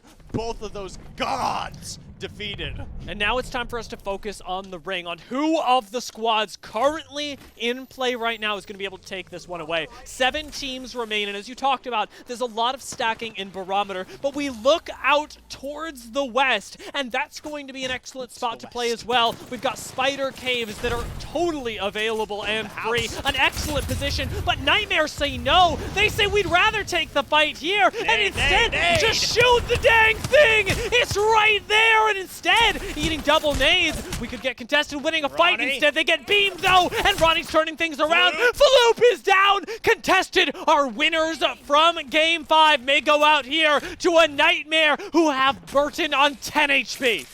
Not anymore there. The med kit to stick in, only a moment to go. They're making sure that their KP is secure here. Nightmare with the full thirst. Not quite sure exactly where a rat has found their way to, but you can see it there, 2-piece right below into the hands of Borton, and he makes short work of that one. A Volt and a 30-30 to work with. Team Ant gone now, and Nightmare Advantage. with an excellent position. Yeah, I saw that. I heard that. I don't know who's running it. Usually it's Nightmare who gets a little bit kooky with the picks here. Someone across. For those of you who might not have heard, we heard a Vantage shot in play, so we're now hunting down who's not actually running RCO, this. which, by the way, full 3 all together towards the north, looking good. I'm surprised they're not split. Hardest rotation of all the squads here. Yeah, they've got a really long distance to cover, and a lot of it is through open ground. The nice thing is Sleepy Panda's holding this bridge already, and you've got a lot of cover going through there. Trying to clear out this team just to their west should be relatively simple for them, especially since they've already gotten the crack. Contested have ended up going down. Nightmare took them out, and we're into our top 5 squads as RCO continue to put the screws to the squad rotating through Cenote. This is tough, though. They have to carry themselves in that kind of northern area of that zone. Is extremely open, especially to anyone who is already set up there. For Antimatter, doing also an equally great job gatekeeping RCO back. I have to wonder, does Holiday potentially have the redeploy, or can they work with an alternative rotation? Maybe something a little bit closer towards the east. You see that Pineapple building might still be potentially available there. It's certainly a good spot to play, one that we could see teams, again, if not already taken, certainly prioritized. Not sure in the meantime. The squad running the Vantage, by the way, have got arguably one of the best spots in lobby, though they may lose it soon. Brick Wall getting shredded down to flesh has been forced into the low ground right now, and you want this choke up top. RCO have sent it. They found their way all the way towards the south, directly into zone, right behind Nightmare here. Borton to swing back over with that Kraber. One shot will turn this fight on its heels, but I think for Nightmare, they found themselves some great cover in these exposures here and are completely allowed to rejuvenate themselves. And this squad that used to hold the ridge, this kind of god spot we talked about, falling here in our kill feed at the hands of Antimatter. Good move. This is excellent for Nightmare as they've managed to take the height away while a fight was happening in Cenote. It's an easy kill picked up for them as Best Pupper falls, and with a Kraber with so much cover, they've got complete control over this lobby. They just have to watch their backs. Are Nightmare sending it forward? They're not. Holding on for right now. Not sure. Go out, and they've got to watch RCO now, the biggest threat to Nightmare's chances at this game. And here's the problem here. While the zone does have a great pull, at the end of the day for Nightmare, if all these teams manage to coexist, they're going to be the first ones that are forced to rotate out of that position. And both of us know that there's not a lot of cover to work with. Obviously, the bigger question, though, is for all these teams on the outside, RCO are going to have to deal with those rotations down into their area. Antimatter have lost out on Best Pupper, but they still have two who could throw a wrench into the plans here. RCO definitely going to be having to look out for the team over by Spider Caves as one of their bigger threats. Nando, for the moment, holding out with that med kit, has got a little bit of space. There's an interesting interaction that's going to go on between Spider Caves and the bridge as well, since both the teams from the north will need to rotate down, with one already falling from RCO. Nightmare are continuing to exert pressure over this game, but can't come down for the finish just yet. Instead, they push Sleepy Panda out, and it's going to be a battle between three different squads to try and contest the space that Nightmare holds. Oh, maybe not. Sleepy Panda facing a little bit of the end there of that battery, now pinned from both angles. Holiday likely never to find his way back towards Grace, but for RCO, the bigger problem is they've actually started to make their way out of this zone where they leveled control over Nightmare. That has given them the opportunity to be the only squad in our round 6 zone. They're the only ones set up there. What are we going to do with this Valk ult? This is the focus for me right now. With 4 teams left, the Valk ult over the top could just throw a wrench into Nightmare's plans. It's going to be right on top of them, leaving RCO to fight it out with one other squad. Antimatter round that corner, but don't quite get the knock, instead being cracked themselves. RCO still in a commanding position for this game. Turn right around, taking down Denim, dude. I am sorry that happened to you, man. But with RCO rolling up, they've decided they're going to take the 3-team brawl and turn it into a massacre in their favor. Temple is gone, and RCO still in the top 3, can put themselves in the top 2. Here's the problem. At the end of the day, RCO, I was about to say earlier 2-man, but now sitting in happiness of 1. Nightmare putting at least a difficulty. Antimatter out as well. They're a full 3 roster force. This is just all said and done here as Nightmare are your champions of Game 6. It is the worst thing that could have happened for our 3rd place squad to go out here when they could have had those 12 points, but they cleaned up good, Zephyr. They cleaned up so good with the teams around them that honestly, I'm not too upset. They've still done a really good job of helping to close that gap, and then we still have 2 teams that are far and away in the lead right now. I'm looking forward to tomorrow, seeing if maybe RCO can stack up a few more points. I'm not exactly sure where we'll be ending up tomorrow here. Obviously, towards the end of our day, we have seen a switch up. Obviously, Blackhand starts out dominant, right? 3 in a row, turn that into a little bit of a trade-off, giving Atlanta Premier finally what they deserve. But as things have kind of paced into Stormpoint, as they usually do, the chaos has enabled teams, obviously like Contested and Nightmare, to source out their first wins this tourney. And I'm really happy with the fact that we got that switch up as well. As funny as it would have been to have Blackhand win all the first 3 games and to then have Atlanta Premier win the next 3, the fact that we had the gap closing, I want to say, as the games went on, shows us at the very least that the teams are adapting to what was a very oppressive setup at the beginning. Because we think about it, Atlanta Premier and Blackhand are 2 of the teams that we'd expected to do the best just on a base level going into today. They've got a lot of practice together. They've got a lot of talent. And to see other teams being able to adapt and actually catch up to that is a really good sign. I was about to say, at the end of the day, what this contributes to is the fact that we go into tomorrow, and it's not guaranteed. Games aren't going to end literally the minute we go live on the broadcast, right? Obviously, we have to still kind of put our standpoint on that match point format, but these other teams are still finding wins where it is not a complete wipe. It is not a landslide at the end of the day. There's still that extra opportunity where you get into, say, Game 7, and you're like, all right, I could still pick up at least 15, 20 points and kind of shore up my weaknesses here. Yeah, as these games have continued to go on, we've seen the teams improve, and it's set the stage for what's going to happen tomorrow for that match point format. The one thing really left to do is break it down and have some fun, and there are some people that I know who can help us out with that, so I'm going to toss this one over to Yeso on the desk to help us do just those things. It's an absolutely crazy match that I don't think anybody was expecting, because the entire day it's always been about Atlanta Premier, it's always been about Blackhand, and yet at the final game, the final hours of the day, it's Nightmare. Comes out of nowhere. But, you know, RCO also did a lot of work that game. They were pushing up quite hard up until the very end, and it was that one final knock turning into the 1v3. But still, just really good stuff. I think that this was what we needed. All day, we've been waiting for that chance of a team that isn't just those top two players. Yeah.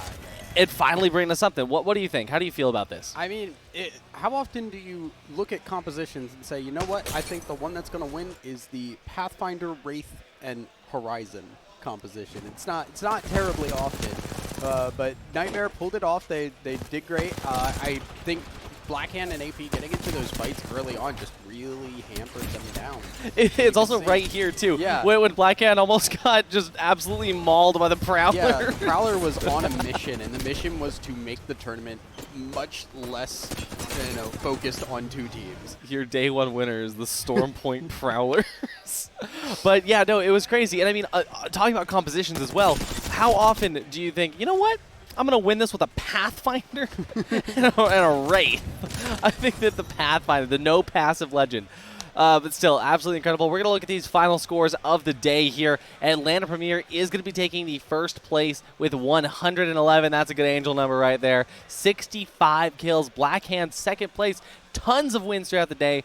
99 points and 51 kills. Nightmare take up that final win here. 52 RCO just behind him at 50. Overall, though, super good performance throughout the entire day. It was that very last game to finally give us just a little bit of a breather away from Atlanta Premier and Blackhand. But, Tessa, I think that we've got something special for the audience right now as well, don't we? I believe that we do. I'm not entirely certain if it's ready to go. But We do have an interview.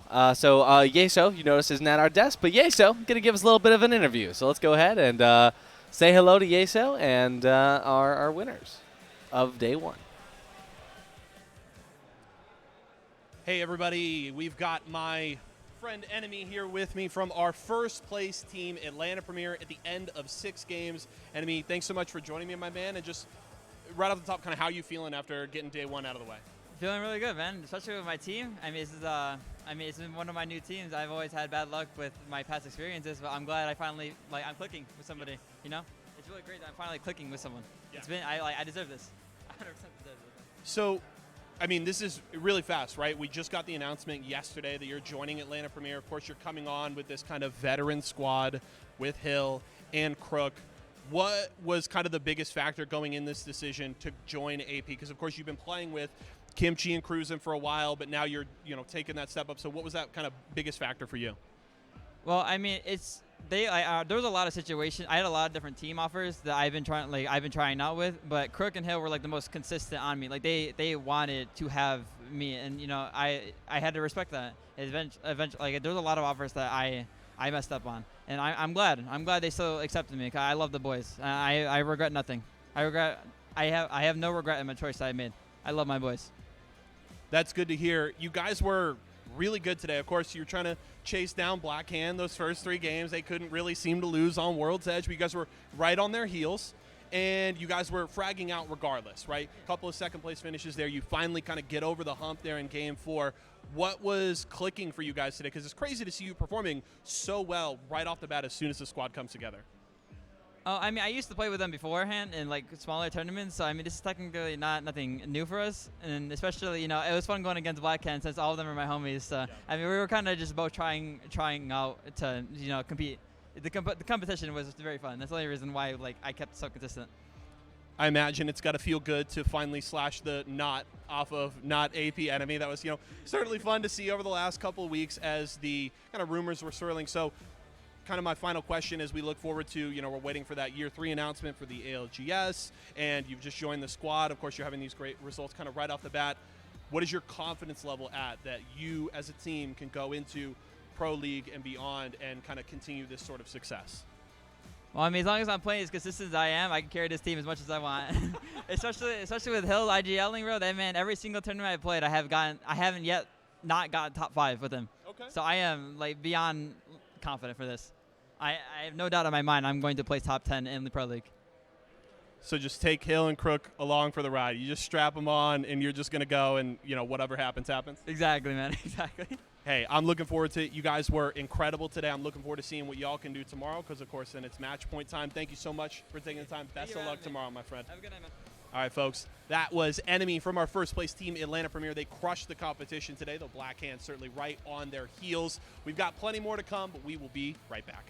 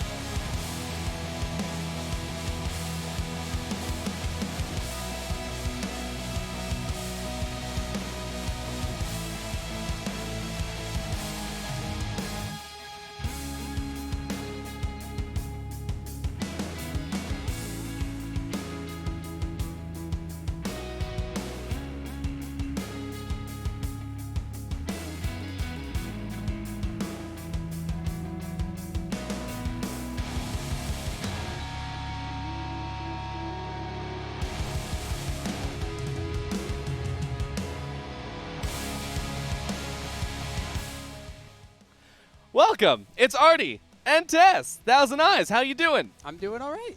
Alrighty. Well, I have some news for you. We got some arenas. You there? Do you like Apex Legends arenas? Well, 40 minutes from now at 4:30 p.m. Eastern Time, we got some teams from earlier today that are going to be playing some arenas. And what are they going to win, Tess? They are going to be playing for $250 and a Mobius monitor. Nice. 1440p, 240 hertz Mobius gaming monitor. That is not something to scoff at. That is going to be a fantastic prize. You know, love the ability of sight. So let's go ahead and see what these teams are going to be able to pull off. It's going to be a pretty fun bracket. Could go really fast. Could take forever. Who knows? But it's going to be at 4:30 p.m. EST. We're coming back at you right after this long 40-minute break.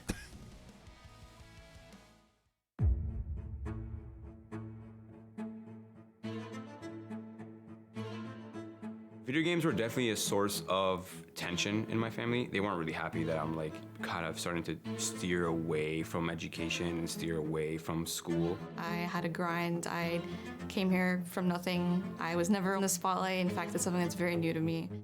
Esports isn't for now. Esports is for 100 years from now. Just like the NFL 100 years ago when the NFL was starting up, like, what is this? People hitting each other for fun, and look at it now. Anything worth doing in life is always going to be hard. So I knew that this was going to be difficult. I just didn't know to what extent. 27 seconds to go. This round is I was dealing with all these things, and I had to keep a facade of everything is fine. And there came a point where the facade just cracked. Quitting esports was the easiest option. That year was probably like the worst year in like a very long time. There was like a huge falling out with like gaming in general. Everything was going great, and one day I had gotten a call from my sister, and she was crying, and she was just saying, "Mom can't walk. Like, get over here. Like, Mom's not walking. Like, she can't walk." I'm sorry. And then my dad asked me, he says, "So what are you going to do about it? Why do you got to tell me that? Why can't you just tell me to give up?" But he didn't, so I didn't. Through all like the lows, to knowing like this is something I've always wanted since I was young, and I've been a gamer my whole life. I've been in esports since I was like 15, and knowing that everything I do now is like culminating to like this person that I've kind of always wanted to become, it makes everything worth it. Esports. Esports is home. It's everything I've ever known.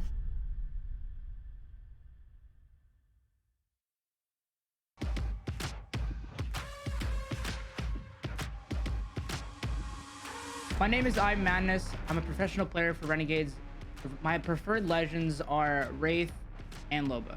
My love for Apex, it's like kind of like falling in love. You know, it kind of just like slowly happened, and then all of a sudden it was like, bam, I just realized like it was a great game. I don't know, the game just felt right. Like the movement, it's just something different. It felt like that fast-paced competitiveness that I was longing for, and I couldn't find in, you know, current shooters that were popular at the time. There's almost always going to be a different scenario. That's what I really enjoyed about BRs as a general, and something that I've loved about Apex and just that kind of genre is the randomness.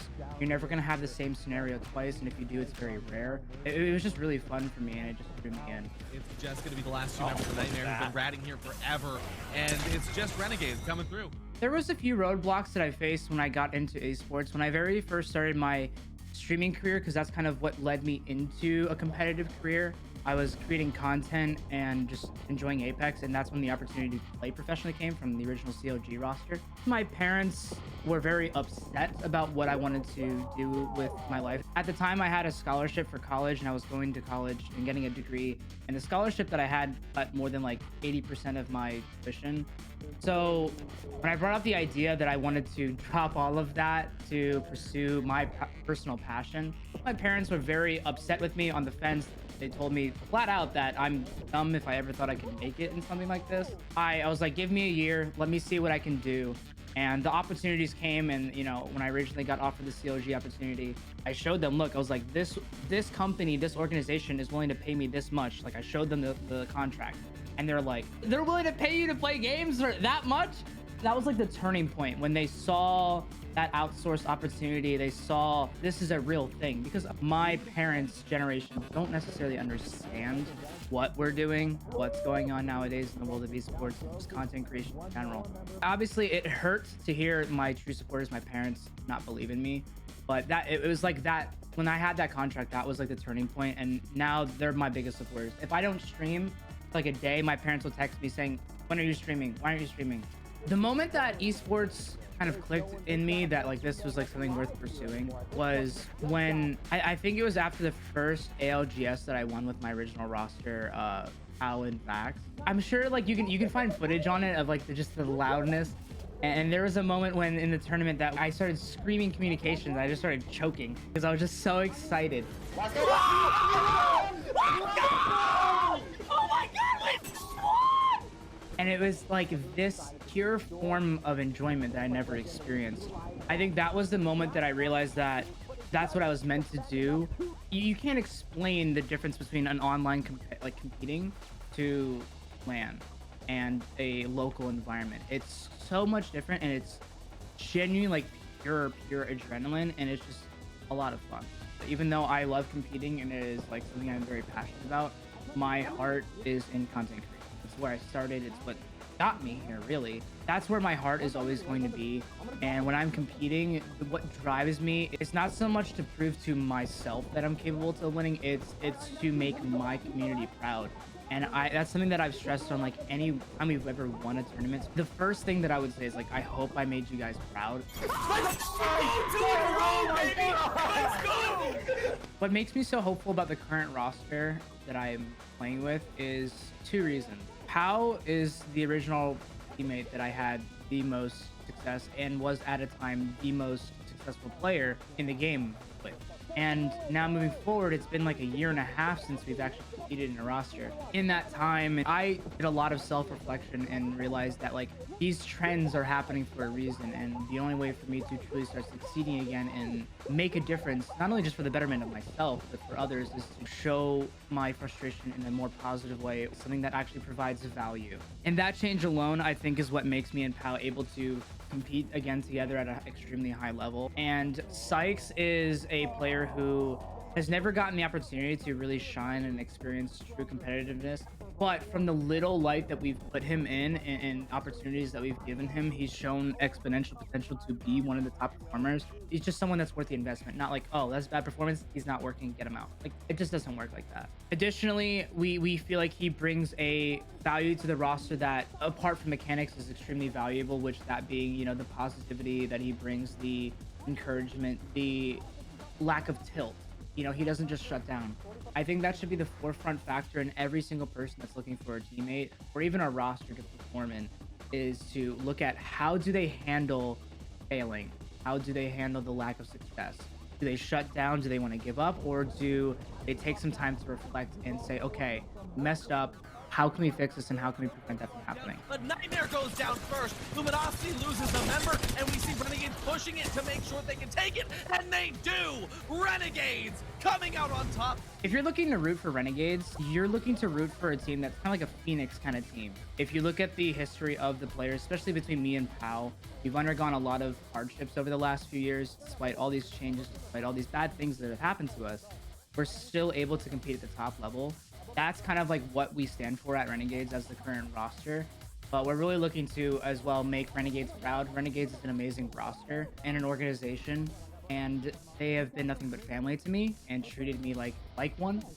I think opponents should be afraid of Renegades because not only do we have a controller aim assist abuser on our roster, but we have the shortest professional player on this as well, and that is a big threat.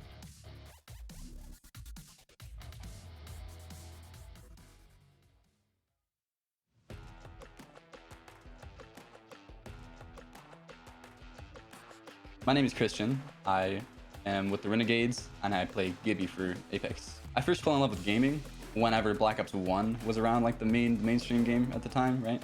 And I played zombies a lot. I got my mic for like the first time, and I would go in every single lobby and ask people, hey, can you hear me? Can you hear me, guys? And I always thought my mic was broken because no one would say anything, right? And then eventually I got another kid that like was just as high pitched as me, and we just really vibed out, honestly. I'm still friends with that guy today. My love for Apex didn't start right away at all. Vax and Scurry are both really good friends of mine, and they were like really trying to get me to come over and play Apex because they were loving it. Like they won tournaments just the instant they started playing. I started playing with them, and I just kind of fell in love. That's going to be the last two members of Nightmare who've been ratting here forever, and it's just Renegades coming through. I think Legend Comp is probably one of the most important things for growing players. Newer players, growing players in general, kind of don't really get the importance. Like there is a meta, right? If you're running completely off meta, like you're making it harder on yourself to be successful, you know? You want to make it as easy as possible, so you want to run the things that make that easier, even if it's kind of scummy to run Caustic and just bunker down on buildings sometimes. Like that doesn't matter. Like you're trying to win, trying to do good. If you are running anything off meta and you're doing bad and you're wondering why, you should probably look at your comp and maybe experiment with some things. Our choice for Legends on World's Edge, right? I can use that as a good example, right? Because we've kind of switched up a lot. And we're running Loba, which is kind of an off-meta pick. It's because Tree sucks. And we've dealt with the bad loot for so long, and the second we started running Loba and we saw like the kind of loot we would have because of it, it was great, right? But if you're an Edge POI, for example, it's going to be pretty hard to make a zone comp work. Like if you're running Ashe, Valk, Gibby or something, you're not going to get as much value out of that when you're on the very edge like Tree, you know? So you kind of have to play Edge sometimes. If you are a zone team and you can get to zone early, really quickly, right? You can run Caustic. Predicting zone right and getting into an endgame with a Caustic is huge, right? Like it's almost a guaranteed like, few points every time, right? We try different things in different tournaments, right? And it'll kind of just give us some insight onto which play style we should maybe be paying a little bit more attention to. And that would lead to us doing better in other circuits. And that would be really valuable, extremely valuable.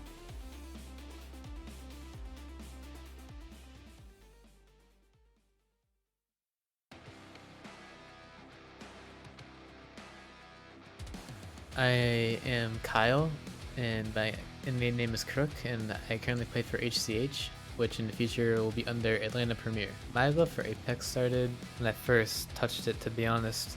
It was a really enjoyable game. Like the mechanics were something that a game hasn't really done before.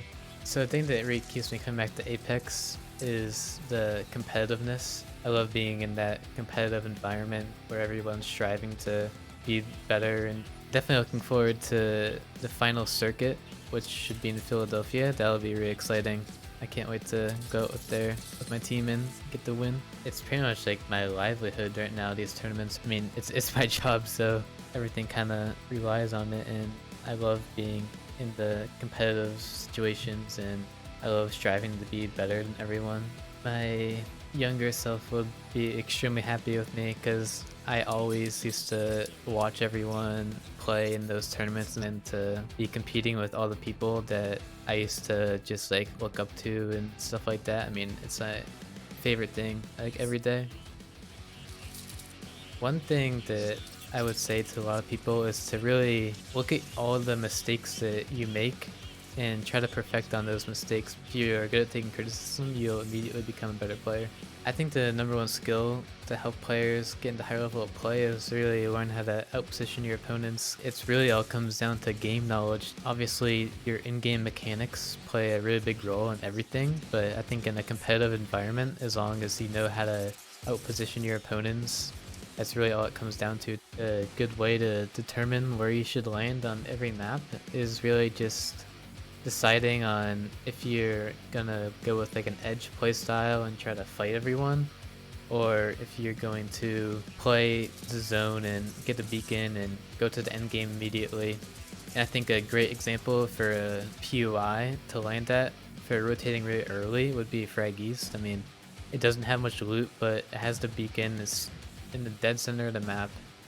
I think it's a great POI to go zone really fast. And then I think that a good like edge POI to really go for those edge fights and get a lot of loot and craft on the edge. I think a good POI for that would be like Climatizer, because it's right on the north side of the map and you have infinite edge abilities from there.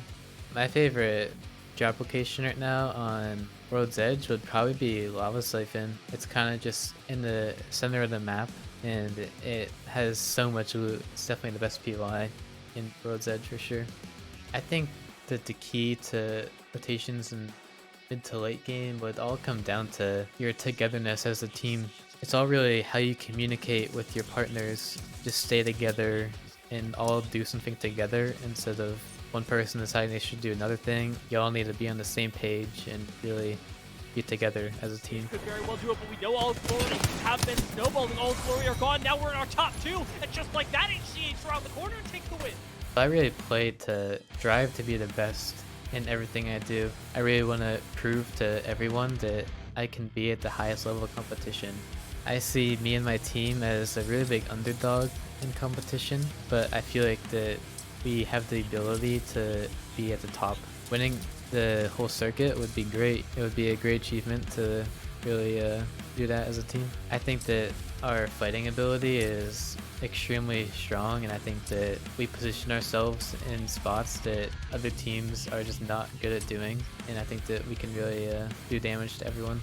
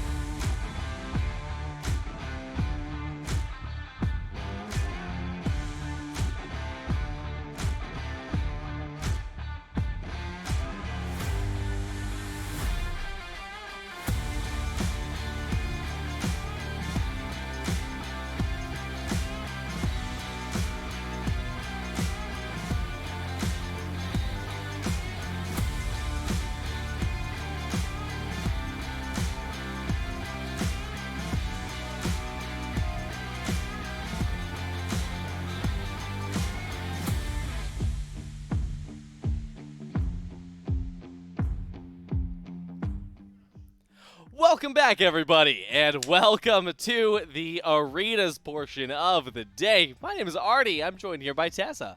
Hello. How you doing, Thousand Eyes? I am doing all right.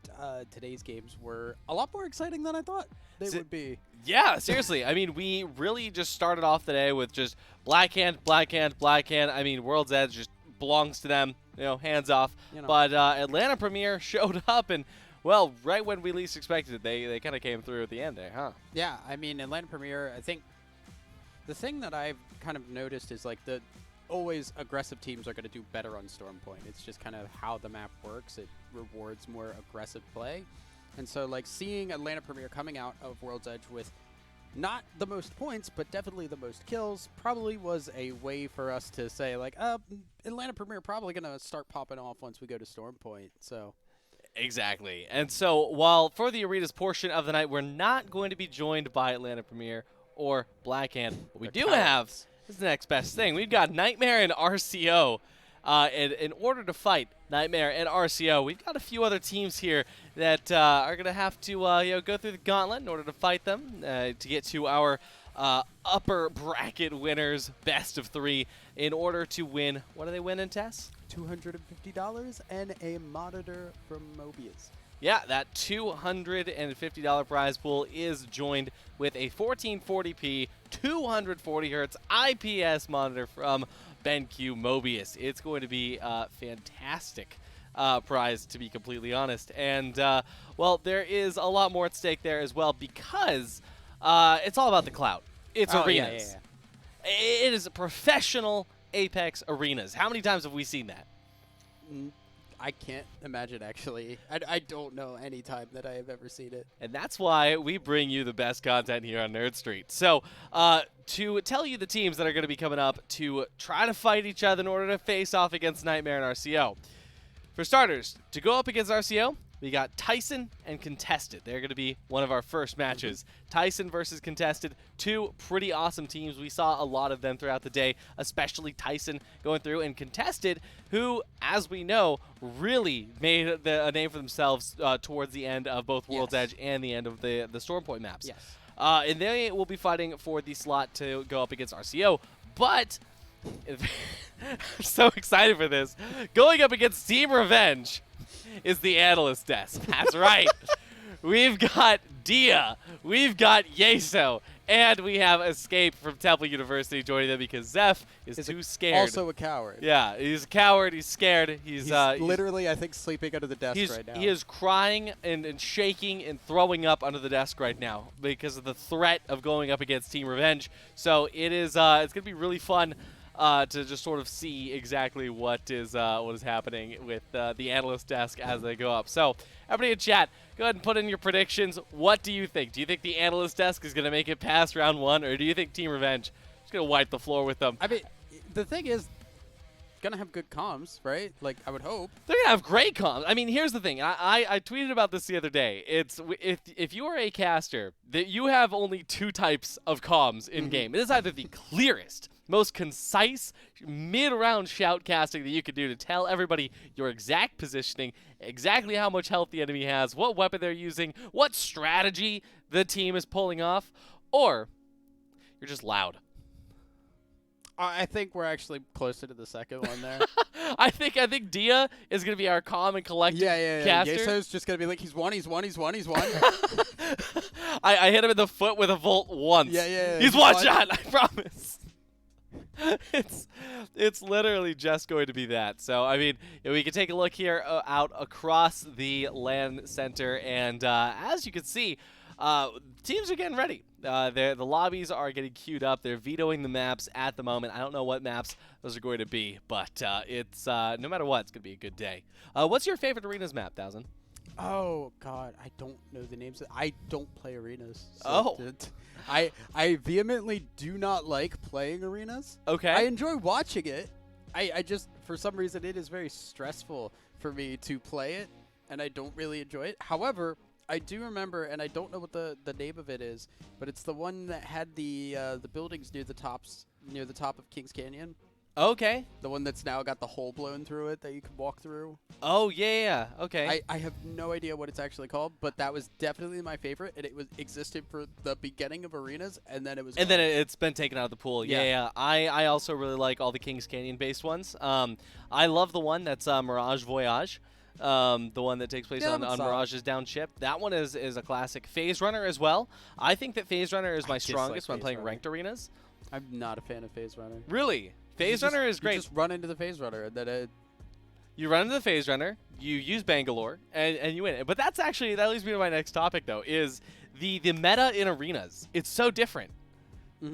Yeah, I mean, I've been told that we're going to get a Mirage.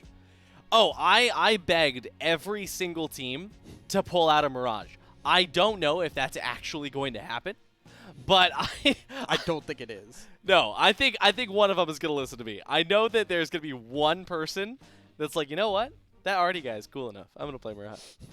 That's the limiting factor here? Yes. I think Mirage is viable in arenas. That's the asterisk, right? Say with Bangalore. Bangalore is such a strong character, but in BR, like right now, only sometimes. But in arenas, I think we might see a lot more Bangalore. We're going to be jumping onto Overflow for the very first one here. Let's see what teams. Yeah, we have no idea actually who we don't know who we're watching at first. This is very thrown together, I will be honest. Come discover with us as we get into this. Fly on our magic carpet ride as we But Overflow is a fun one. Things out. So this map got added very recently, kind of late into the arena's life cycle, and I think that it's really fun. Super asymmetric. All right, we got Tyson versus Contested. So Pickle's going to be pulling up the Pathfinder. Interesting pick. Pathfinder is not necessarily like used heavily in arenas. Yeah, I mean, the thing that you got to think about is that all of your regular abilities now have a limiter on them. You have only a couple charges or one charge unless you spend the money on more. So passives become incredibly important because they are free and you do not have to pay for them. Yeah. And then you also think about like ultimates become very unavailable because you don't want to really put that money in unless it's really, really good to have that ultimate available. Exactly. And on top of that, the ultimate is not available every round. Each Correct. individual legend has different limits on how many times their ultimates can be pulled out in arenas. Specifically, Pathfinder can only pull out his ult every 2. Octane as well, every 2. On both teams, we also have a Bloodhound and a Seer. Super important to get those visuals, but to be completely honest, I wasn't expecting that. Yeah, I could see Pathfinder because I think you get 2 charges on the. I think you get 2 charges on the. On the grapple? On the grapple, You yeah. start with 2 for free, yes. With Bloodhound, you only start with 1 scan for free. Octane, most likely not even going to be utilizing those stims except to get It's for the passive, really. Exactly. That heal is so important. And it looks like we're going to be starting off Tyson. Okay. Lots of wingmans coming through. Joey will begin with the first down, taking out Butters here. Let's go ahead and see who the next down is going to be coming from here. Good stuff from Tyson. Looks like all the members decided to buy wingmans on round 1. I mean, they're really cheap, but really effective. So it makes a lot of sense.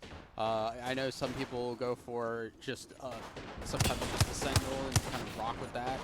But right now, the wingman's really doing a lot of work here. Oh yeah, that free Mozambique as well, but it's going to be the we see a flatline come through as well from Z Davis to finish that off for round 1.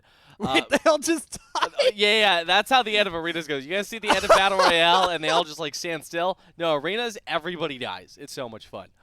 I actually did not know that. That was really funny to watch. It's good. It's good. To be honest, the amount of times I've casted arenas is, well, I'm going to say this, it's less than 3. So I forgot about that little tidbit. But we're going to see what they'll be able to pull off here. So Contested is going to try to change things up a little bit. They're going to be swapping sides here. Let's see who's going to pull up round 1.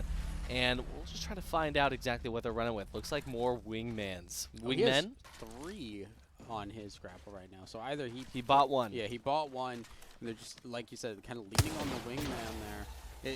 It's just, like you said, a really effective for the price. So it makes a lot of sense just sitting on that free one. You can also just kind of sit and charge up your money for later rounds, especially if you're kind of falling behind. And then there's also materials to keep in mind. Exactly, and also during the later rounds, you want to spend money on those shield bats. So let's see here. Tyson starts off strong. Oxyaries and Joey already taking him out here. We got 1 left of Contested, and well, looks like they might actually stand up, but unfortunately, right on the backside here, 2 Mozambiques against 1. There's not much you can do, Tessa. Yeah, I mean, it's hard to take on that one. They got the 1 knock. It's great for them, but that doesn't really mean a whole lot, especially because you're just not getting anything out of it, right? I'd like to see some of these, especially when you're behind, focusing on materials so that you can get better weapons. So you're not just relying on the wingman fights because they're not working right now. That's actually a really, really good point because I haven't seen any of these teams actually going for the mats, and Not those at mat all. spawns are super important, and they're really quick to get. All you got to do is send your Octane next to one, and boom, you have 200 extra materials to use in the next round. If you get them both, that's 400, and that could be the difference between a blue and a purple for your attachments. See, they're right next to the mats. They're not picking them up, but they don't need them. Tyson, they're super aggressive. We They're already just see the better. Pathfinder getting broken. And 1 shot is all it's going to take him out here. Unfortunately, that shot won't land. Instead, Oxyaries and Joey are both going to go down here. It's going to be up to Z Davis. See if Z Davis can clean up what they started. Oh, 1 shot is not all it takes. There we go. Finally down here, but we see Butters getting rezzed up here. Will Contested be able to pull this off? Looks like Oxyaries gets finished here. Z Davis will have a chance to reset, but Butters has already reset here. Floop as well. They're going to be up. Let's see what's going to happen. I don't think he gets this res off. No, if Butters peeks this res. No, he gets the res. Oh, no, but Butters is right here. Misses the shots, though. Critical. This is going to allow just enough time to get a quick bat off. Let's see if they're going to be able to. Floop is going to go down here. Pickles and Butters are going to be back up here. And one more goes down as Joey. It's just Z Davis. No HP. Contested takes the round. Finally, Contested get on the board here, and they do get their first win. They are still back up against the wall. They still need to get another win for it to go further right now, because if they do lose one more time, they are going to be done. You're entirely right. That's the whole thing with arenas. It's first to 3. So you have to win by 3, and if they can do that, it's over right now. I think Contested has this. It's first to 3, but then there's also just a lot of other. If you match it 2, then it goes on a lot further from there, because it's like you have to win by 2. Yeah. So there can go it can go a really long time, but there's always that moment where you were just like back up against the wall no matter what. Yeah, it's a maximum of 9 rounds, and as we can see at the very top there, it's going to be team Contested backed up against the wall, just like we said before. See what they are going to be able to pull off. Contested doing a little bit of work here with those nades. Nade buys are always a good one.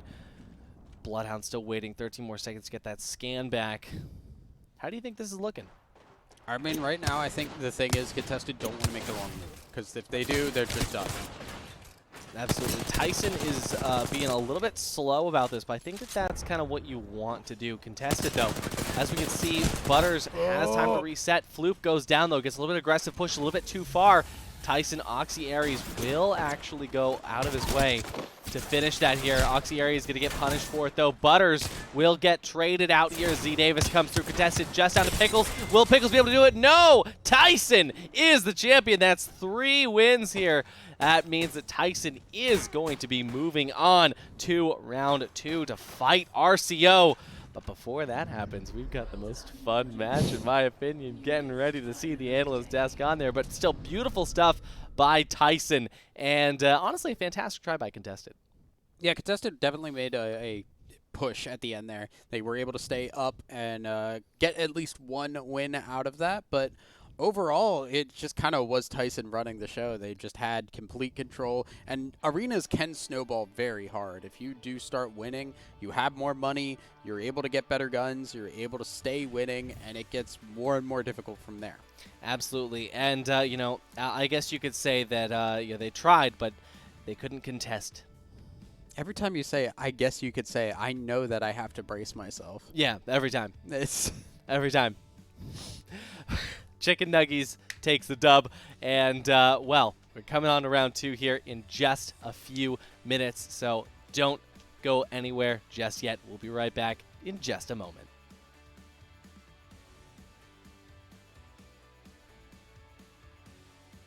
Or they'll have the match in just a moment. I have no idea. We have not been told much. We're just here right now. This is very much just like we're doing this just to have fun. This is not. We'll do it live. We'll do it live. Oh my God. Anyway, next match, all right, is going to be we don't need breaks here. We don't need breaks here. We're just jumping in. I've never had a break in my life. It's going to be Analyst Desk up against Revenge. Now, the Analyst Desk is comprised of Dia, it's comprised of Yeso, it's comprised of Escape from Temple University, and from what I have been told, Escape is the top frag of all of the people that we've seen at Temple. We didn't see Escape play today, but he is going to be the hard carry of the Analyst Desk as they go up against Revenge. Yeah, and I think that's, I mean, at that point, I think you also just IGL that at that point. You just kind of work around what Escape wants to do and kind of, it's hard for us as casters, but you listen and you follow directions. But with analysts like Dia and Yeso in the mix, they do know the game very, very well. They at do. The highest of levels. Even if they lack the mechanical skill, what they do have is the raw ability to make calls. However, this is arenas. And the only call that you can make is W key and M1. I'm curious to see, what composition they're going to pull out. I'm curious to see if we're going to get a Mirage, what map we'll be on. Oh, hey, look, there's my face on the map right there. Yeah, they were watching. This is weird. Wow, wait, it's almost like I'm watching myself. You are through the eyes of someone else watching myself. Don't click away. Oh, that's light mode. No, we get away from that. He's about to click away from us. Oh. No, he's going to watch the Wow. VOD. All Okay. right. I guess he doesn't like our faces. That's fair. That's crazy. As we get into this, though, we're waiting to see exactly what this holds. I'm really, really curious what these compositions are. But let's talk about Revenge for a little bit. Team Revenge, right? They are actually, like, really good. Yes. Yeah, they were one of the teams that were really contesting up in that top area. That was not the really. We missed it. We're just not gonna see it. Oh, I see. So Analyst Desk and Revenge were fighting at the same time that Tyson contested. Oh, that's were. so depressing. So we're actually not going to see the Analyst Desk get rolled by Team Revenge. That's upsetting. It's upsetting, but it's also the information that we probably should have guessed at this point. I think They that better have recorded it. The Analyst Desk probably went to match point, to sudden death, because they clearly, did. Oh, there's everything. a losers round. There's a losers round. There's losers bracket, so don't worry. We will see Dia and Yeso go up against it, but it's gonna be Nightmare up against Revenge, and now. If we're going to be cutting out the jokes, I really think that is going to be a fun match to watch. That will, yes. Right? That absolutely will. Nightmare and Revenge. I think all the teams that are in the upper bracket so far right now are all like about the same caliber and should be really closely paired. So I'm excited to see that. Especially like RCO and Tyson has a lot of players that I really enjoy watching. Yeah. So I want to see that happen. I want to see Z Davis versus Sleepy Panda. I think that'll be great. Not to forget as well, Nightmare Game 6 today on Storm Point. Incredible performance from them. So them going up against Team Revenge, who has had consistent performance. This is going to be actually a little bit of a redemption arc for Revenge. We could actually see Revengeance, sorry. So it's fine if you do it. So it's fine if you do it. Yeah, because I'm funny. You're so right. Go off, Queen. But as we get ready for this fight, to be completely honest, I think that this is probably going to be one of the matches of arenas that could go all the way to sudden death. Yes. There is a really good chance that Revenge does what they need to do to bring this into, just like, hey, even if we're down by 2, we can still bring it up by 1. Mm-hmm. Yeah, no, I think there is a lot of opportunity for back and forth between the teams that are left right now, and that's great. That's what we want to see. I don't want to see a game just be 3-0 or like a 3-1, 3-2.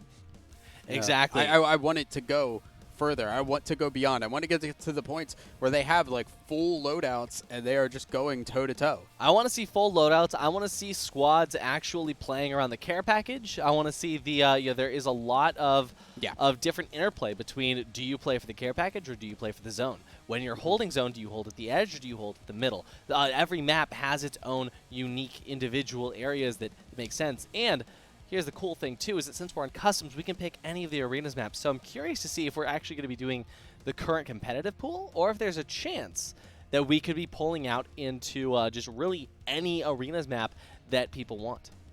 Yeah, I think what it was they were voting to take some out, right? They were voting to just make sure some specific maps were not going to be involved. And then from then on, it is just kind of a random pick there. And don't know what we're going to get. Does seem like we are getting some games started up in some way, shape, or form. Oh, yeah, that looks like Overflow. Those are video games. We are gaming. Yeah, we are. Well, not us. We're yelling at the games. No, okay.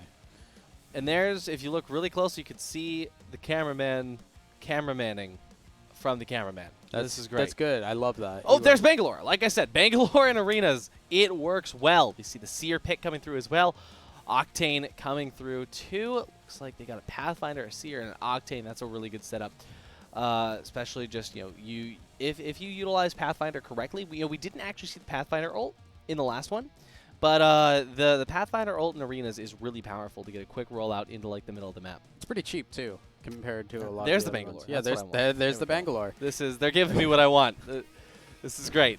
But like you said, the Bangalore gives a lot of in-fight mobility. Like a lot of things like Bangalore's passive in Battle Royale a little bit less great because it's only good in combat. Arenas is all combat. So you're getting a lot out of Bangalore's passive here, which will provide a lot. And now we see we are on Mirage's map, so you can at least get Mirage's map. Absolutely. I love this one so much. But the other thing about Bangalore, too, is you get her smokes, and then towards like the later levels when you have more materials to work with, if you get any of the SMGs or any of the pistols that you can put a digital threat on, that makes Bangalore a force to be reckoned with. Because if you don't counter that with more digital threats of your own, you're just put at such a severe disadvantage because all you have to do is throw down that Bangalore smoke, play inside of it. Now, granted, that's why we see a lot of Seer picks, and that's why we see a lot of Bloodhound picks, so that you can sort of counteract that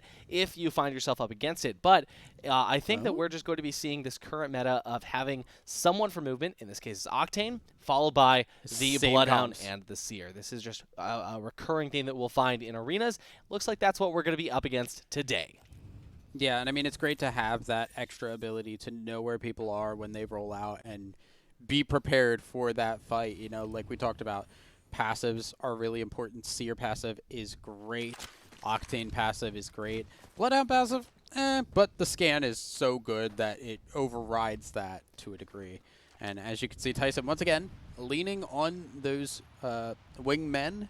The wingmen. The wingmen? Wingmen. Yeah, and we'll see if that is the truth on the other side. I'm curious to see if the gun meta was just that match, or if that is what everyone's kind of just going towards. They're just really going all in on the wingman. Well, especially on this map, Party Crasher, we are going to see a lot more opportunities to get those long sight lines, especially if one team decides to pick one side over the other and it becomes a mid-fight. But over here, we are going to be focusing over on the left-hand side of the map, away from Mirage's ship. And this is where things get interesting, because this sort of hospital-ish area, this botanical garden-looking place, it's super vertical, and that allows for a lot of interplay. We see Tyson jumping already right in, running out of ammo with that single mag, but immediately going to be able to take out RCO. That was so fast. That was incredibly fast. They were kind of just hanging out, seeing each other in the area, and then immediately it was just like 3 one-on-ones happened, and it was done. Tyson won every single one of them. That's good team comms. Tyson definitely said, hey, I've got this one, I've got this one, I've got this one, and they spread that out. Yeah, that was impressive. Wow. All right, well, this is going to be up to RCO then. Let's see what RCO could do. We are going to be switching sides here, so Tyson is going to be back on this other side where RCO spawned last time, putting Mirage's ship to their left. Let's go ahead and see if they are going to head to the Mirage Voyage. Looks like that's where the circle will be pulling anyway. RCO following in their footsteps. And this one gets kind of interesting because one team does get much easier access to those top sides there and has a little bit better there. Is RCO gonna be trying to just get into the fight immediately, not hitting the shots. Yeah, RCO looks like they're aggressing super fast, but it's not going to be very fruitful here. Good shots by Holiday, but are they going to be able to capitalize on that? They're not in a pretty good spot to push it, but there we go. We see Oxy Aries going down. This is huge for RCO, but Holiday is super low. He's going to need to reset, but as Z Davis goes down as well, that's going to leave just one member of Tyson left. And check out this push here. RCO really going for it, canceling the heal. Great stuff, and finishing with a Mozam. That is what we want from RCO. And that was Panda popping off there, running on the just the upgraded Mozam in the P2020. Just with that little limited amount of money, he said, you know what, I'm just going to take the free guns and I'm going to bump them up to just full there. And with those hammer points, that's so important. You get a knock there. That's massive. You then can kill, and you can't revive here. You can't bring people back from the dead. Once they are gone, they are gone. Right now, it seems like Sleepy Panda, if he can get off the ground there, can do some really great stuff. Absolutely, and it's why I'm surprised that I'm still seeing, the Seer Bloodhound picks without bringing in a Newcastle or a Lifeline. Now, again, Lifeline, not someone you would pick in Battle Royale, but it is definitely a pick that makes sense in the context of arenas. But we're not going to be seeing that. We're just seeing a mirror pick with the Seer and the Bloodhound combo. Scans going to come out from both sides here. Let's see what Tyson and RCO are going to be doing. As we can see, this is more standoffish. This time, we see the teams both setting up at their respective buildings, each half of the Mirage Voyage. But RCO will be sat at the back. Nobody pushing for the health kits. We did see Tyson. We saw Tyson actually grab the materials at the very right under the waterfall, but no health materials. Yeah, Z Davis tried to get over there, could not, and then just from then on, now Joey has burned through so many heals. Is out of shield bats, I believe.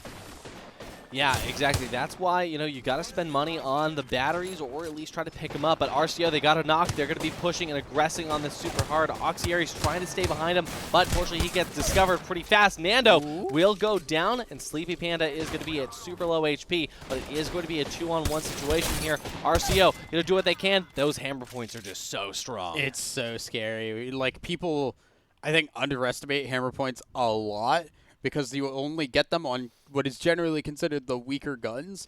But man, if you crack somebody and have those, you are going to pop them so very fast. As we do just see where we're going to end up from here now, as we're seeing the 301s come out, we're seeing the Volts come out. So getting those kind of assault rifle, SMG style guns out to the point where they can now maybe get a little bit more of a realistic battle as opposed to kind of working with the scraps that they get from the start of the game. That's why I like the ones that go longer, because you actually get viable weapons. I do see a lot of these teams falling into the blunder of actually upgrading both weapons rather than just focusing on one. But, you know, it could just be you know, different strokes for different folks. But here's the 301 going out from Joey. Let's see how Tyson is going to be able to make this work out for them. See the 301, and we don't see any aggression just yet. Both teams know that this is a pretty important round, so they're not going to just full send it just yet. But as I say that, there's Holiday jumping in with the Mozam. No hammer points on that just yet, but Mozam Wingman combo, and no scans left as the ult runs dry. Let's see what they're going to be able to pull out here. Nando goes down. Joey goes down in the refrag. Sleepy Panda going to have to drop down for the reload. Let's see if they're going to be able to pull this through here. Tyson still has a few members up on this rooftop here. It gets hard and hard for RCO, and they go out. And there we have it, folks. We're getting more. I mean, that's massive there, because now it is 2-2. It is 2-2. So that means we are getting at least 2 more matches here. So we are going to get a good amount of people coming in, and like we're getting more fights. That's what I wanted for this. But you see, these teams are playing this so differently than what I was expecting, because we're getting quite a bit of just aggression literally each round, less than 1 minute, as you know, the teams just don't even want to wait for that first circle to close in. Yeah, it's funny too, because you have the ammo to do it. They give you more than enough ammo. Oh, absolutely. When you play arenas, like you have 60 shots in that wingman, like that's a lot to burn through. Both they're teams just go for the going. Octane. Love it. And also we got the wingman with the skull piercers, so those extra headshot damage boosts will be coming through. A sentinel from Sleepy Panda, but we are going to see Nando go to super low HP. He will be able to get a shield bat off, but as he gets charged back, he will go down. Holiday needing to reset himself. Let's see what's going to happen here. We do know that Joey and Davis are down, so this is going to be a 2v1 situation. RCO getting ready to push through it. Oxyaries gets hit by that CRQ, and that's going to be the end of Tyson for this one. Mozam's just doing work. Mozams go hard in arenas. It's kind of scary. It's like we have seen now multiple times that the Mozam has just basically carried RCO here, and it's really interesting too, because you go back to the last game that we casted there. Nobody was going all in on any of the hammer point stuff, right? Like No. it was just all wingman until they could buy assault rifles, and then they went for that. Exactly. This time it is just really difficult, because you get cracked, you get downed. It's really hard. You can't hope for a third party to help you get back up in arenas. Exactly, and these are teams that don't always necessarily play arenas. So in the sense, you're really watching these pro teams approach these fights as if, hey, imagine we're in BR, we have everything we need, we know we're not going to get third-partied. what are they going to do? They're going to full send it. And that's what we're watching right now. That's why Pro Arenas is so different from your regular ranked. I love seeing the competitive scene just go off like this. We're going to be seeing Holiday with that Bloodhound ult. Give him enough information to push through. Joey right there in the back corner. Oxy Aries, no shields. Let's see what RCO is going to be able to do for this. Not much damage output just yet from RCO, but they're getting ready and they're waiting. Sleepy Panda going to be doing what he can with that Sentinel from a distance, but let's see exactly what Holiday has in store. Oxy Aries takes out Sleepy Panda here. That's going to put RCO in a bad position here, and as the other goes down too, it's just going to be a 3v1 situation here. Tyson really going all out. They see the last player, they're going to take him out, and boom. Trading blows. Yeah, that would have been match point for RCO. If they had won that, they would have won the whole thing there. But unfortunately, they go down. We're back to even here. So it's going to keep going and keep going. And here's where the care packages get really good here. Right? Here, we have not had rounds go long enough for this. But care packages start to have really good loot, including the, actual care package weapons and things like that. You could get Kravers, you could get that bow, you could get the Rampage.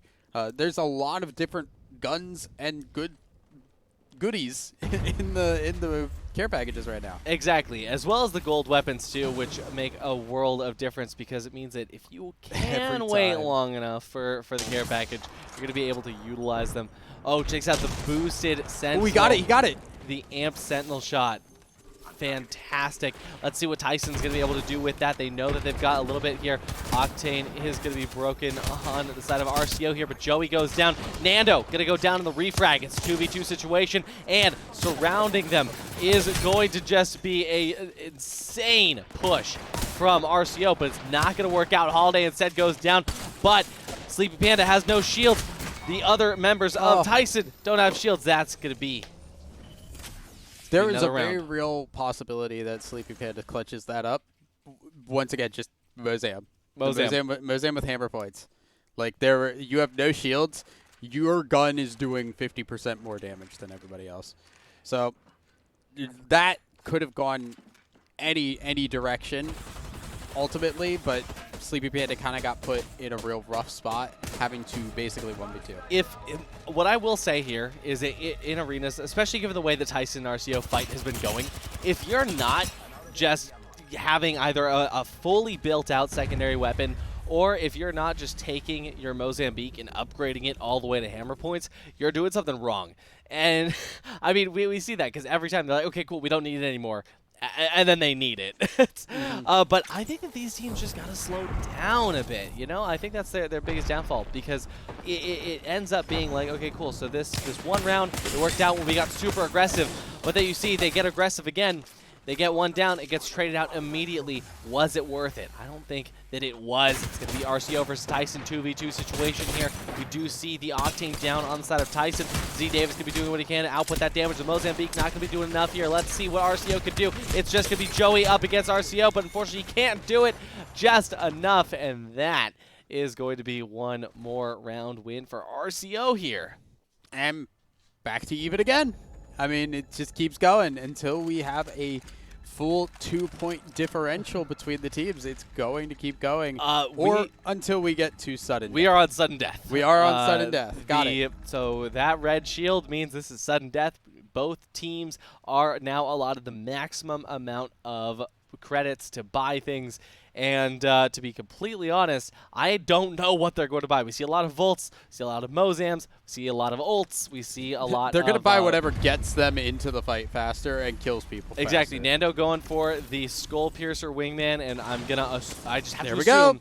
It's Mozam hammer points. We got Oxy Aries as well, that Octane ult here. Look, full RCO scan here. We love to see it here. Both Seer ults are going to be popped here. Lots and lots of Seer Qs coming through. And Oxy Aries is going to be repositioning here as Joey takes the time to get the bat back off. RCO going to drop down here. Nando almost losing his life here, but Davis goes down. It's going to be Joey going down as well. Tyson left with just one member left standing. How is he going to be able to afford this here up against RCO? We see Holiday go down, Nando go down, but RCO gets the final gank and is going to be able to do it. That was close. That was incredibly close. It started off with RCO looking really solid. Like, they were just going to take it easy. And then the turnaround happened. Tyson almost did a 1v3. Honestly, yeah, that was really close. I was getting a little bit scared there. I saw RCO, like, take down 2 people, pretty much full shields on all their members. I'm like, all right, cool, RCO just win. And then suddenly there's 2 people down. Suddenly we're in a 1v1 situation. Nobody has any health, but RCO did have that initial advantage going into it. It looks like they were able to use that and come out on top. So that brings us to our bracket with RCO coming out over Tyson, who we just watched win round 1. So what do we think? What do we think happened off the camera? What was our other match? Nightmare and Redeem? There it is right there. We can see it right there. So Nightmare versus Revenge. It looks like Nightmare came out on top. So Nightmare, RCO, the 2 teams that got the buys because they're 3rd and 4th place. They're going to be fighting for the $250 in the monitor here. No. We still got. They're going to be fighting for the grand final spot. Analyst Desk is out. That's contested Revenge here. The lower bracket. There will be lower bracket coming through to play up in the grand finals as well. Up next, be Tyson versus RCO versus Nightmare. I was like, Tyson's got the ball in. Let's go. RCO versus Nightmare is going to be next. And this is going to be super, super interesting to watch because we just saw RCO take out our current 1-round champion of Tyson. And now Tyson's going up, or no, RCO's going up against Nightmare, our 3rd place and 4th place from BR today. Chat, what are we thinking? What are we feeling? 1,000 Eyes, what are we feeling? Nightmare versus RCO. It's really hard to say without having seen any of the other side of the bracket, really. I mean, we basically just been following, like, we saw Tyson versus Contested, and then we saw RCO versus Tyson. I want to lean towards RCO. I think they looked pretty good there. It was really close, though, but, man, the thing I always say about RCO, and I think it holds true in arenas, is just, like, when they get going, they get going really well. It's just all about having that good start, and they can be really competitive. Nightmare, I don't know exactly what their matches were like yet, so it's hard to say either way. I think that with Nightmare and RCO going up against one another, I think that, to be completely honest, Nightmare, I think they've got what it takes. I couldn't really tell you. It's a different game mode. It's different ways people are gonna play. Well, seeing how Nightmare just apes people in BR no matter what. That sounds like what we've seen the last couple of minutes here. Oh yeah. You know, it is going to be a fantastic showing no matter what. But what do you say we come back right when that lobby is ready? Sounds good to me. Or not.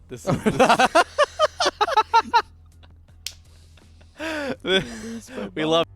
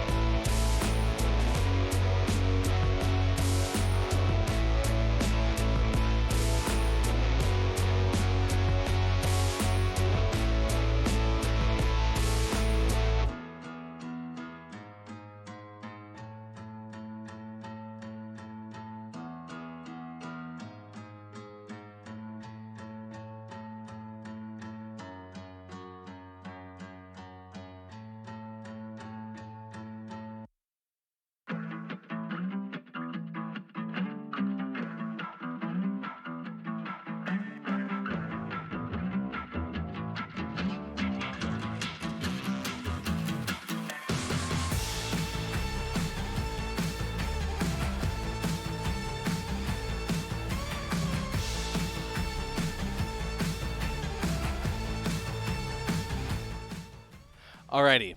So, Thousand Eyes. Mhm. You're hot dropping on Skulltown, right? You have a choice. You get a Wingman, no extended mag, but you have Skull Piercer. Or you get a Mozambique. Mozam. And you get hammer points. I get Mozam but every you time. don't get a purple bolt. I'm getting Mozam every time. Every time? Every single time. You know why? Because I can't hit a damn thing with the Wingman.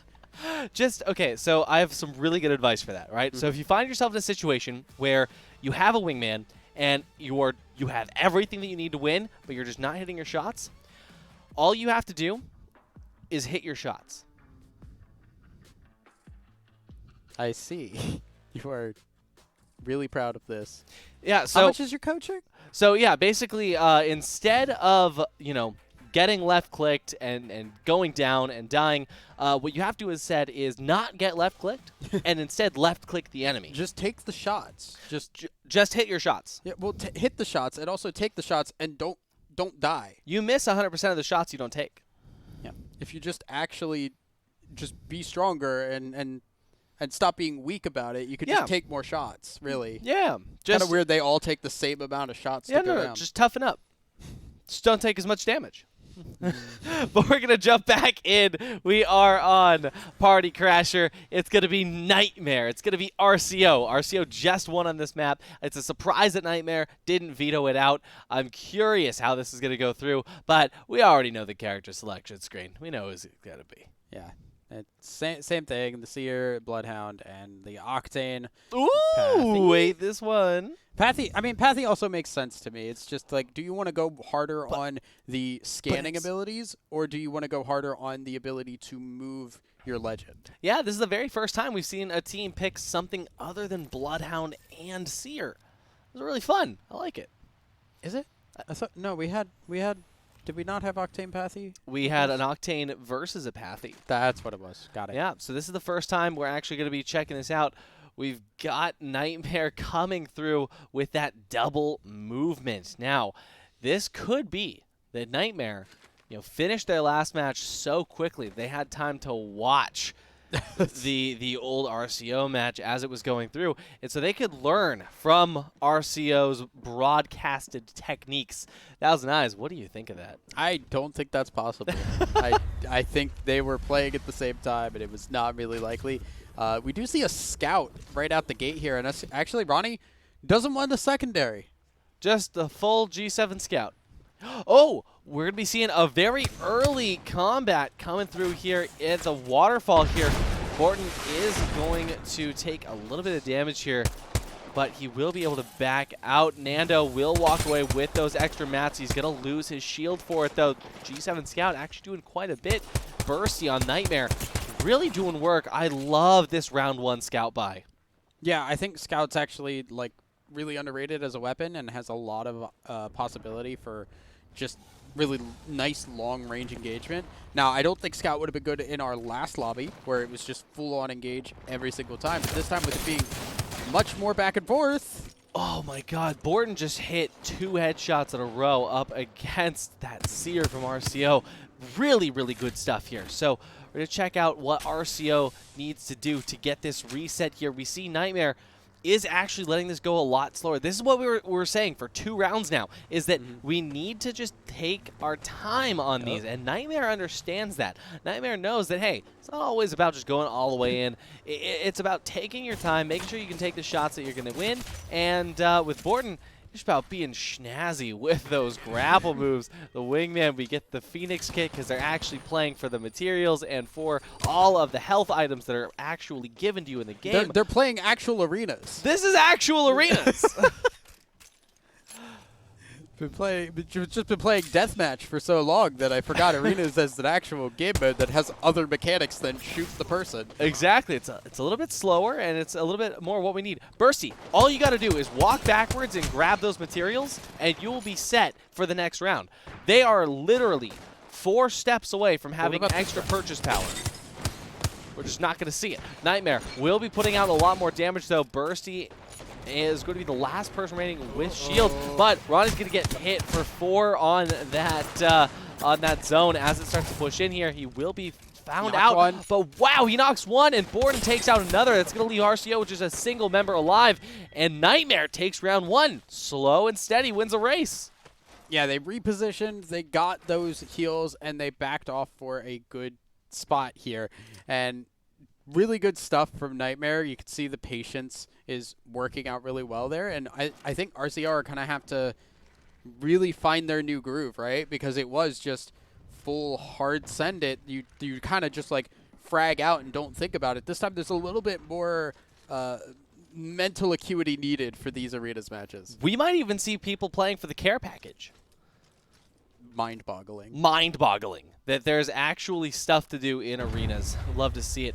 Now, let's check out Nightmare's rotate here. They are going to start off headed straight for the Mirage Voyage. RCO on the opposite side doing the exact same thing. This is going to be the right-hand side of the map for this circle. It looks like Ronnie is going to be close enough to grab the mats. He goes for the health items, just completely ignores the mats. Oh, he gets them. Oh, we got the 200 materials. Hallelujah. All right, let's go ahead and see Nightmare. We see Bursty losing a little bit of HP. He will be able to get that free shield bat off. Now, watching as Nightmare tries to set up at the top, RCO going to be throwing out their Seer ult to sort of begin to zone them away. Yeah, so now RCO actually have really good control over this area, and it's going to be up to Nightmare to really take this back. Just look at the high ground that they have and how much RCO just have to back away and heal up here. And Nightmare, they don't have that opportunity. Oh, beautiful. Sleepy Panda utilizes the Seer Q to cancel the heals coming out of Bursty, and he's going to be able to use that to pick up one kill. Now, RCO is going to be down just two members. Holiday trying to get that bat off. Sleepy Panda as well, fighting for his life up the top here. Ronnie, no HP, but he's got the shields, and that's going to allow him to take the one kill. Holiday needs to come up and needs to take this fight now. Ronnie jumps at the top, gets height. It's not going to work out for him here. We will be seeing the 1v1 situation. One shot. They're both just one singular Mozambique shell away. Oh, my goodness. Holiday going to try to get a shield bat off. No doubt that Nightmare's teammates are going to be saying the same thing. But wait, Ronnie hasn't healed. Is he going to go for a res? He's reviving. He hits the res. Is Holiday going to push that? Holiday doesn't push. No. Okay. Holiday's going for the res now. He doesn't get it. Oh, but they healed. Oh, it works out. That was stressful. That was unfortunate because you see the shields come through, and then I thought it was going to turn into just a full-on heal for both teams. Nightmare looked like a res, turned into just actually being a heal. Full-on Ronnie comes up there, and of course you're not going to be able to do that, especially when you're mid-res as he's coming up. Both teams were trying to debate whether or not a heal-off was needed or a res-off was needed, and unfortunately, when it comes down to it, that hesitation, that's what gets you in the end. But let's check this out now, right? We've got another opportunity here. It's another day, another round. However, Nightmare is up by 2. RCO is yet to win. And you know what that means. This could be a full 3-0 shutout if Nightmare takes this. So it's all on the line for RCO right now to pick this up. See who is going to be going on to our winners bracket finals. Nightmare versus RCO. RCO taking some shots here. B. Borden, unfortunately, going to be only... Oh, he does get a crack here, but he goes down. It's traded off immediately. Bursty and Ronnie, are they going to be going for this heal here? Nightmare taking lots of shots here. RCO Holiday going to go down as well. Nando and Holiday both going to be down. That leaves one player remaining for RCO. This is not looking good. If you're RCO, it's just Sleepy Panda. It's a fantastic nade here. Could be everything. Just one sliver of HP for Ronnie. Let's see if he's going to be able to do it here. It does not work out. A Nightmare takes away. Look how close that was, though. So little HP left on Ronnie. But at the end of the day, that was a 3-0 shutout. It didn't feel like it, though. It felt a lot more back and forth than that, right? They were going really close for a while, and then you saw that last fight, I think kind of encapsulates a lot of what this match ended up being of RCO just felt a little bit behind. Nightmare always had a little bit of a step ahead, whether it be the healing, whether it be just the fact that they were able to trade first rather than being the second one, or rather than being the first one down. And then just right at the end there, I'm pretty sure that Sleepy Panda got that kill, and it was just Ronnie had like 10 HP just up at the top and just take him down. Like I said, Nightmare listened to my advice. They left-clicked, and they did not get left-clicked. They just hit their shots. The G7 Scout, though, on round 1, that was huge. I like that the a lot. analyst out of analyst work. You know that? Thank you. I appreciate that. You know, you can always come to me if you want to learn the game mechanics. Another really cool one, too. We see here, the Wingman, it gets kills. It's good. Yeah, It's good. There's nothing to work off of here, Party. You are giving me nothing. I mean, this is a fun replay, though. Check this out. Like, it's literally just RCO. They're playing right. It's just that they're not playing arenas right. This is the one where Ronnie was so close, but he managed to pick up that heal. Fantastic work. Yeah, and this one went a lot faster because you see it immediately jump and you see the trade. But it is, you know, Nightmare, they trade really quick, and then boom, RCO gets a lot of damage with that nade. But unfortunately, just Ronnie has that high ground. You can't fight two people at once, and if you trade with that little health at the end, Sleepy Panda just can't fight two people. Yeah, exactly. And just like you said, the Seer did end up actually going down, but it was Ronnie just behind, and they just managed to split that just enough. That was absolutely fantastic. So now we're going to be checking out our losers bracket, lower bracket finals here. Looks like Tyson. It should be RCO. Contested RCO. Let's go ahead and see. Yeah, I think it is. No, I think it is Tyson versus contested, and then the winner of that versus RCO. I believe so, and then it will be whoever. We can't see past that. We can't see past that, but it's good to know this is all continuing through here. Anyway, we will, once we have that final information for you, we'll be right back once that lobby is ready, so don't go anywhere.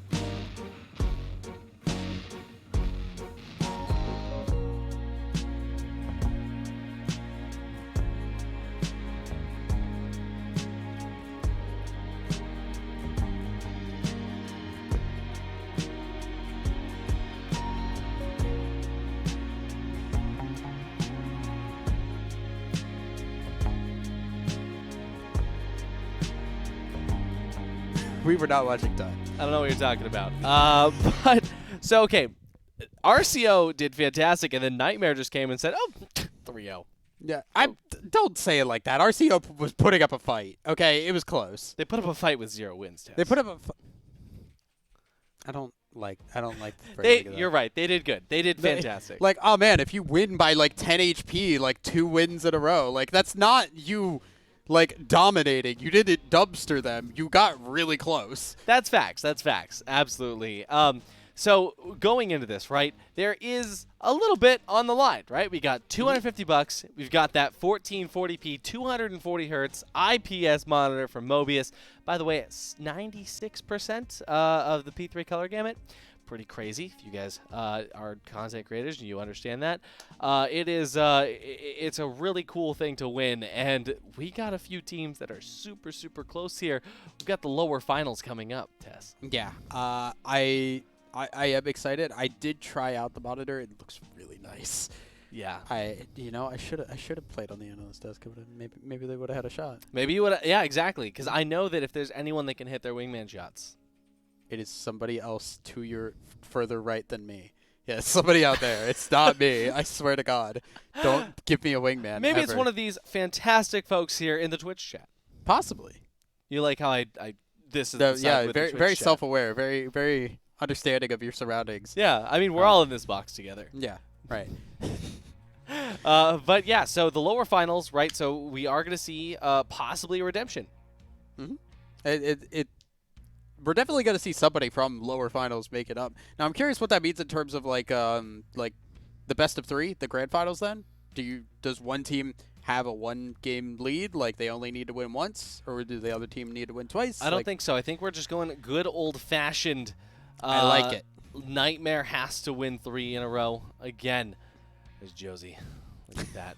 Look at that man who can write a bracket like nobody else. Absolutely.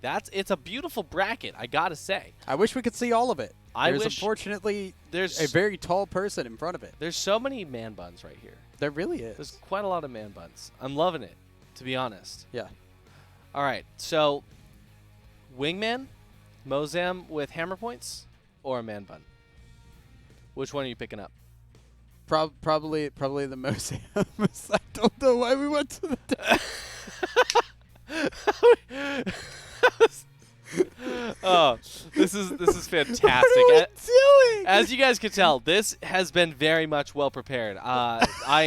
So I have to confess, I have a switcher on my feet, and if I push the buttons, it tells us exactly where we're going next. And I haven't memorized it yet. I'm just pushing buttons with my feet. I don't see it. I won't allow you to see my feet, Tess. I wasn't talking about your feet. Talking about the switcher. And now we're talking about the lower bracket finals. We gotta see if RCO. We gotta see if they made it through. Right? We're just. I'm pretty sure they went to the lower bracket finals, and it's Tyson that they're up against. Absolutely. Look into the light, Tess. Look into the light, and we will see the answer. That is. Just if they just move that whiteboard, it's on wheels, just a little bit further. 6 inches to the left, or just lift it up a little bit from behind, like anything. Lift it up, really. like how much do they lift it up? Probably 6 inches. Like 6 inches. I think that's like a lot. It's too much. Maybe even just 3 inches. I don't know. I'm not good at determining that distance. Of course. Scan around. Check this out. All these gamers here at localhost in Philadelphia. Super happy to be here. This is such a fantastic venue. See the Rocket League car there. It's so cool to see all this kind of stuff. Zooming in. The venue's great. That venue is actually very, very good. No joke. Awesome. It's a really cool venue to be at. I'm really excited that we're here doing this. All jokes aside, it's really cool to be here. No, it really is, because I'm coming from here. This is a live view of my backyard at home, and it's obviously quite a bit different from here in Philadelphia. But I mean, seriously, you're here. All the desk is here, and here we are. Here. Phase Runner. We're here at Phase Runner. Beautiful stuff. So, Phase Runner, we've got Nightmare on the line. Who is going to be going up against Nightmare? It's going to be the winner of this. It's going to be Tyson. It's going to be RCO. Rematch. This is going to see.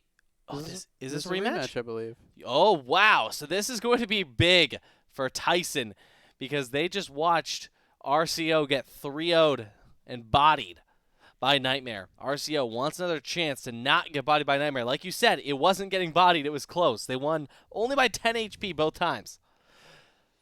Yeah, we're getting more here. It is the Tyson RCO special of just full-on aggression with the Octane, the Seer, the Bloodhound. They want to go at it. They want to just completely just full send. I don't think we're going to be getting any of that poking back and forth like we did at all last game. I think we're going straight back to the full send strategy. Exactly. And once again, you know, it's going to be just that mirror stack on both sides. This time we've got the Phase Runner on the right-hand side, and that's the biggest thing, right? Is with Phase Runner, this map out of all of the arenas maps is the one that most people will jump into the Phase Runner even if the ring doesn't center around it. And that's what I love about this map so much. Now, I think that as I say that, obviously, Caster's Curse, we are going to be seeing most of the people actually go ahead and take the correct route over to the zone over on this left-hand side. But Oxy Aries will actually be headed towards the middle for an unknown reason. Looks like he's actually going to be going for the flank here. Ooh, an early hit by Holiday. Yeah, I mean, it's the flank and also getting the mats there, and now you can see, too, RCO getting a lot of wingman shots. Nando hitting some as well. Z Davis, I want to see, actually, how many heals were bought by the side of Tyson, because they are going to have to burn through a lot of them early on. True, but yeah, you alluded to it just now, the materials. There's actually 800 materials on this map. 400 on each side. So it'll be massive if they can all pick them up. Z Davis going to be losing his shields here as he tries to frag out the flatline. Oxy Aries on the 30-30 will be coming up to see if he can get the support, but Z Davis will go down. Sleepy Panda, he sees that 7 scout, going to be picking that up and utilizing it here, and it will work out in their favor. But now, RCO versus Tyson 3-on-2. What do we got? Yeah, the poke. Oxy has that 30-30 really good, I think, at this range. And now Sleepy Panda go for the wall hop. Oxy Aries losing his shields. But check this out, RCO. Everybody is up a little bit. Good flash coming through. But there we go. Nando's going to go down, and Holiday gets a refrag on Joey. But Holiday goes down themselves. It's just going to be a 1v1. Let's see what they're going to do here. Sleepy Panda versus Oxy Aries. Finding themselves in the situation here. The Mozambique trying to shield up. Crack Sleepy. Good. 3 headshots. Yeah, and holy moly, yeah. For those who don't know, Mozambique does like 90 damage, I think, if you hit 3 headshots. It's with hammers, yeah. With hammers, like, boom, you are taking someone down. You can one-shot somebody with that if you are close enough to get the 3 headshots.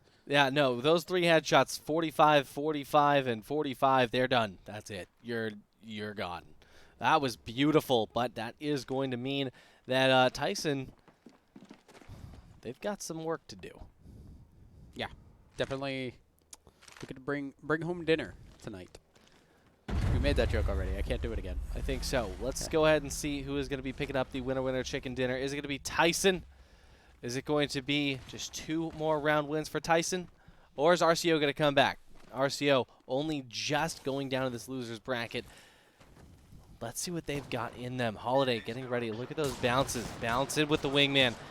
Oh, Sleepy Panda. Look at how much health Sleepy Panda just lost off the bat from Joey. Yeah, and this is probably just the push from Tyson. They want to take this spot. They could, at the very least, another headshot there. Joey is on form today. Look at that 30-30, especially after the recent buffs of the 30-30. It is just such a viable weapon, and you know, especially compared to the first 2 matches we saw. Oh my gosh! Z Davis and Joey are already down. Yeah, but Holiday did so much damage there with that wingman, and now it is Nando. Oh, and goes down. That was absolutely incredible. That's a 2-win streak for Tyson. That is. So now backs against the wall. RCO in danger of elimination if they lose this round. Tyson could just are we going to see RCO just go 6 games and then just be out? Tess, you were the one that told me, you know, it wasn't getting stomped. They only lost by 10 HP. But the first game was close. But Tessa, what's happening now? Look, you can flip a coin and get 6 tails in a row. It's true. It's very true. And I think doesn't mean you're bad at flipping coins. I'm bad at flipping coins. But that's just because they don't always land in front of me. We're going to check out right now, though. RCO, last-ditch effort. And boy, oh boy, it's not looking good. But here we are. We've got the level 3 shields. We've got the wingmen still coming through. Holiday, 1 nade out. Second nade still in the pocket. Wingman coming through. Fortunately, though, not going to quite connect with those shots here. Going to be jumping over to see exactly what this right-hand side flank is looking like for Tyson as they come through to push over. Nando sees him. Going to try to lob some nades over in that direction. See if they can get at least a little bit of distance. Nando taking 2 shields damage. Let's see what they can do. 45 damage on to Oxy Aries, but will he be able to back off here? Oh, huge rush from Oxy Aries. Is it going to work out? No, it's not. He's going to go down. It's going to be a one big, massive win for RCO here, especially as the second is going to take a huge crack right there. But no, RCO just down to 2 players left. Sleepy Panda will get the win on that one. So RCO still alive here, and they need one more so that they can continue going. If they lose this one, they're still out. True, they do need to win by 2. So even though they won that one, it is still match point. But yes, that was huge for RCO. Look that at was huge. Big change of momentum, and that it plays a big factor in terms of just mental, right? You're looking at a team now where you have lost a bunch in a row. You finally get a win. Your mental's shifting, and you're going to get into a better spot, and that has an effect on things like aim, like reactions, in ways that I don't think a lot of people take hard into account. Absolutely. We've got RCO with the Octane jump pad as well, and while they won't be pushing the phase runner just yet, we will see Nando leading in the front. I'm curious to see where that jump pad is going to be placed here. Oxy Aries as well, though. Rushing forward, you can see that damage taken from the stim. I think they've also got a jump pad in their back pocket. Joey, 30-30. Let's see if he's going to be able to land some hits. Oh, immediately crack on the Bloodhound. Tyson does not want to lose this just yet. And he's calling it. They're going.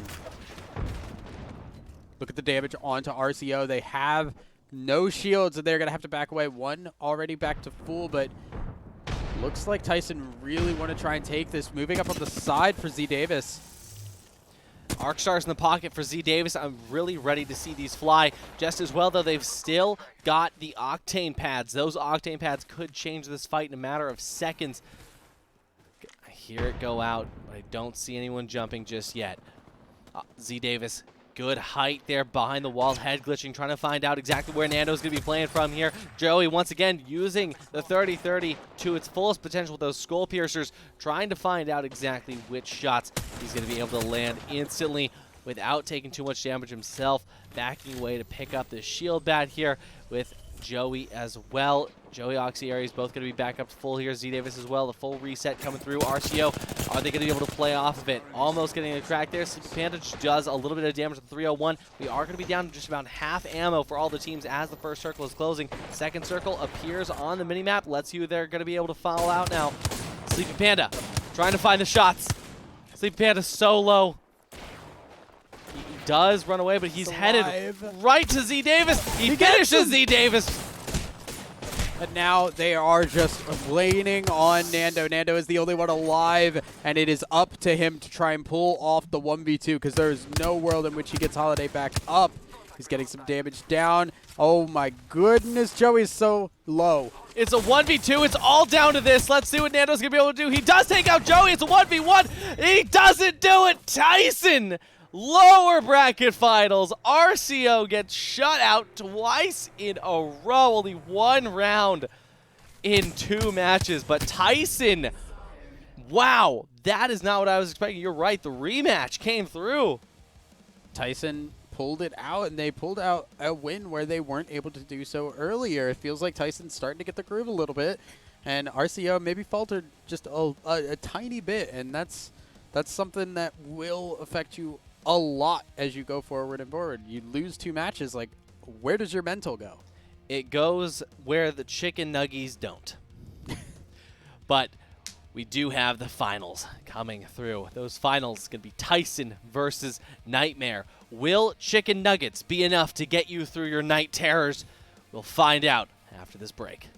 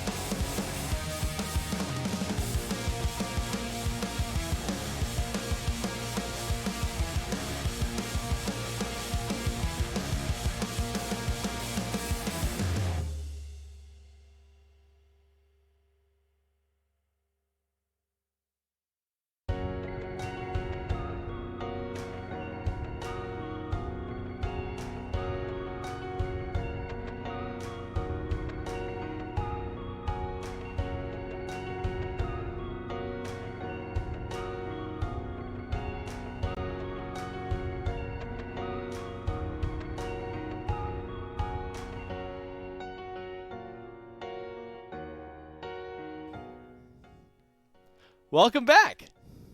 We're back. We're back. You did not run this intro by me. No, I didn't. But we have one final game, Tess. Yeah, we do, and it is our grand finals. I believe a best of 3, if I read that correctly. So it is not going to be just a one arenas match. We're at least getting 2 matches, maybe a full 3. We will have to see. Tyson looking pretty good. Not gonna lie. How do you feel? Right, we got Nightmare. We've got Chicken Nuggies. That usually ends in a nightmare. I feel like if you don't cook those right, that could be a little bit nightmarish. So there's a little bit of a mix here. A little bit they might work together. Exactly. So do you think Nightmare is gonna be able to cook these chicken tendies properly? I would probably say, Nightmare looking a little bit stronger because obviously Nightmare got the 3-0 on RCO versus the 3-1 for Tyson here. So Tyson took a little bit longer, but I think honestly it could be very map dependent, right? Like we see 2 different maps between those 2 matches. Who knows what we're gonna get for our third, and it might just be completely different, and one of these teams might not be as familiar with it. Absolutely, especially when it comes down right. Nightmare, they were absolutely doing damage the entire day in BR, and that does count for something, right? I mean, Tyson, granted they showed off here what they had, right? I mean, granted they got out in their first upper bracket, but they came all the way back. They grinded to get back here, take on RCO for the rematch, and come back up the top. And I mean, that's worth something. It is, and I think it's also just like how you play when your back's against the wall also says a lot about yourself as a team. And it's not, I think, something that you can really compare in Battle Royale because you never know when your team is against the wall because it happens so rapidly. There's no like, oh, well, we've really, maybe in terms of like competitive format, but like when you're in game, you don't have that feeling of like, oh, we got to like win this round. We've got to really, really push ourselves for this sprint as opposed to a kind of jog that the Battle Royale can be. It's not something that you can prepare for. They are getting the 1-0. Oh, we see that. Alrighty, nice. Okay, so it is a 1-0. Good call on that. So, is that a no? No, I think they're just adjusting the camera. Okay. I was like, that's a really aggressive no.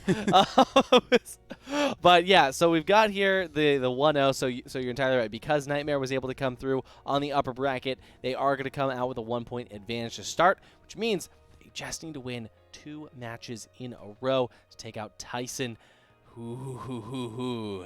Long road ahead for Tyson. Tyson definitely are gonna. I mean, there is a little bit of just like, all right, we can't drop a match. Yeah. So that is already a little bit of pressure. And Nightmare have like the one game that we did see, they flew. And I don't know if Tyson is going to be on that same level. I don't think they're going to be trying to just full send on to people. I think it's going to be them trying to play it a little bit safer, and it's a question of which team is going to be better at their style. Like, will we see Nightmare's aggression work and just they can push through any kind of defenses that are set up or any distance that is created? Or is it going to be on Tyson to be able to keep, spacing them out or using some kind of cover to keep them from aggressing? Will the chicken fly, or will Nightmare be able to fully cook their opponents? It's a good one. That'd be really good if we had the transition like ready to go at that point, but you kind of jumped the gun. You jumped the gun on that one a little bit. A little bit, but you know what I didn't jump? I actually had nothing lined up for that. You just didn't jump. See, I just say things. Yeah. But we're gonna jump into this 6 hours right now. It's been 6 hours, guys. It's been a long day. We're gonna jump into this right now. It's on Overflow. We started on Overflow. We're gonna end possibly on Overflow, but we also could possibly not end on Overflow. Could be one more map. Could be one more map. It's all gonna be up to the Chicken Nuggy boys. So yeah, we'll see probably same thing that we have seen the entire time: the Seer, Octane, and the Bloodhound, and just full sending. Oh, that's right. Nightmare do like the Pathfinder. Nightmare do. Yeah, they do be pathfinding. They do be finding a path, and we'll be trying to find a path to victory. Exactly. They be finding paths, and they be seeing victory. That's Seer. Got the double Octane, double All right, Seer. do Octane? Huh? Do Octane? They're octaning victory instead of obtaining. There you go. When you have 8 sides of pain, octane. I'll be here all night. I won't. I'm going to sleep right after this. But we got Nightmare Esports up against Tyson, formerly known as Redeem. I gotta know how this starts out. So looking at the last time that we saw Nightmare, right?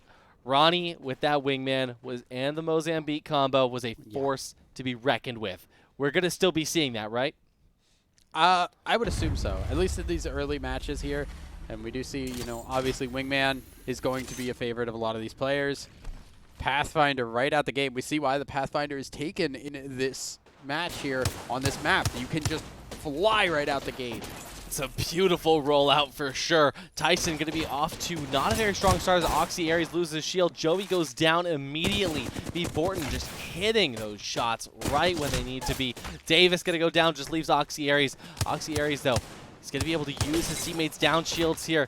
Now, he does manage to crack the Octane, but unfortunately here with just 1 HP, it's just not going to be enough, and that's Nightmare Esports round 1. Yeah, they get the good start. They get the flank around, and we're using that extra man they had and pull off a pretty easy win. And it's, exactly what we expected. The aggression. There's not a lot of cover to really work it with in this map. You are kind of just set up either above or below. You can't keep people away from you that well. Exactly. And the biggest thing to sort of remember here is that Nightmare just has to do that 2 more times. Yeah, they do it twice and they're done. And, they want that monitor. It's a nice monitor. I mean, the money's good, too. $250, yeah. Pretty good. It's like 1 Starbucks drink in today's age. Possibly. I mean, where you live, yeah, probably. Check this out, though. Good CRQ from Davis. It won't. It looks like it actually did not connect there. Super unfortunate. Bloodhound scan is going to be doing a lot. We can see Tyson going a lot slower this time around. CRQ will not hit from Bursty either. We see Ronnie actually almost going out. This could be huge. I'm going to back away right now and just try and give cover for Ronnie as Joey very, very low. There we go. Bursty is going to be able to pick up the burst down here. Joey goes down. Finding out Z Davis going down as well. Oh no, it's not looking good for Tyson. Chicken Nugget boys just have 1 left. Let's see what they're going to be able to pull off.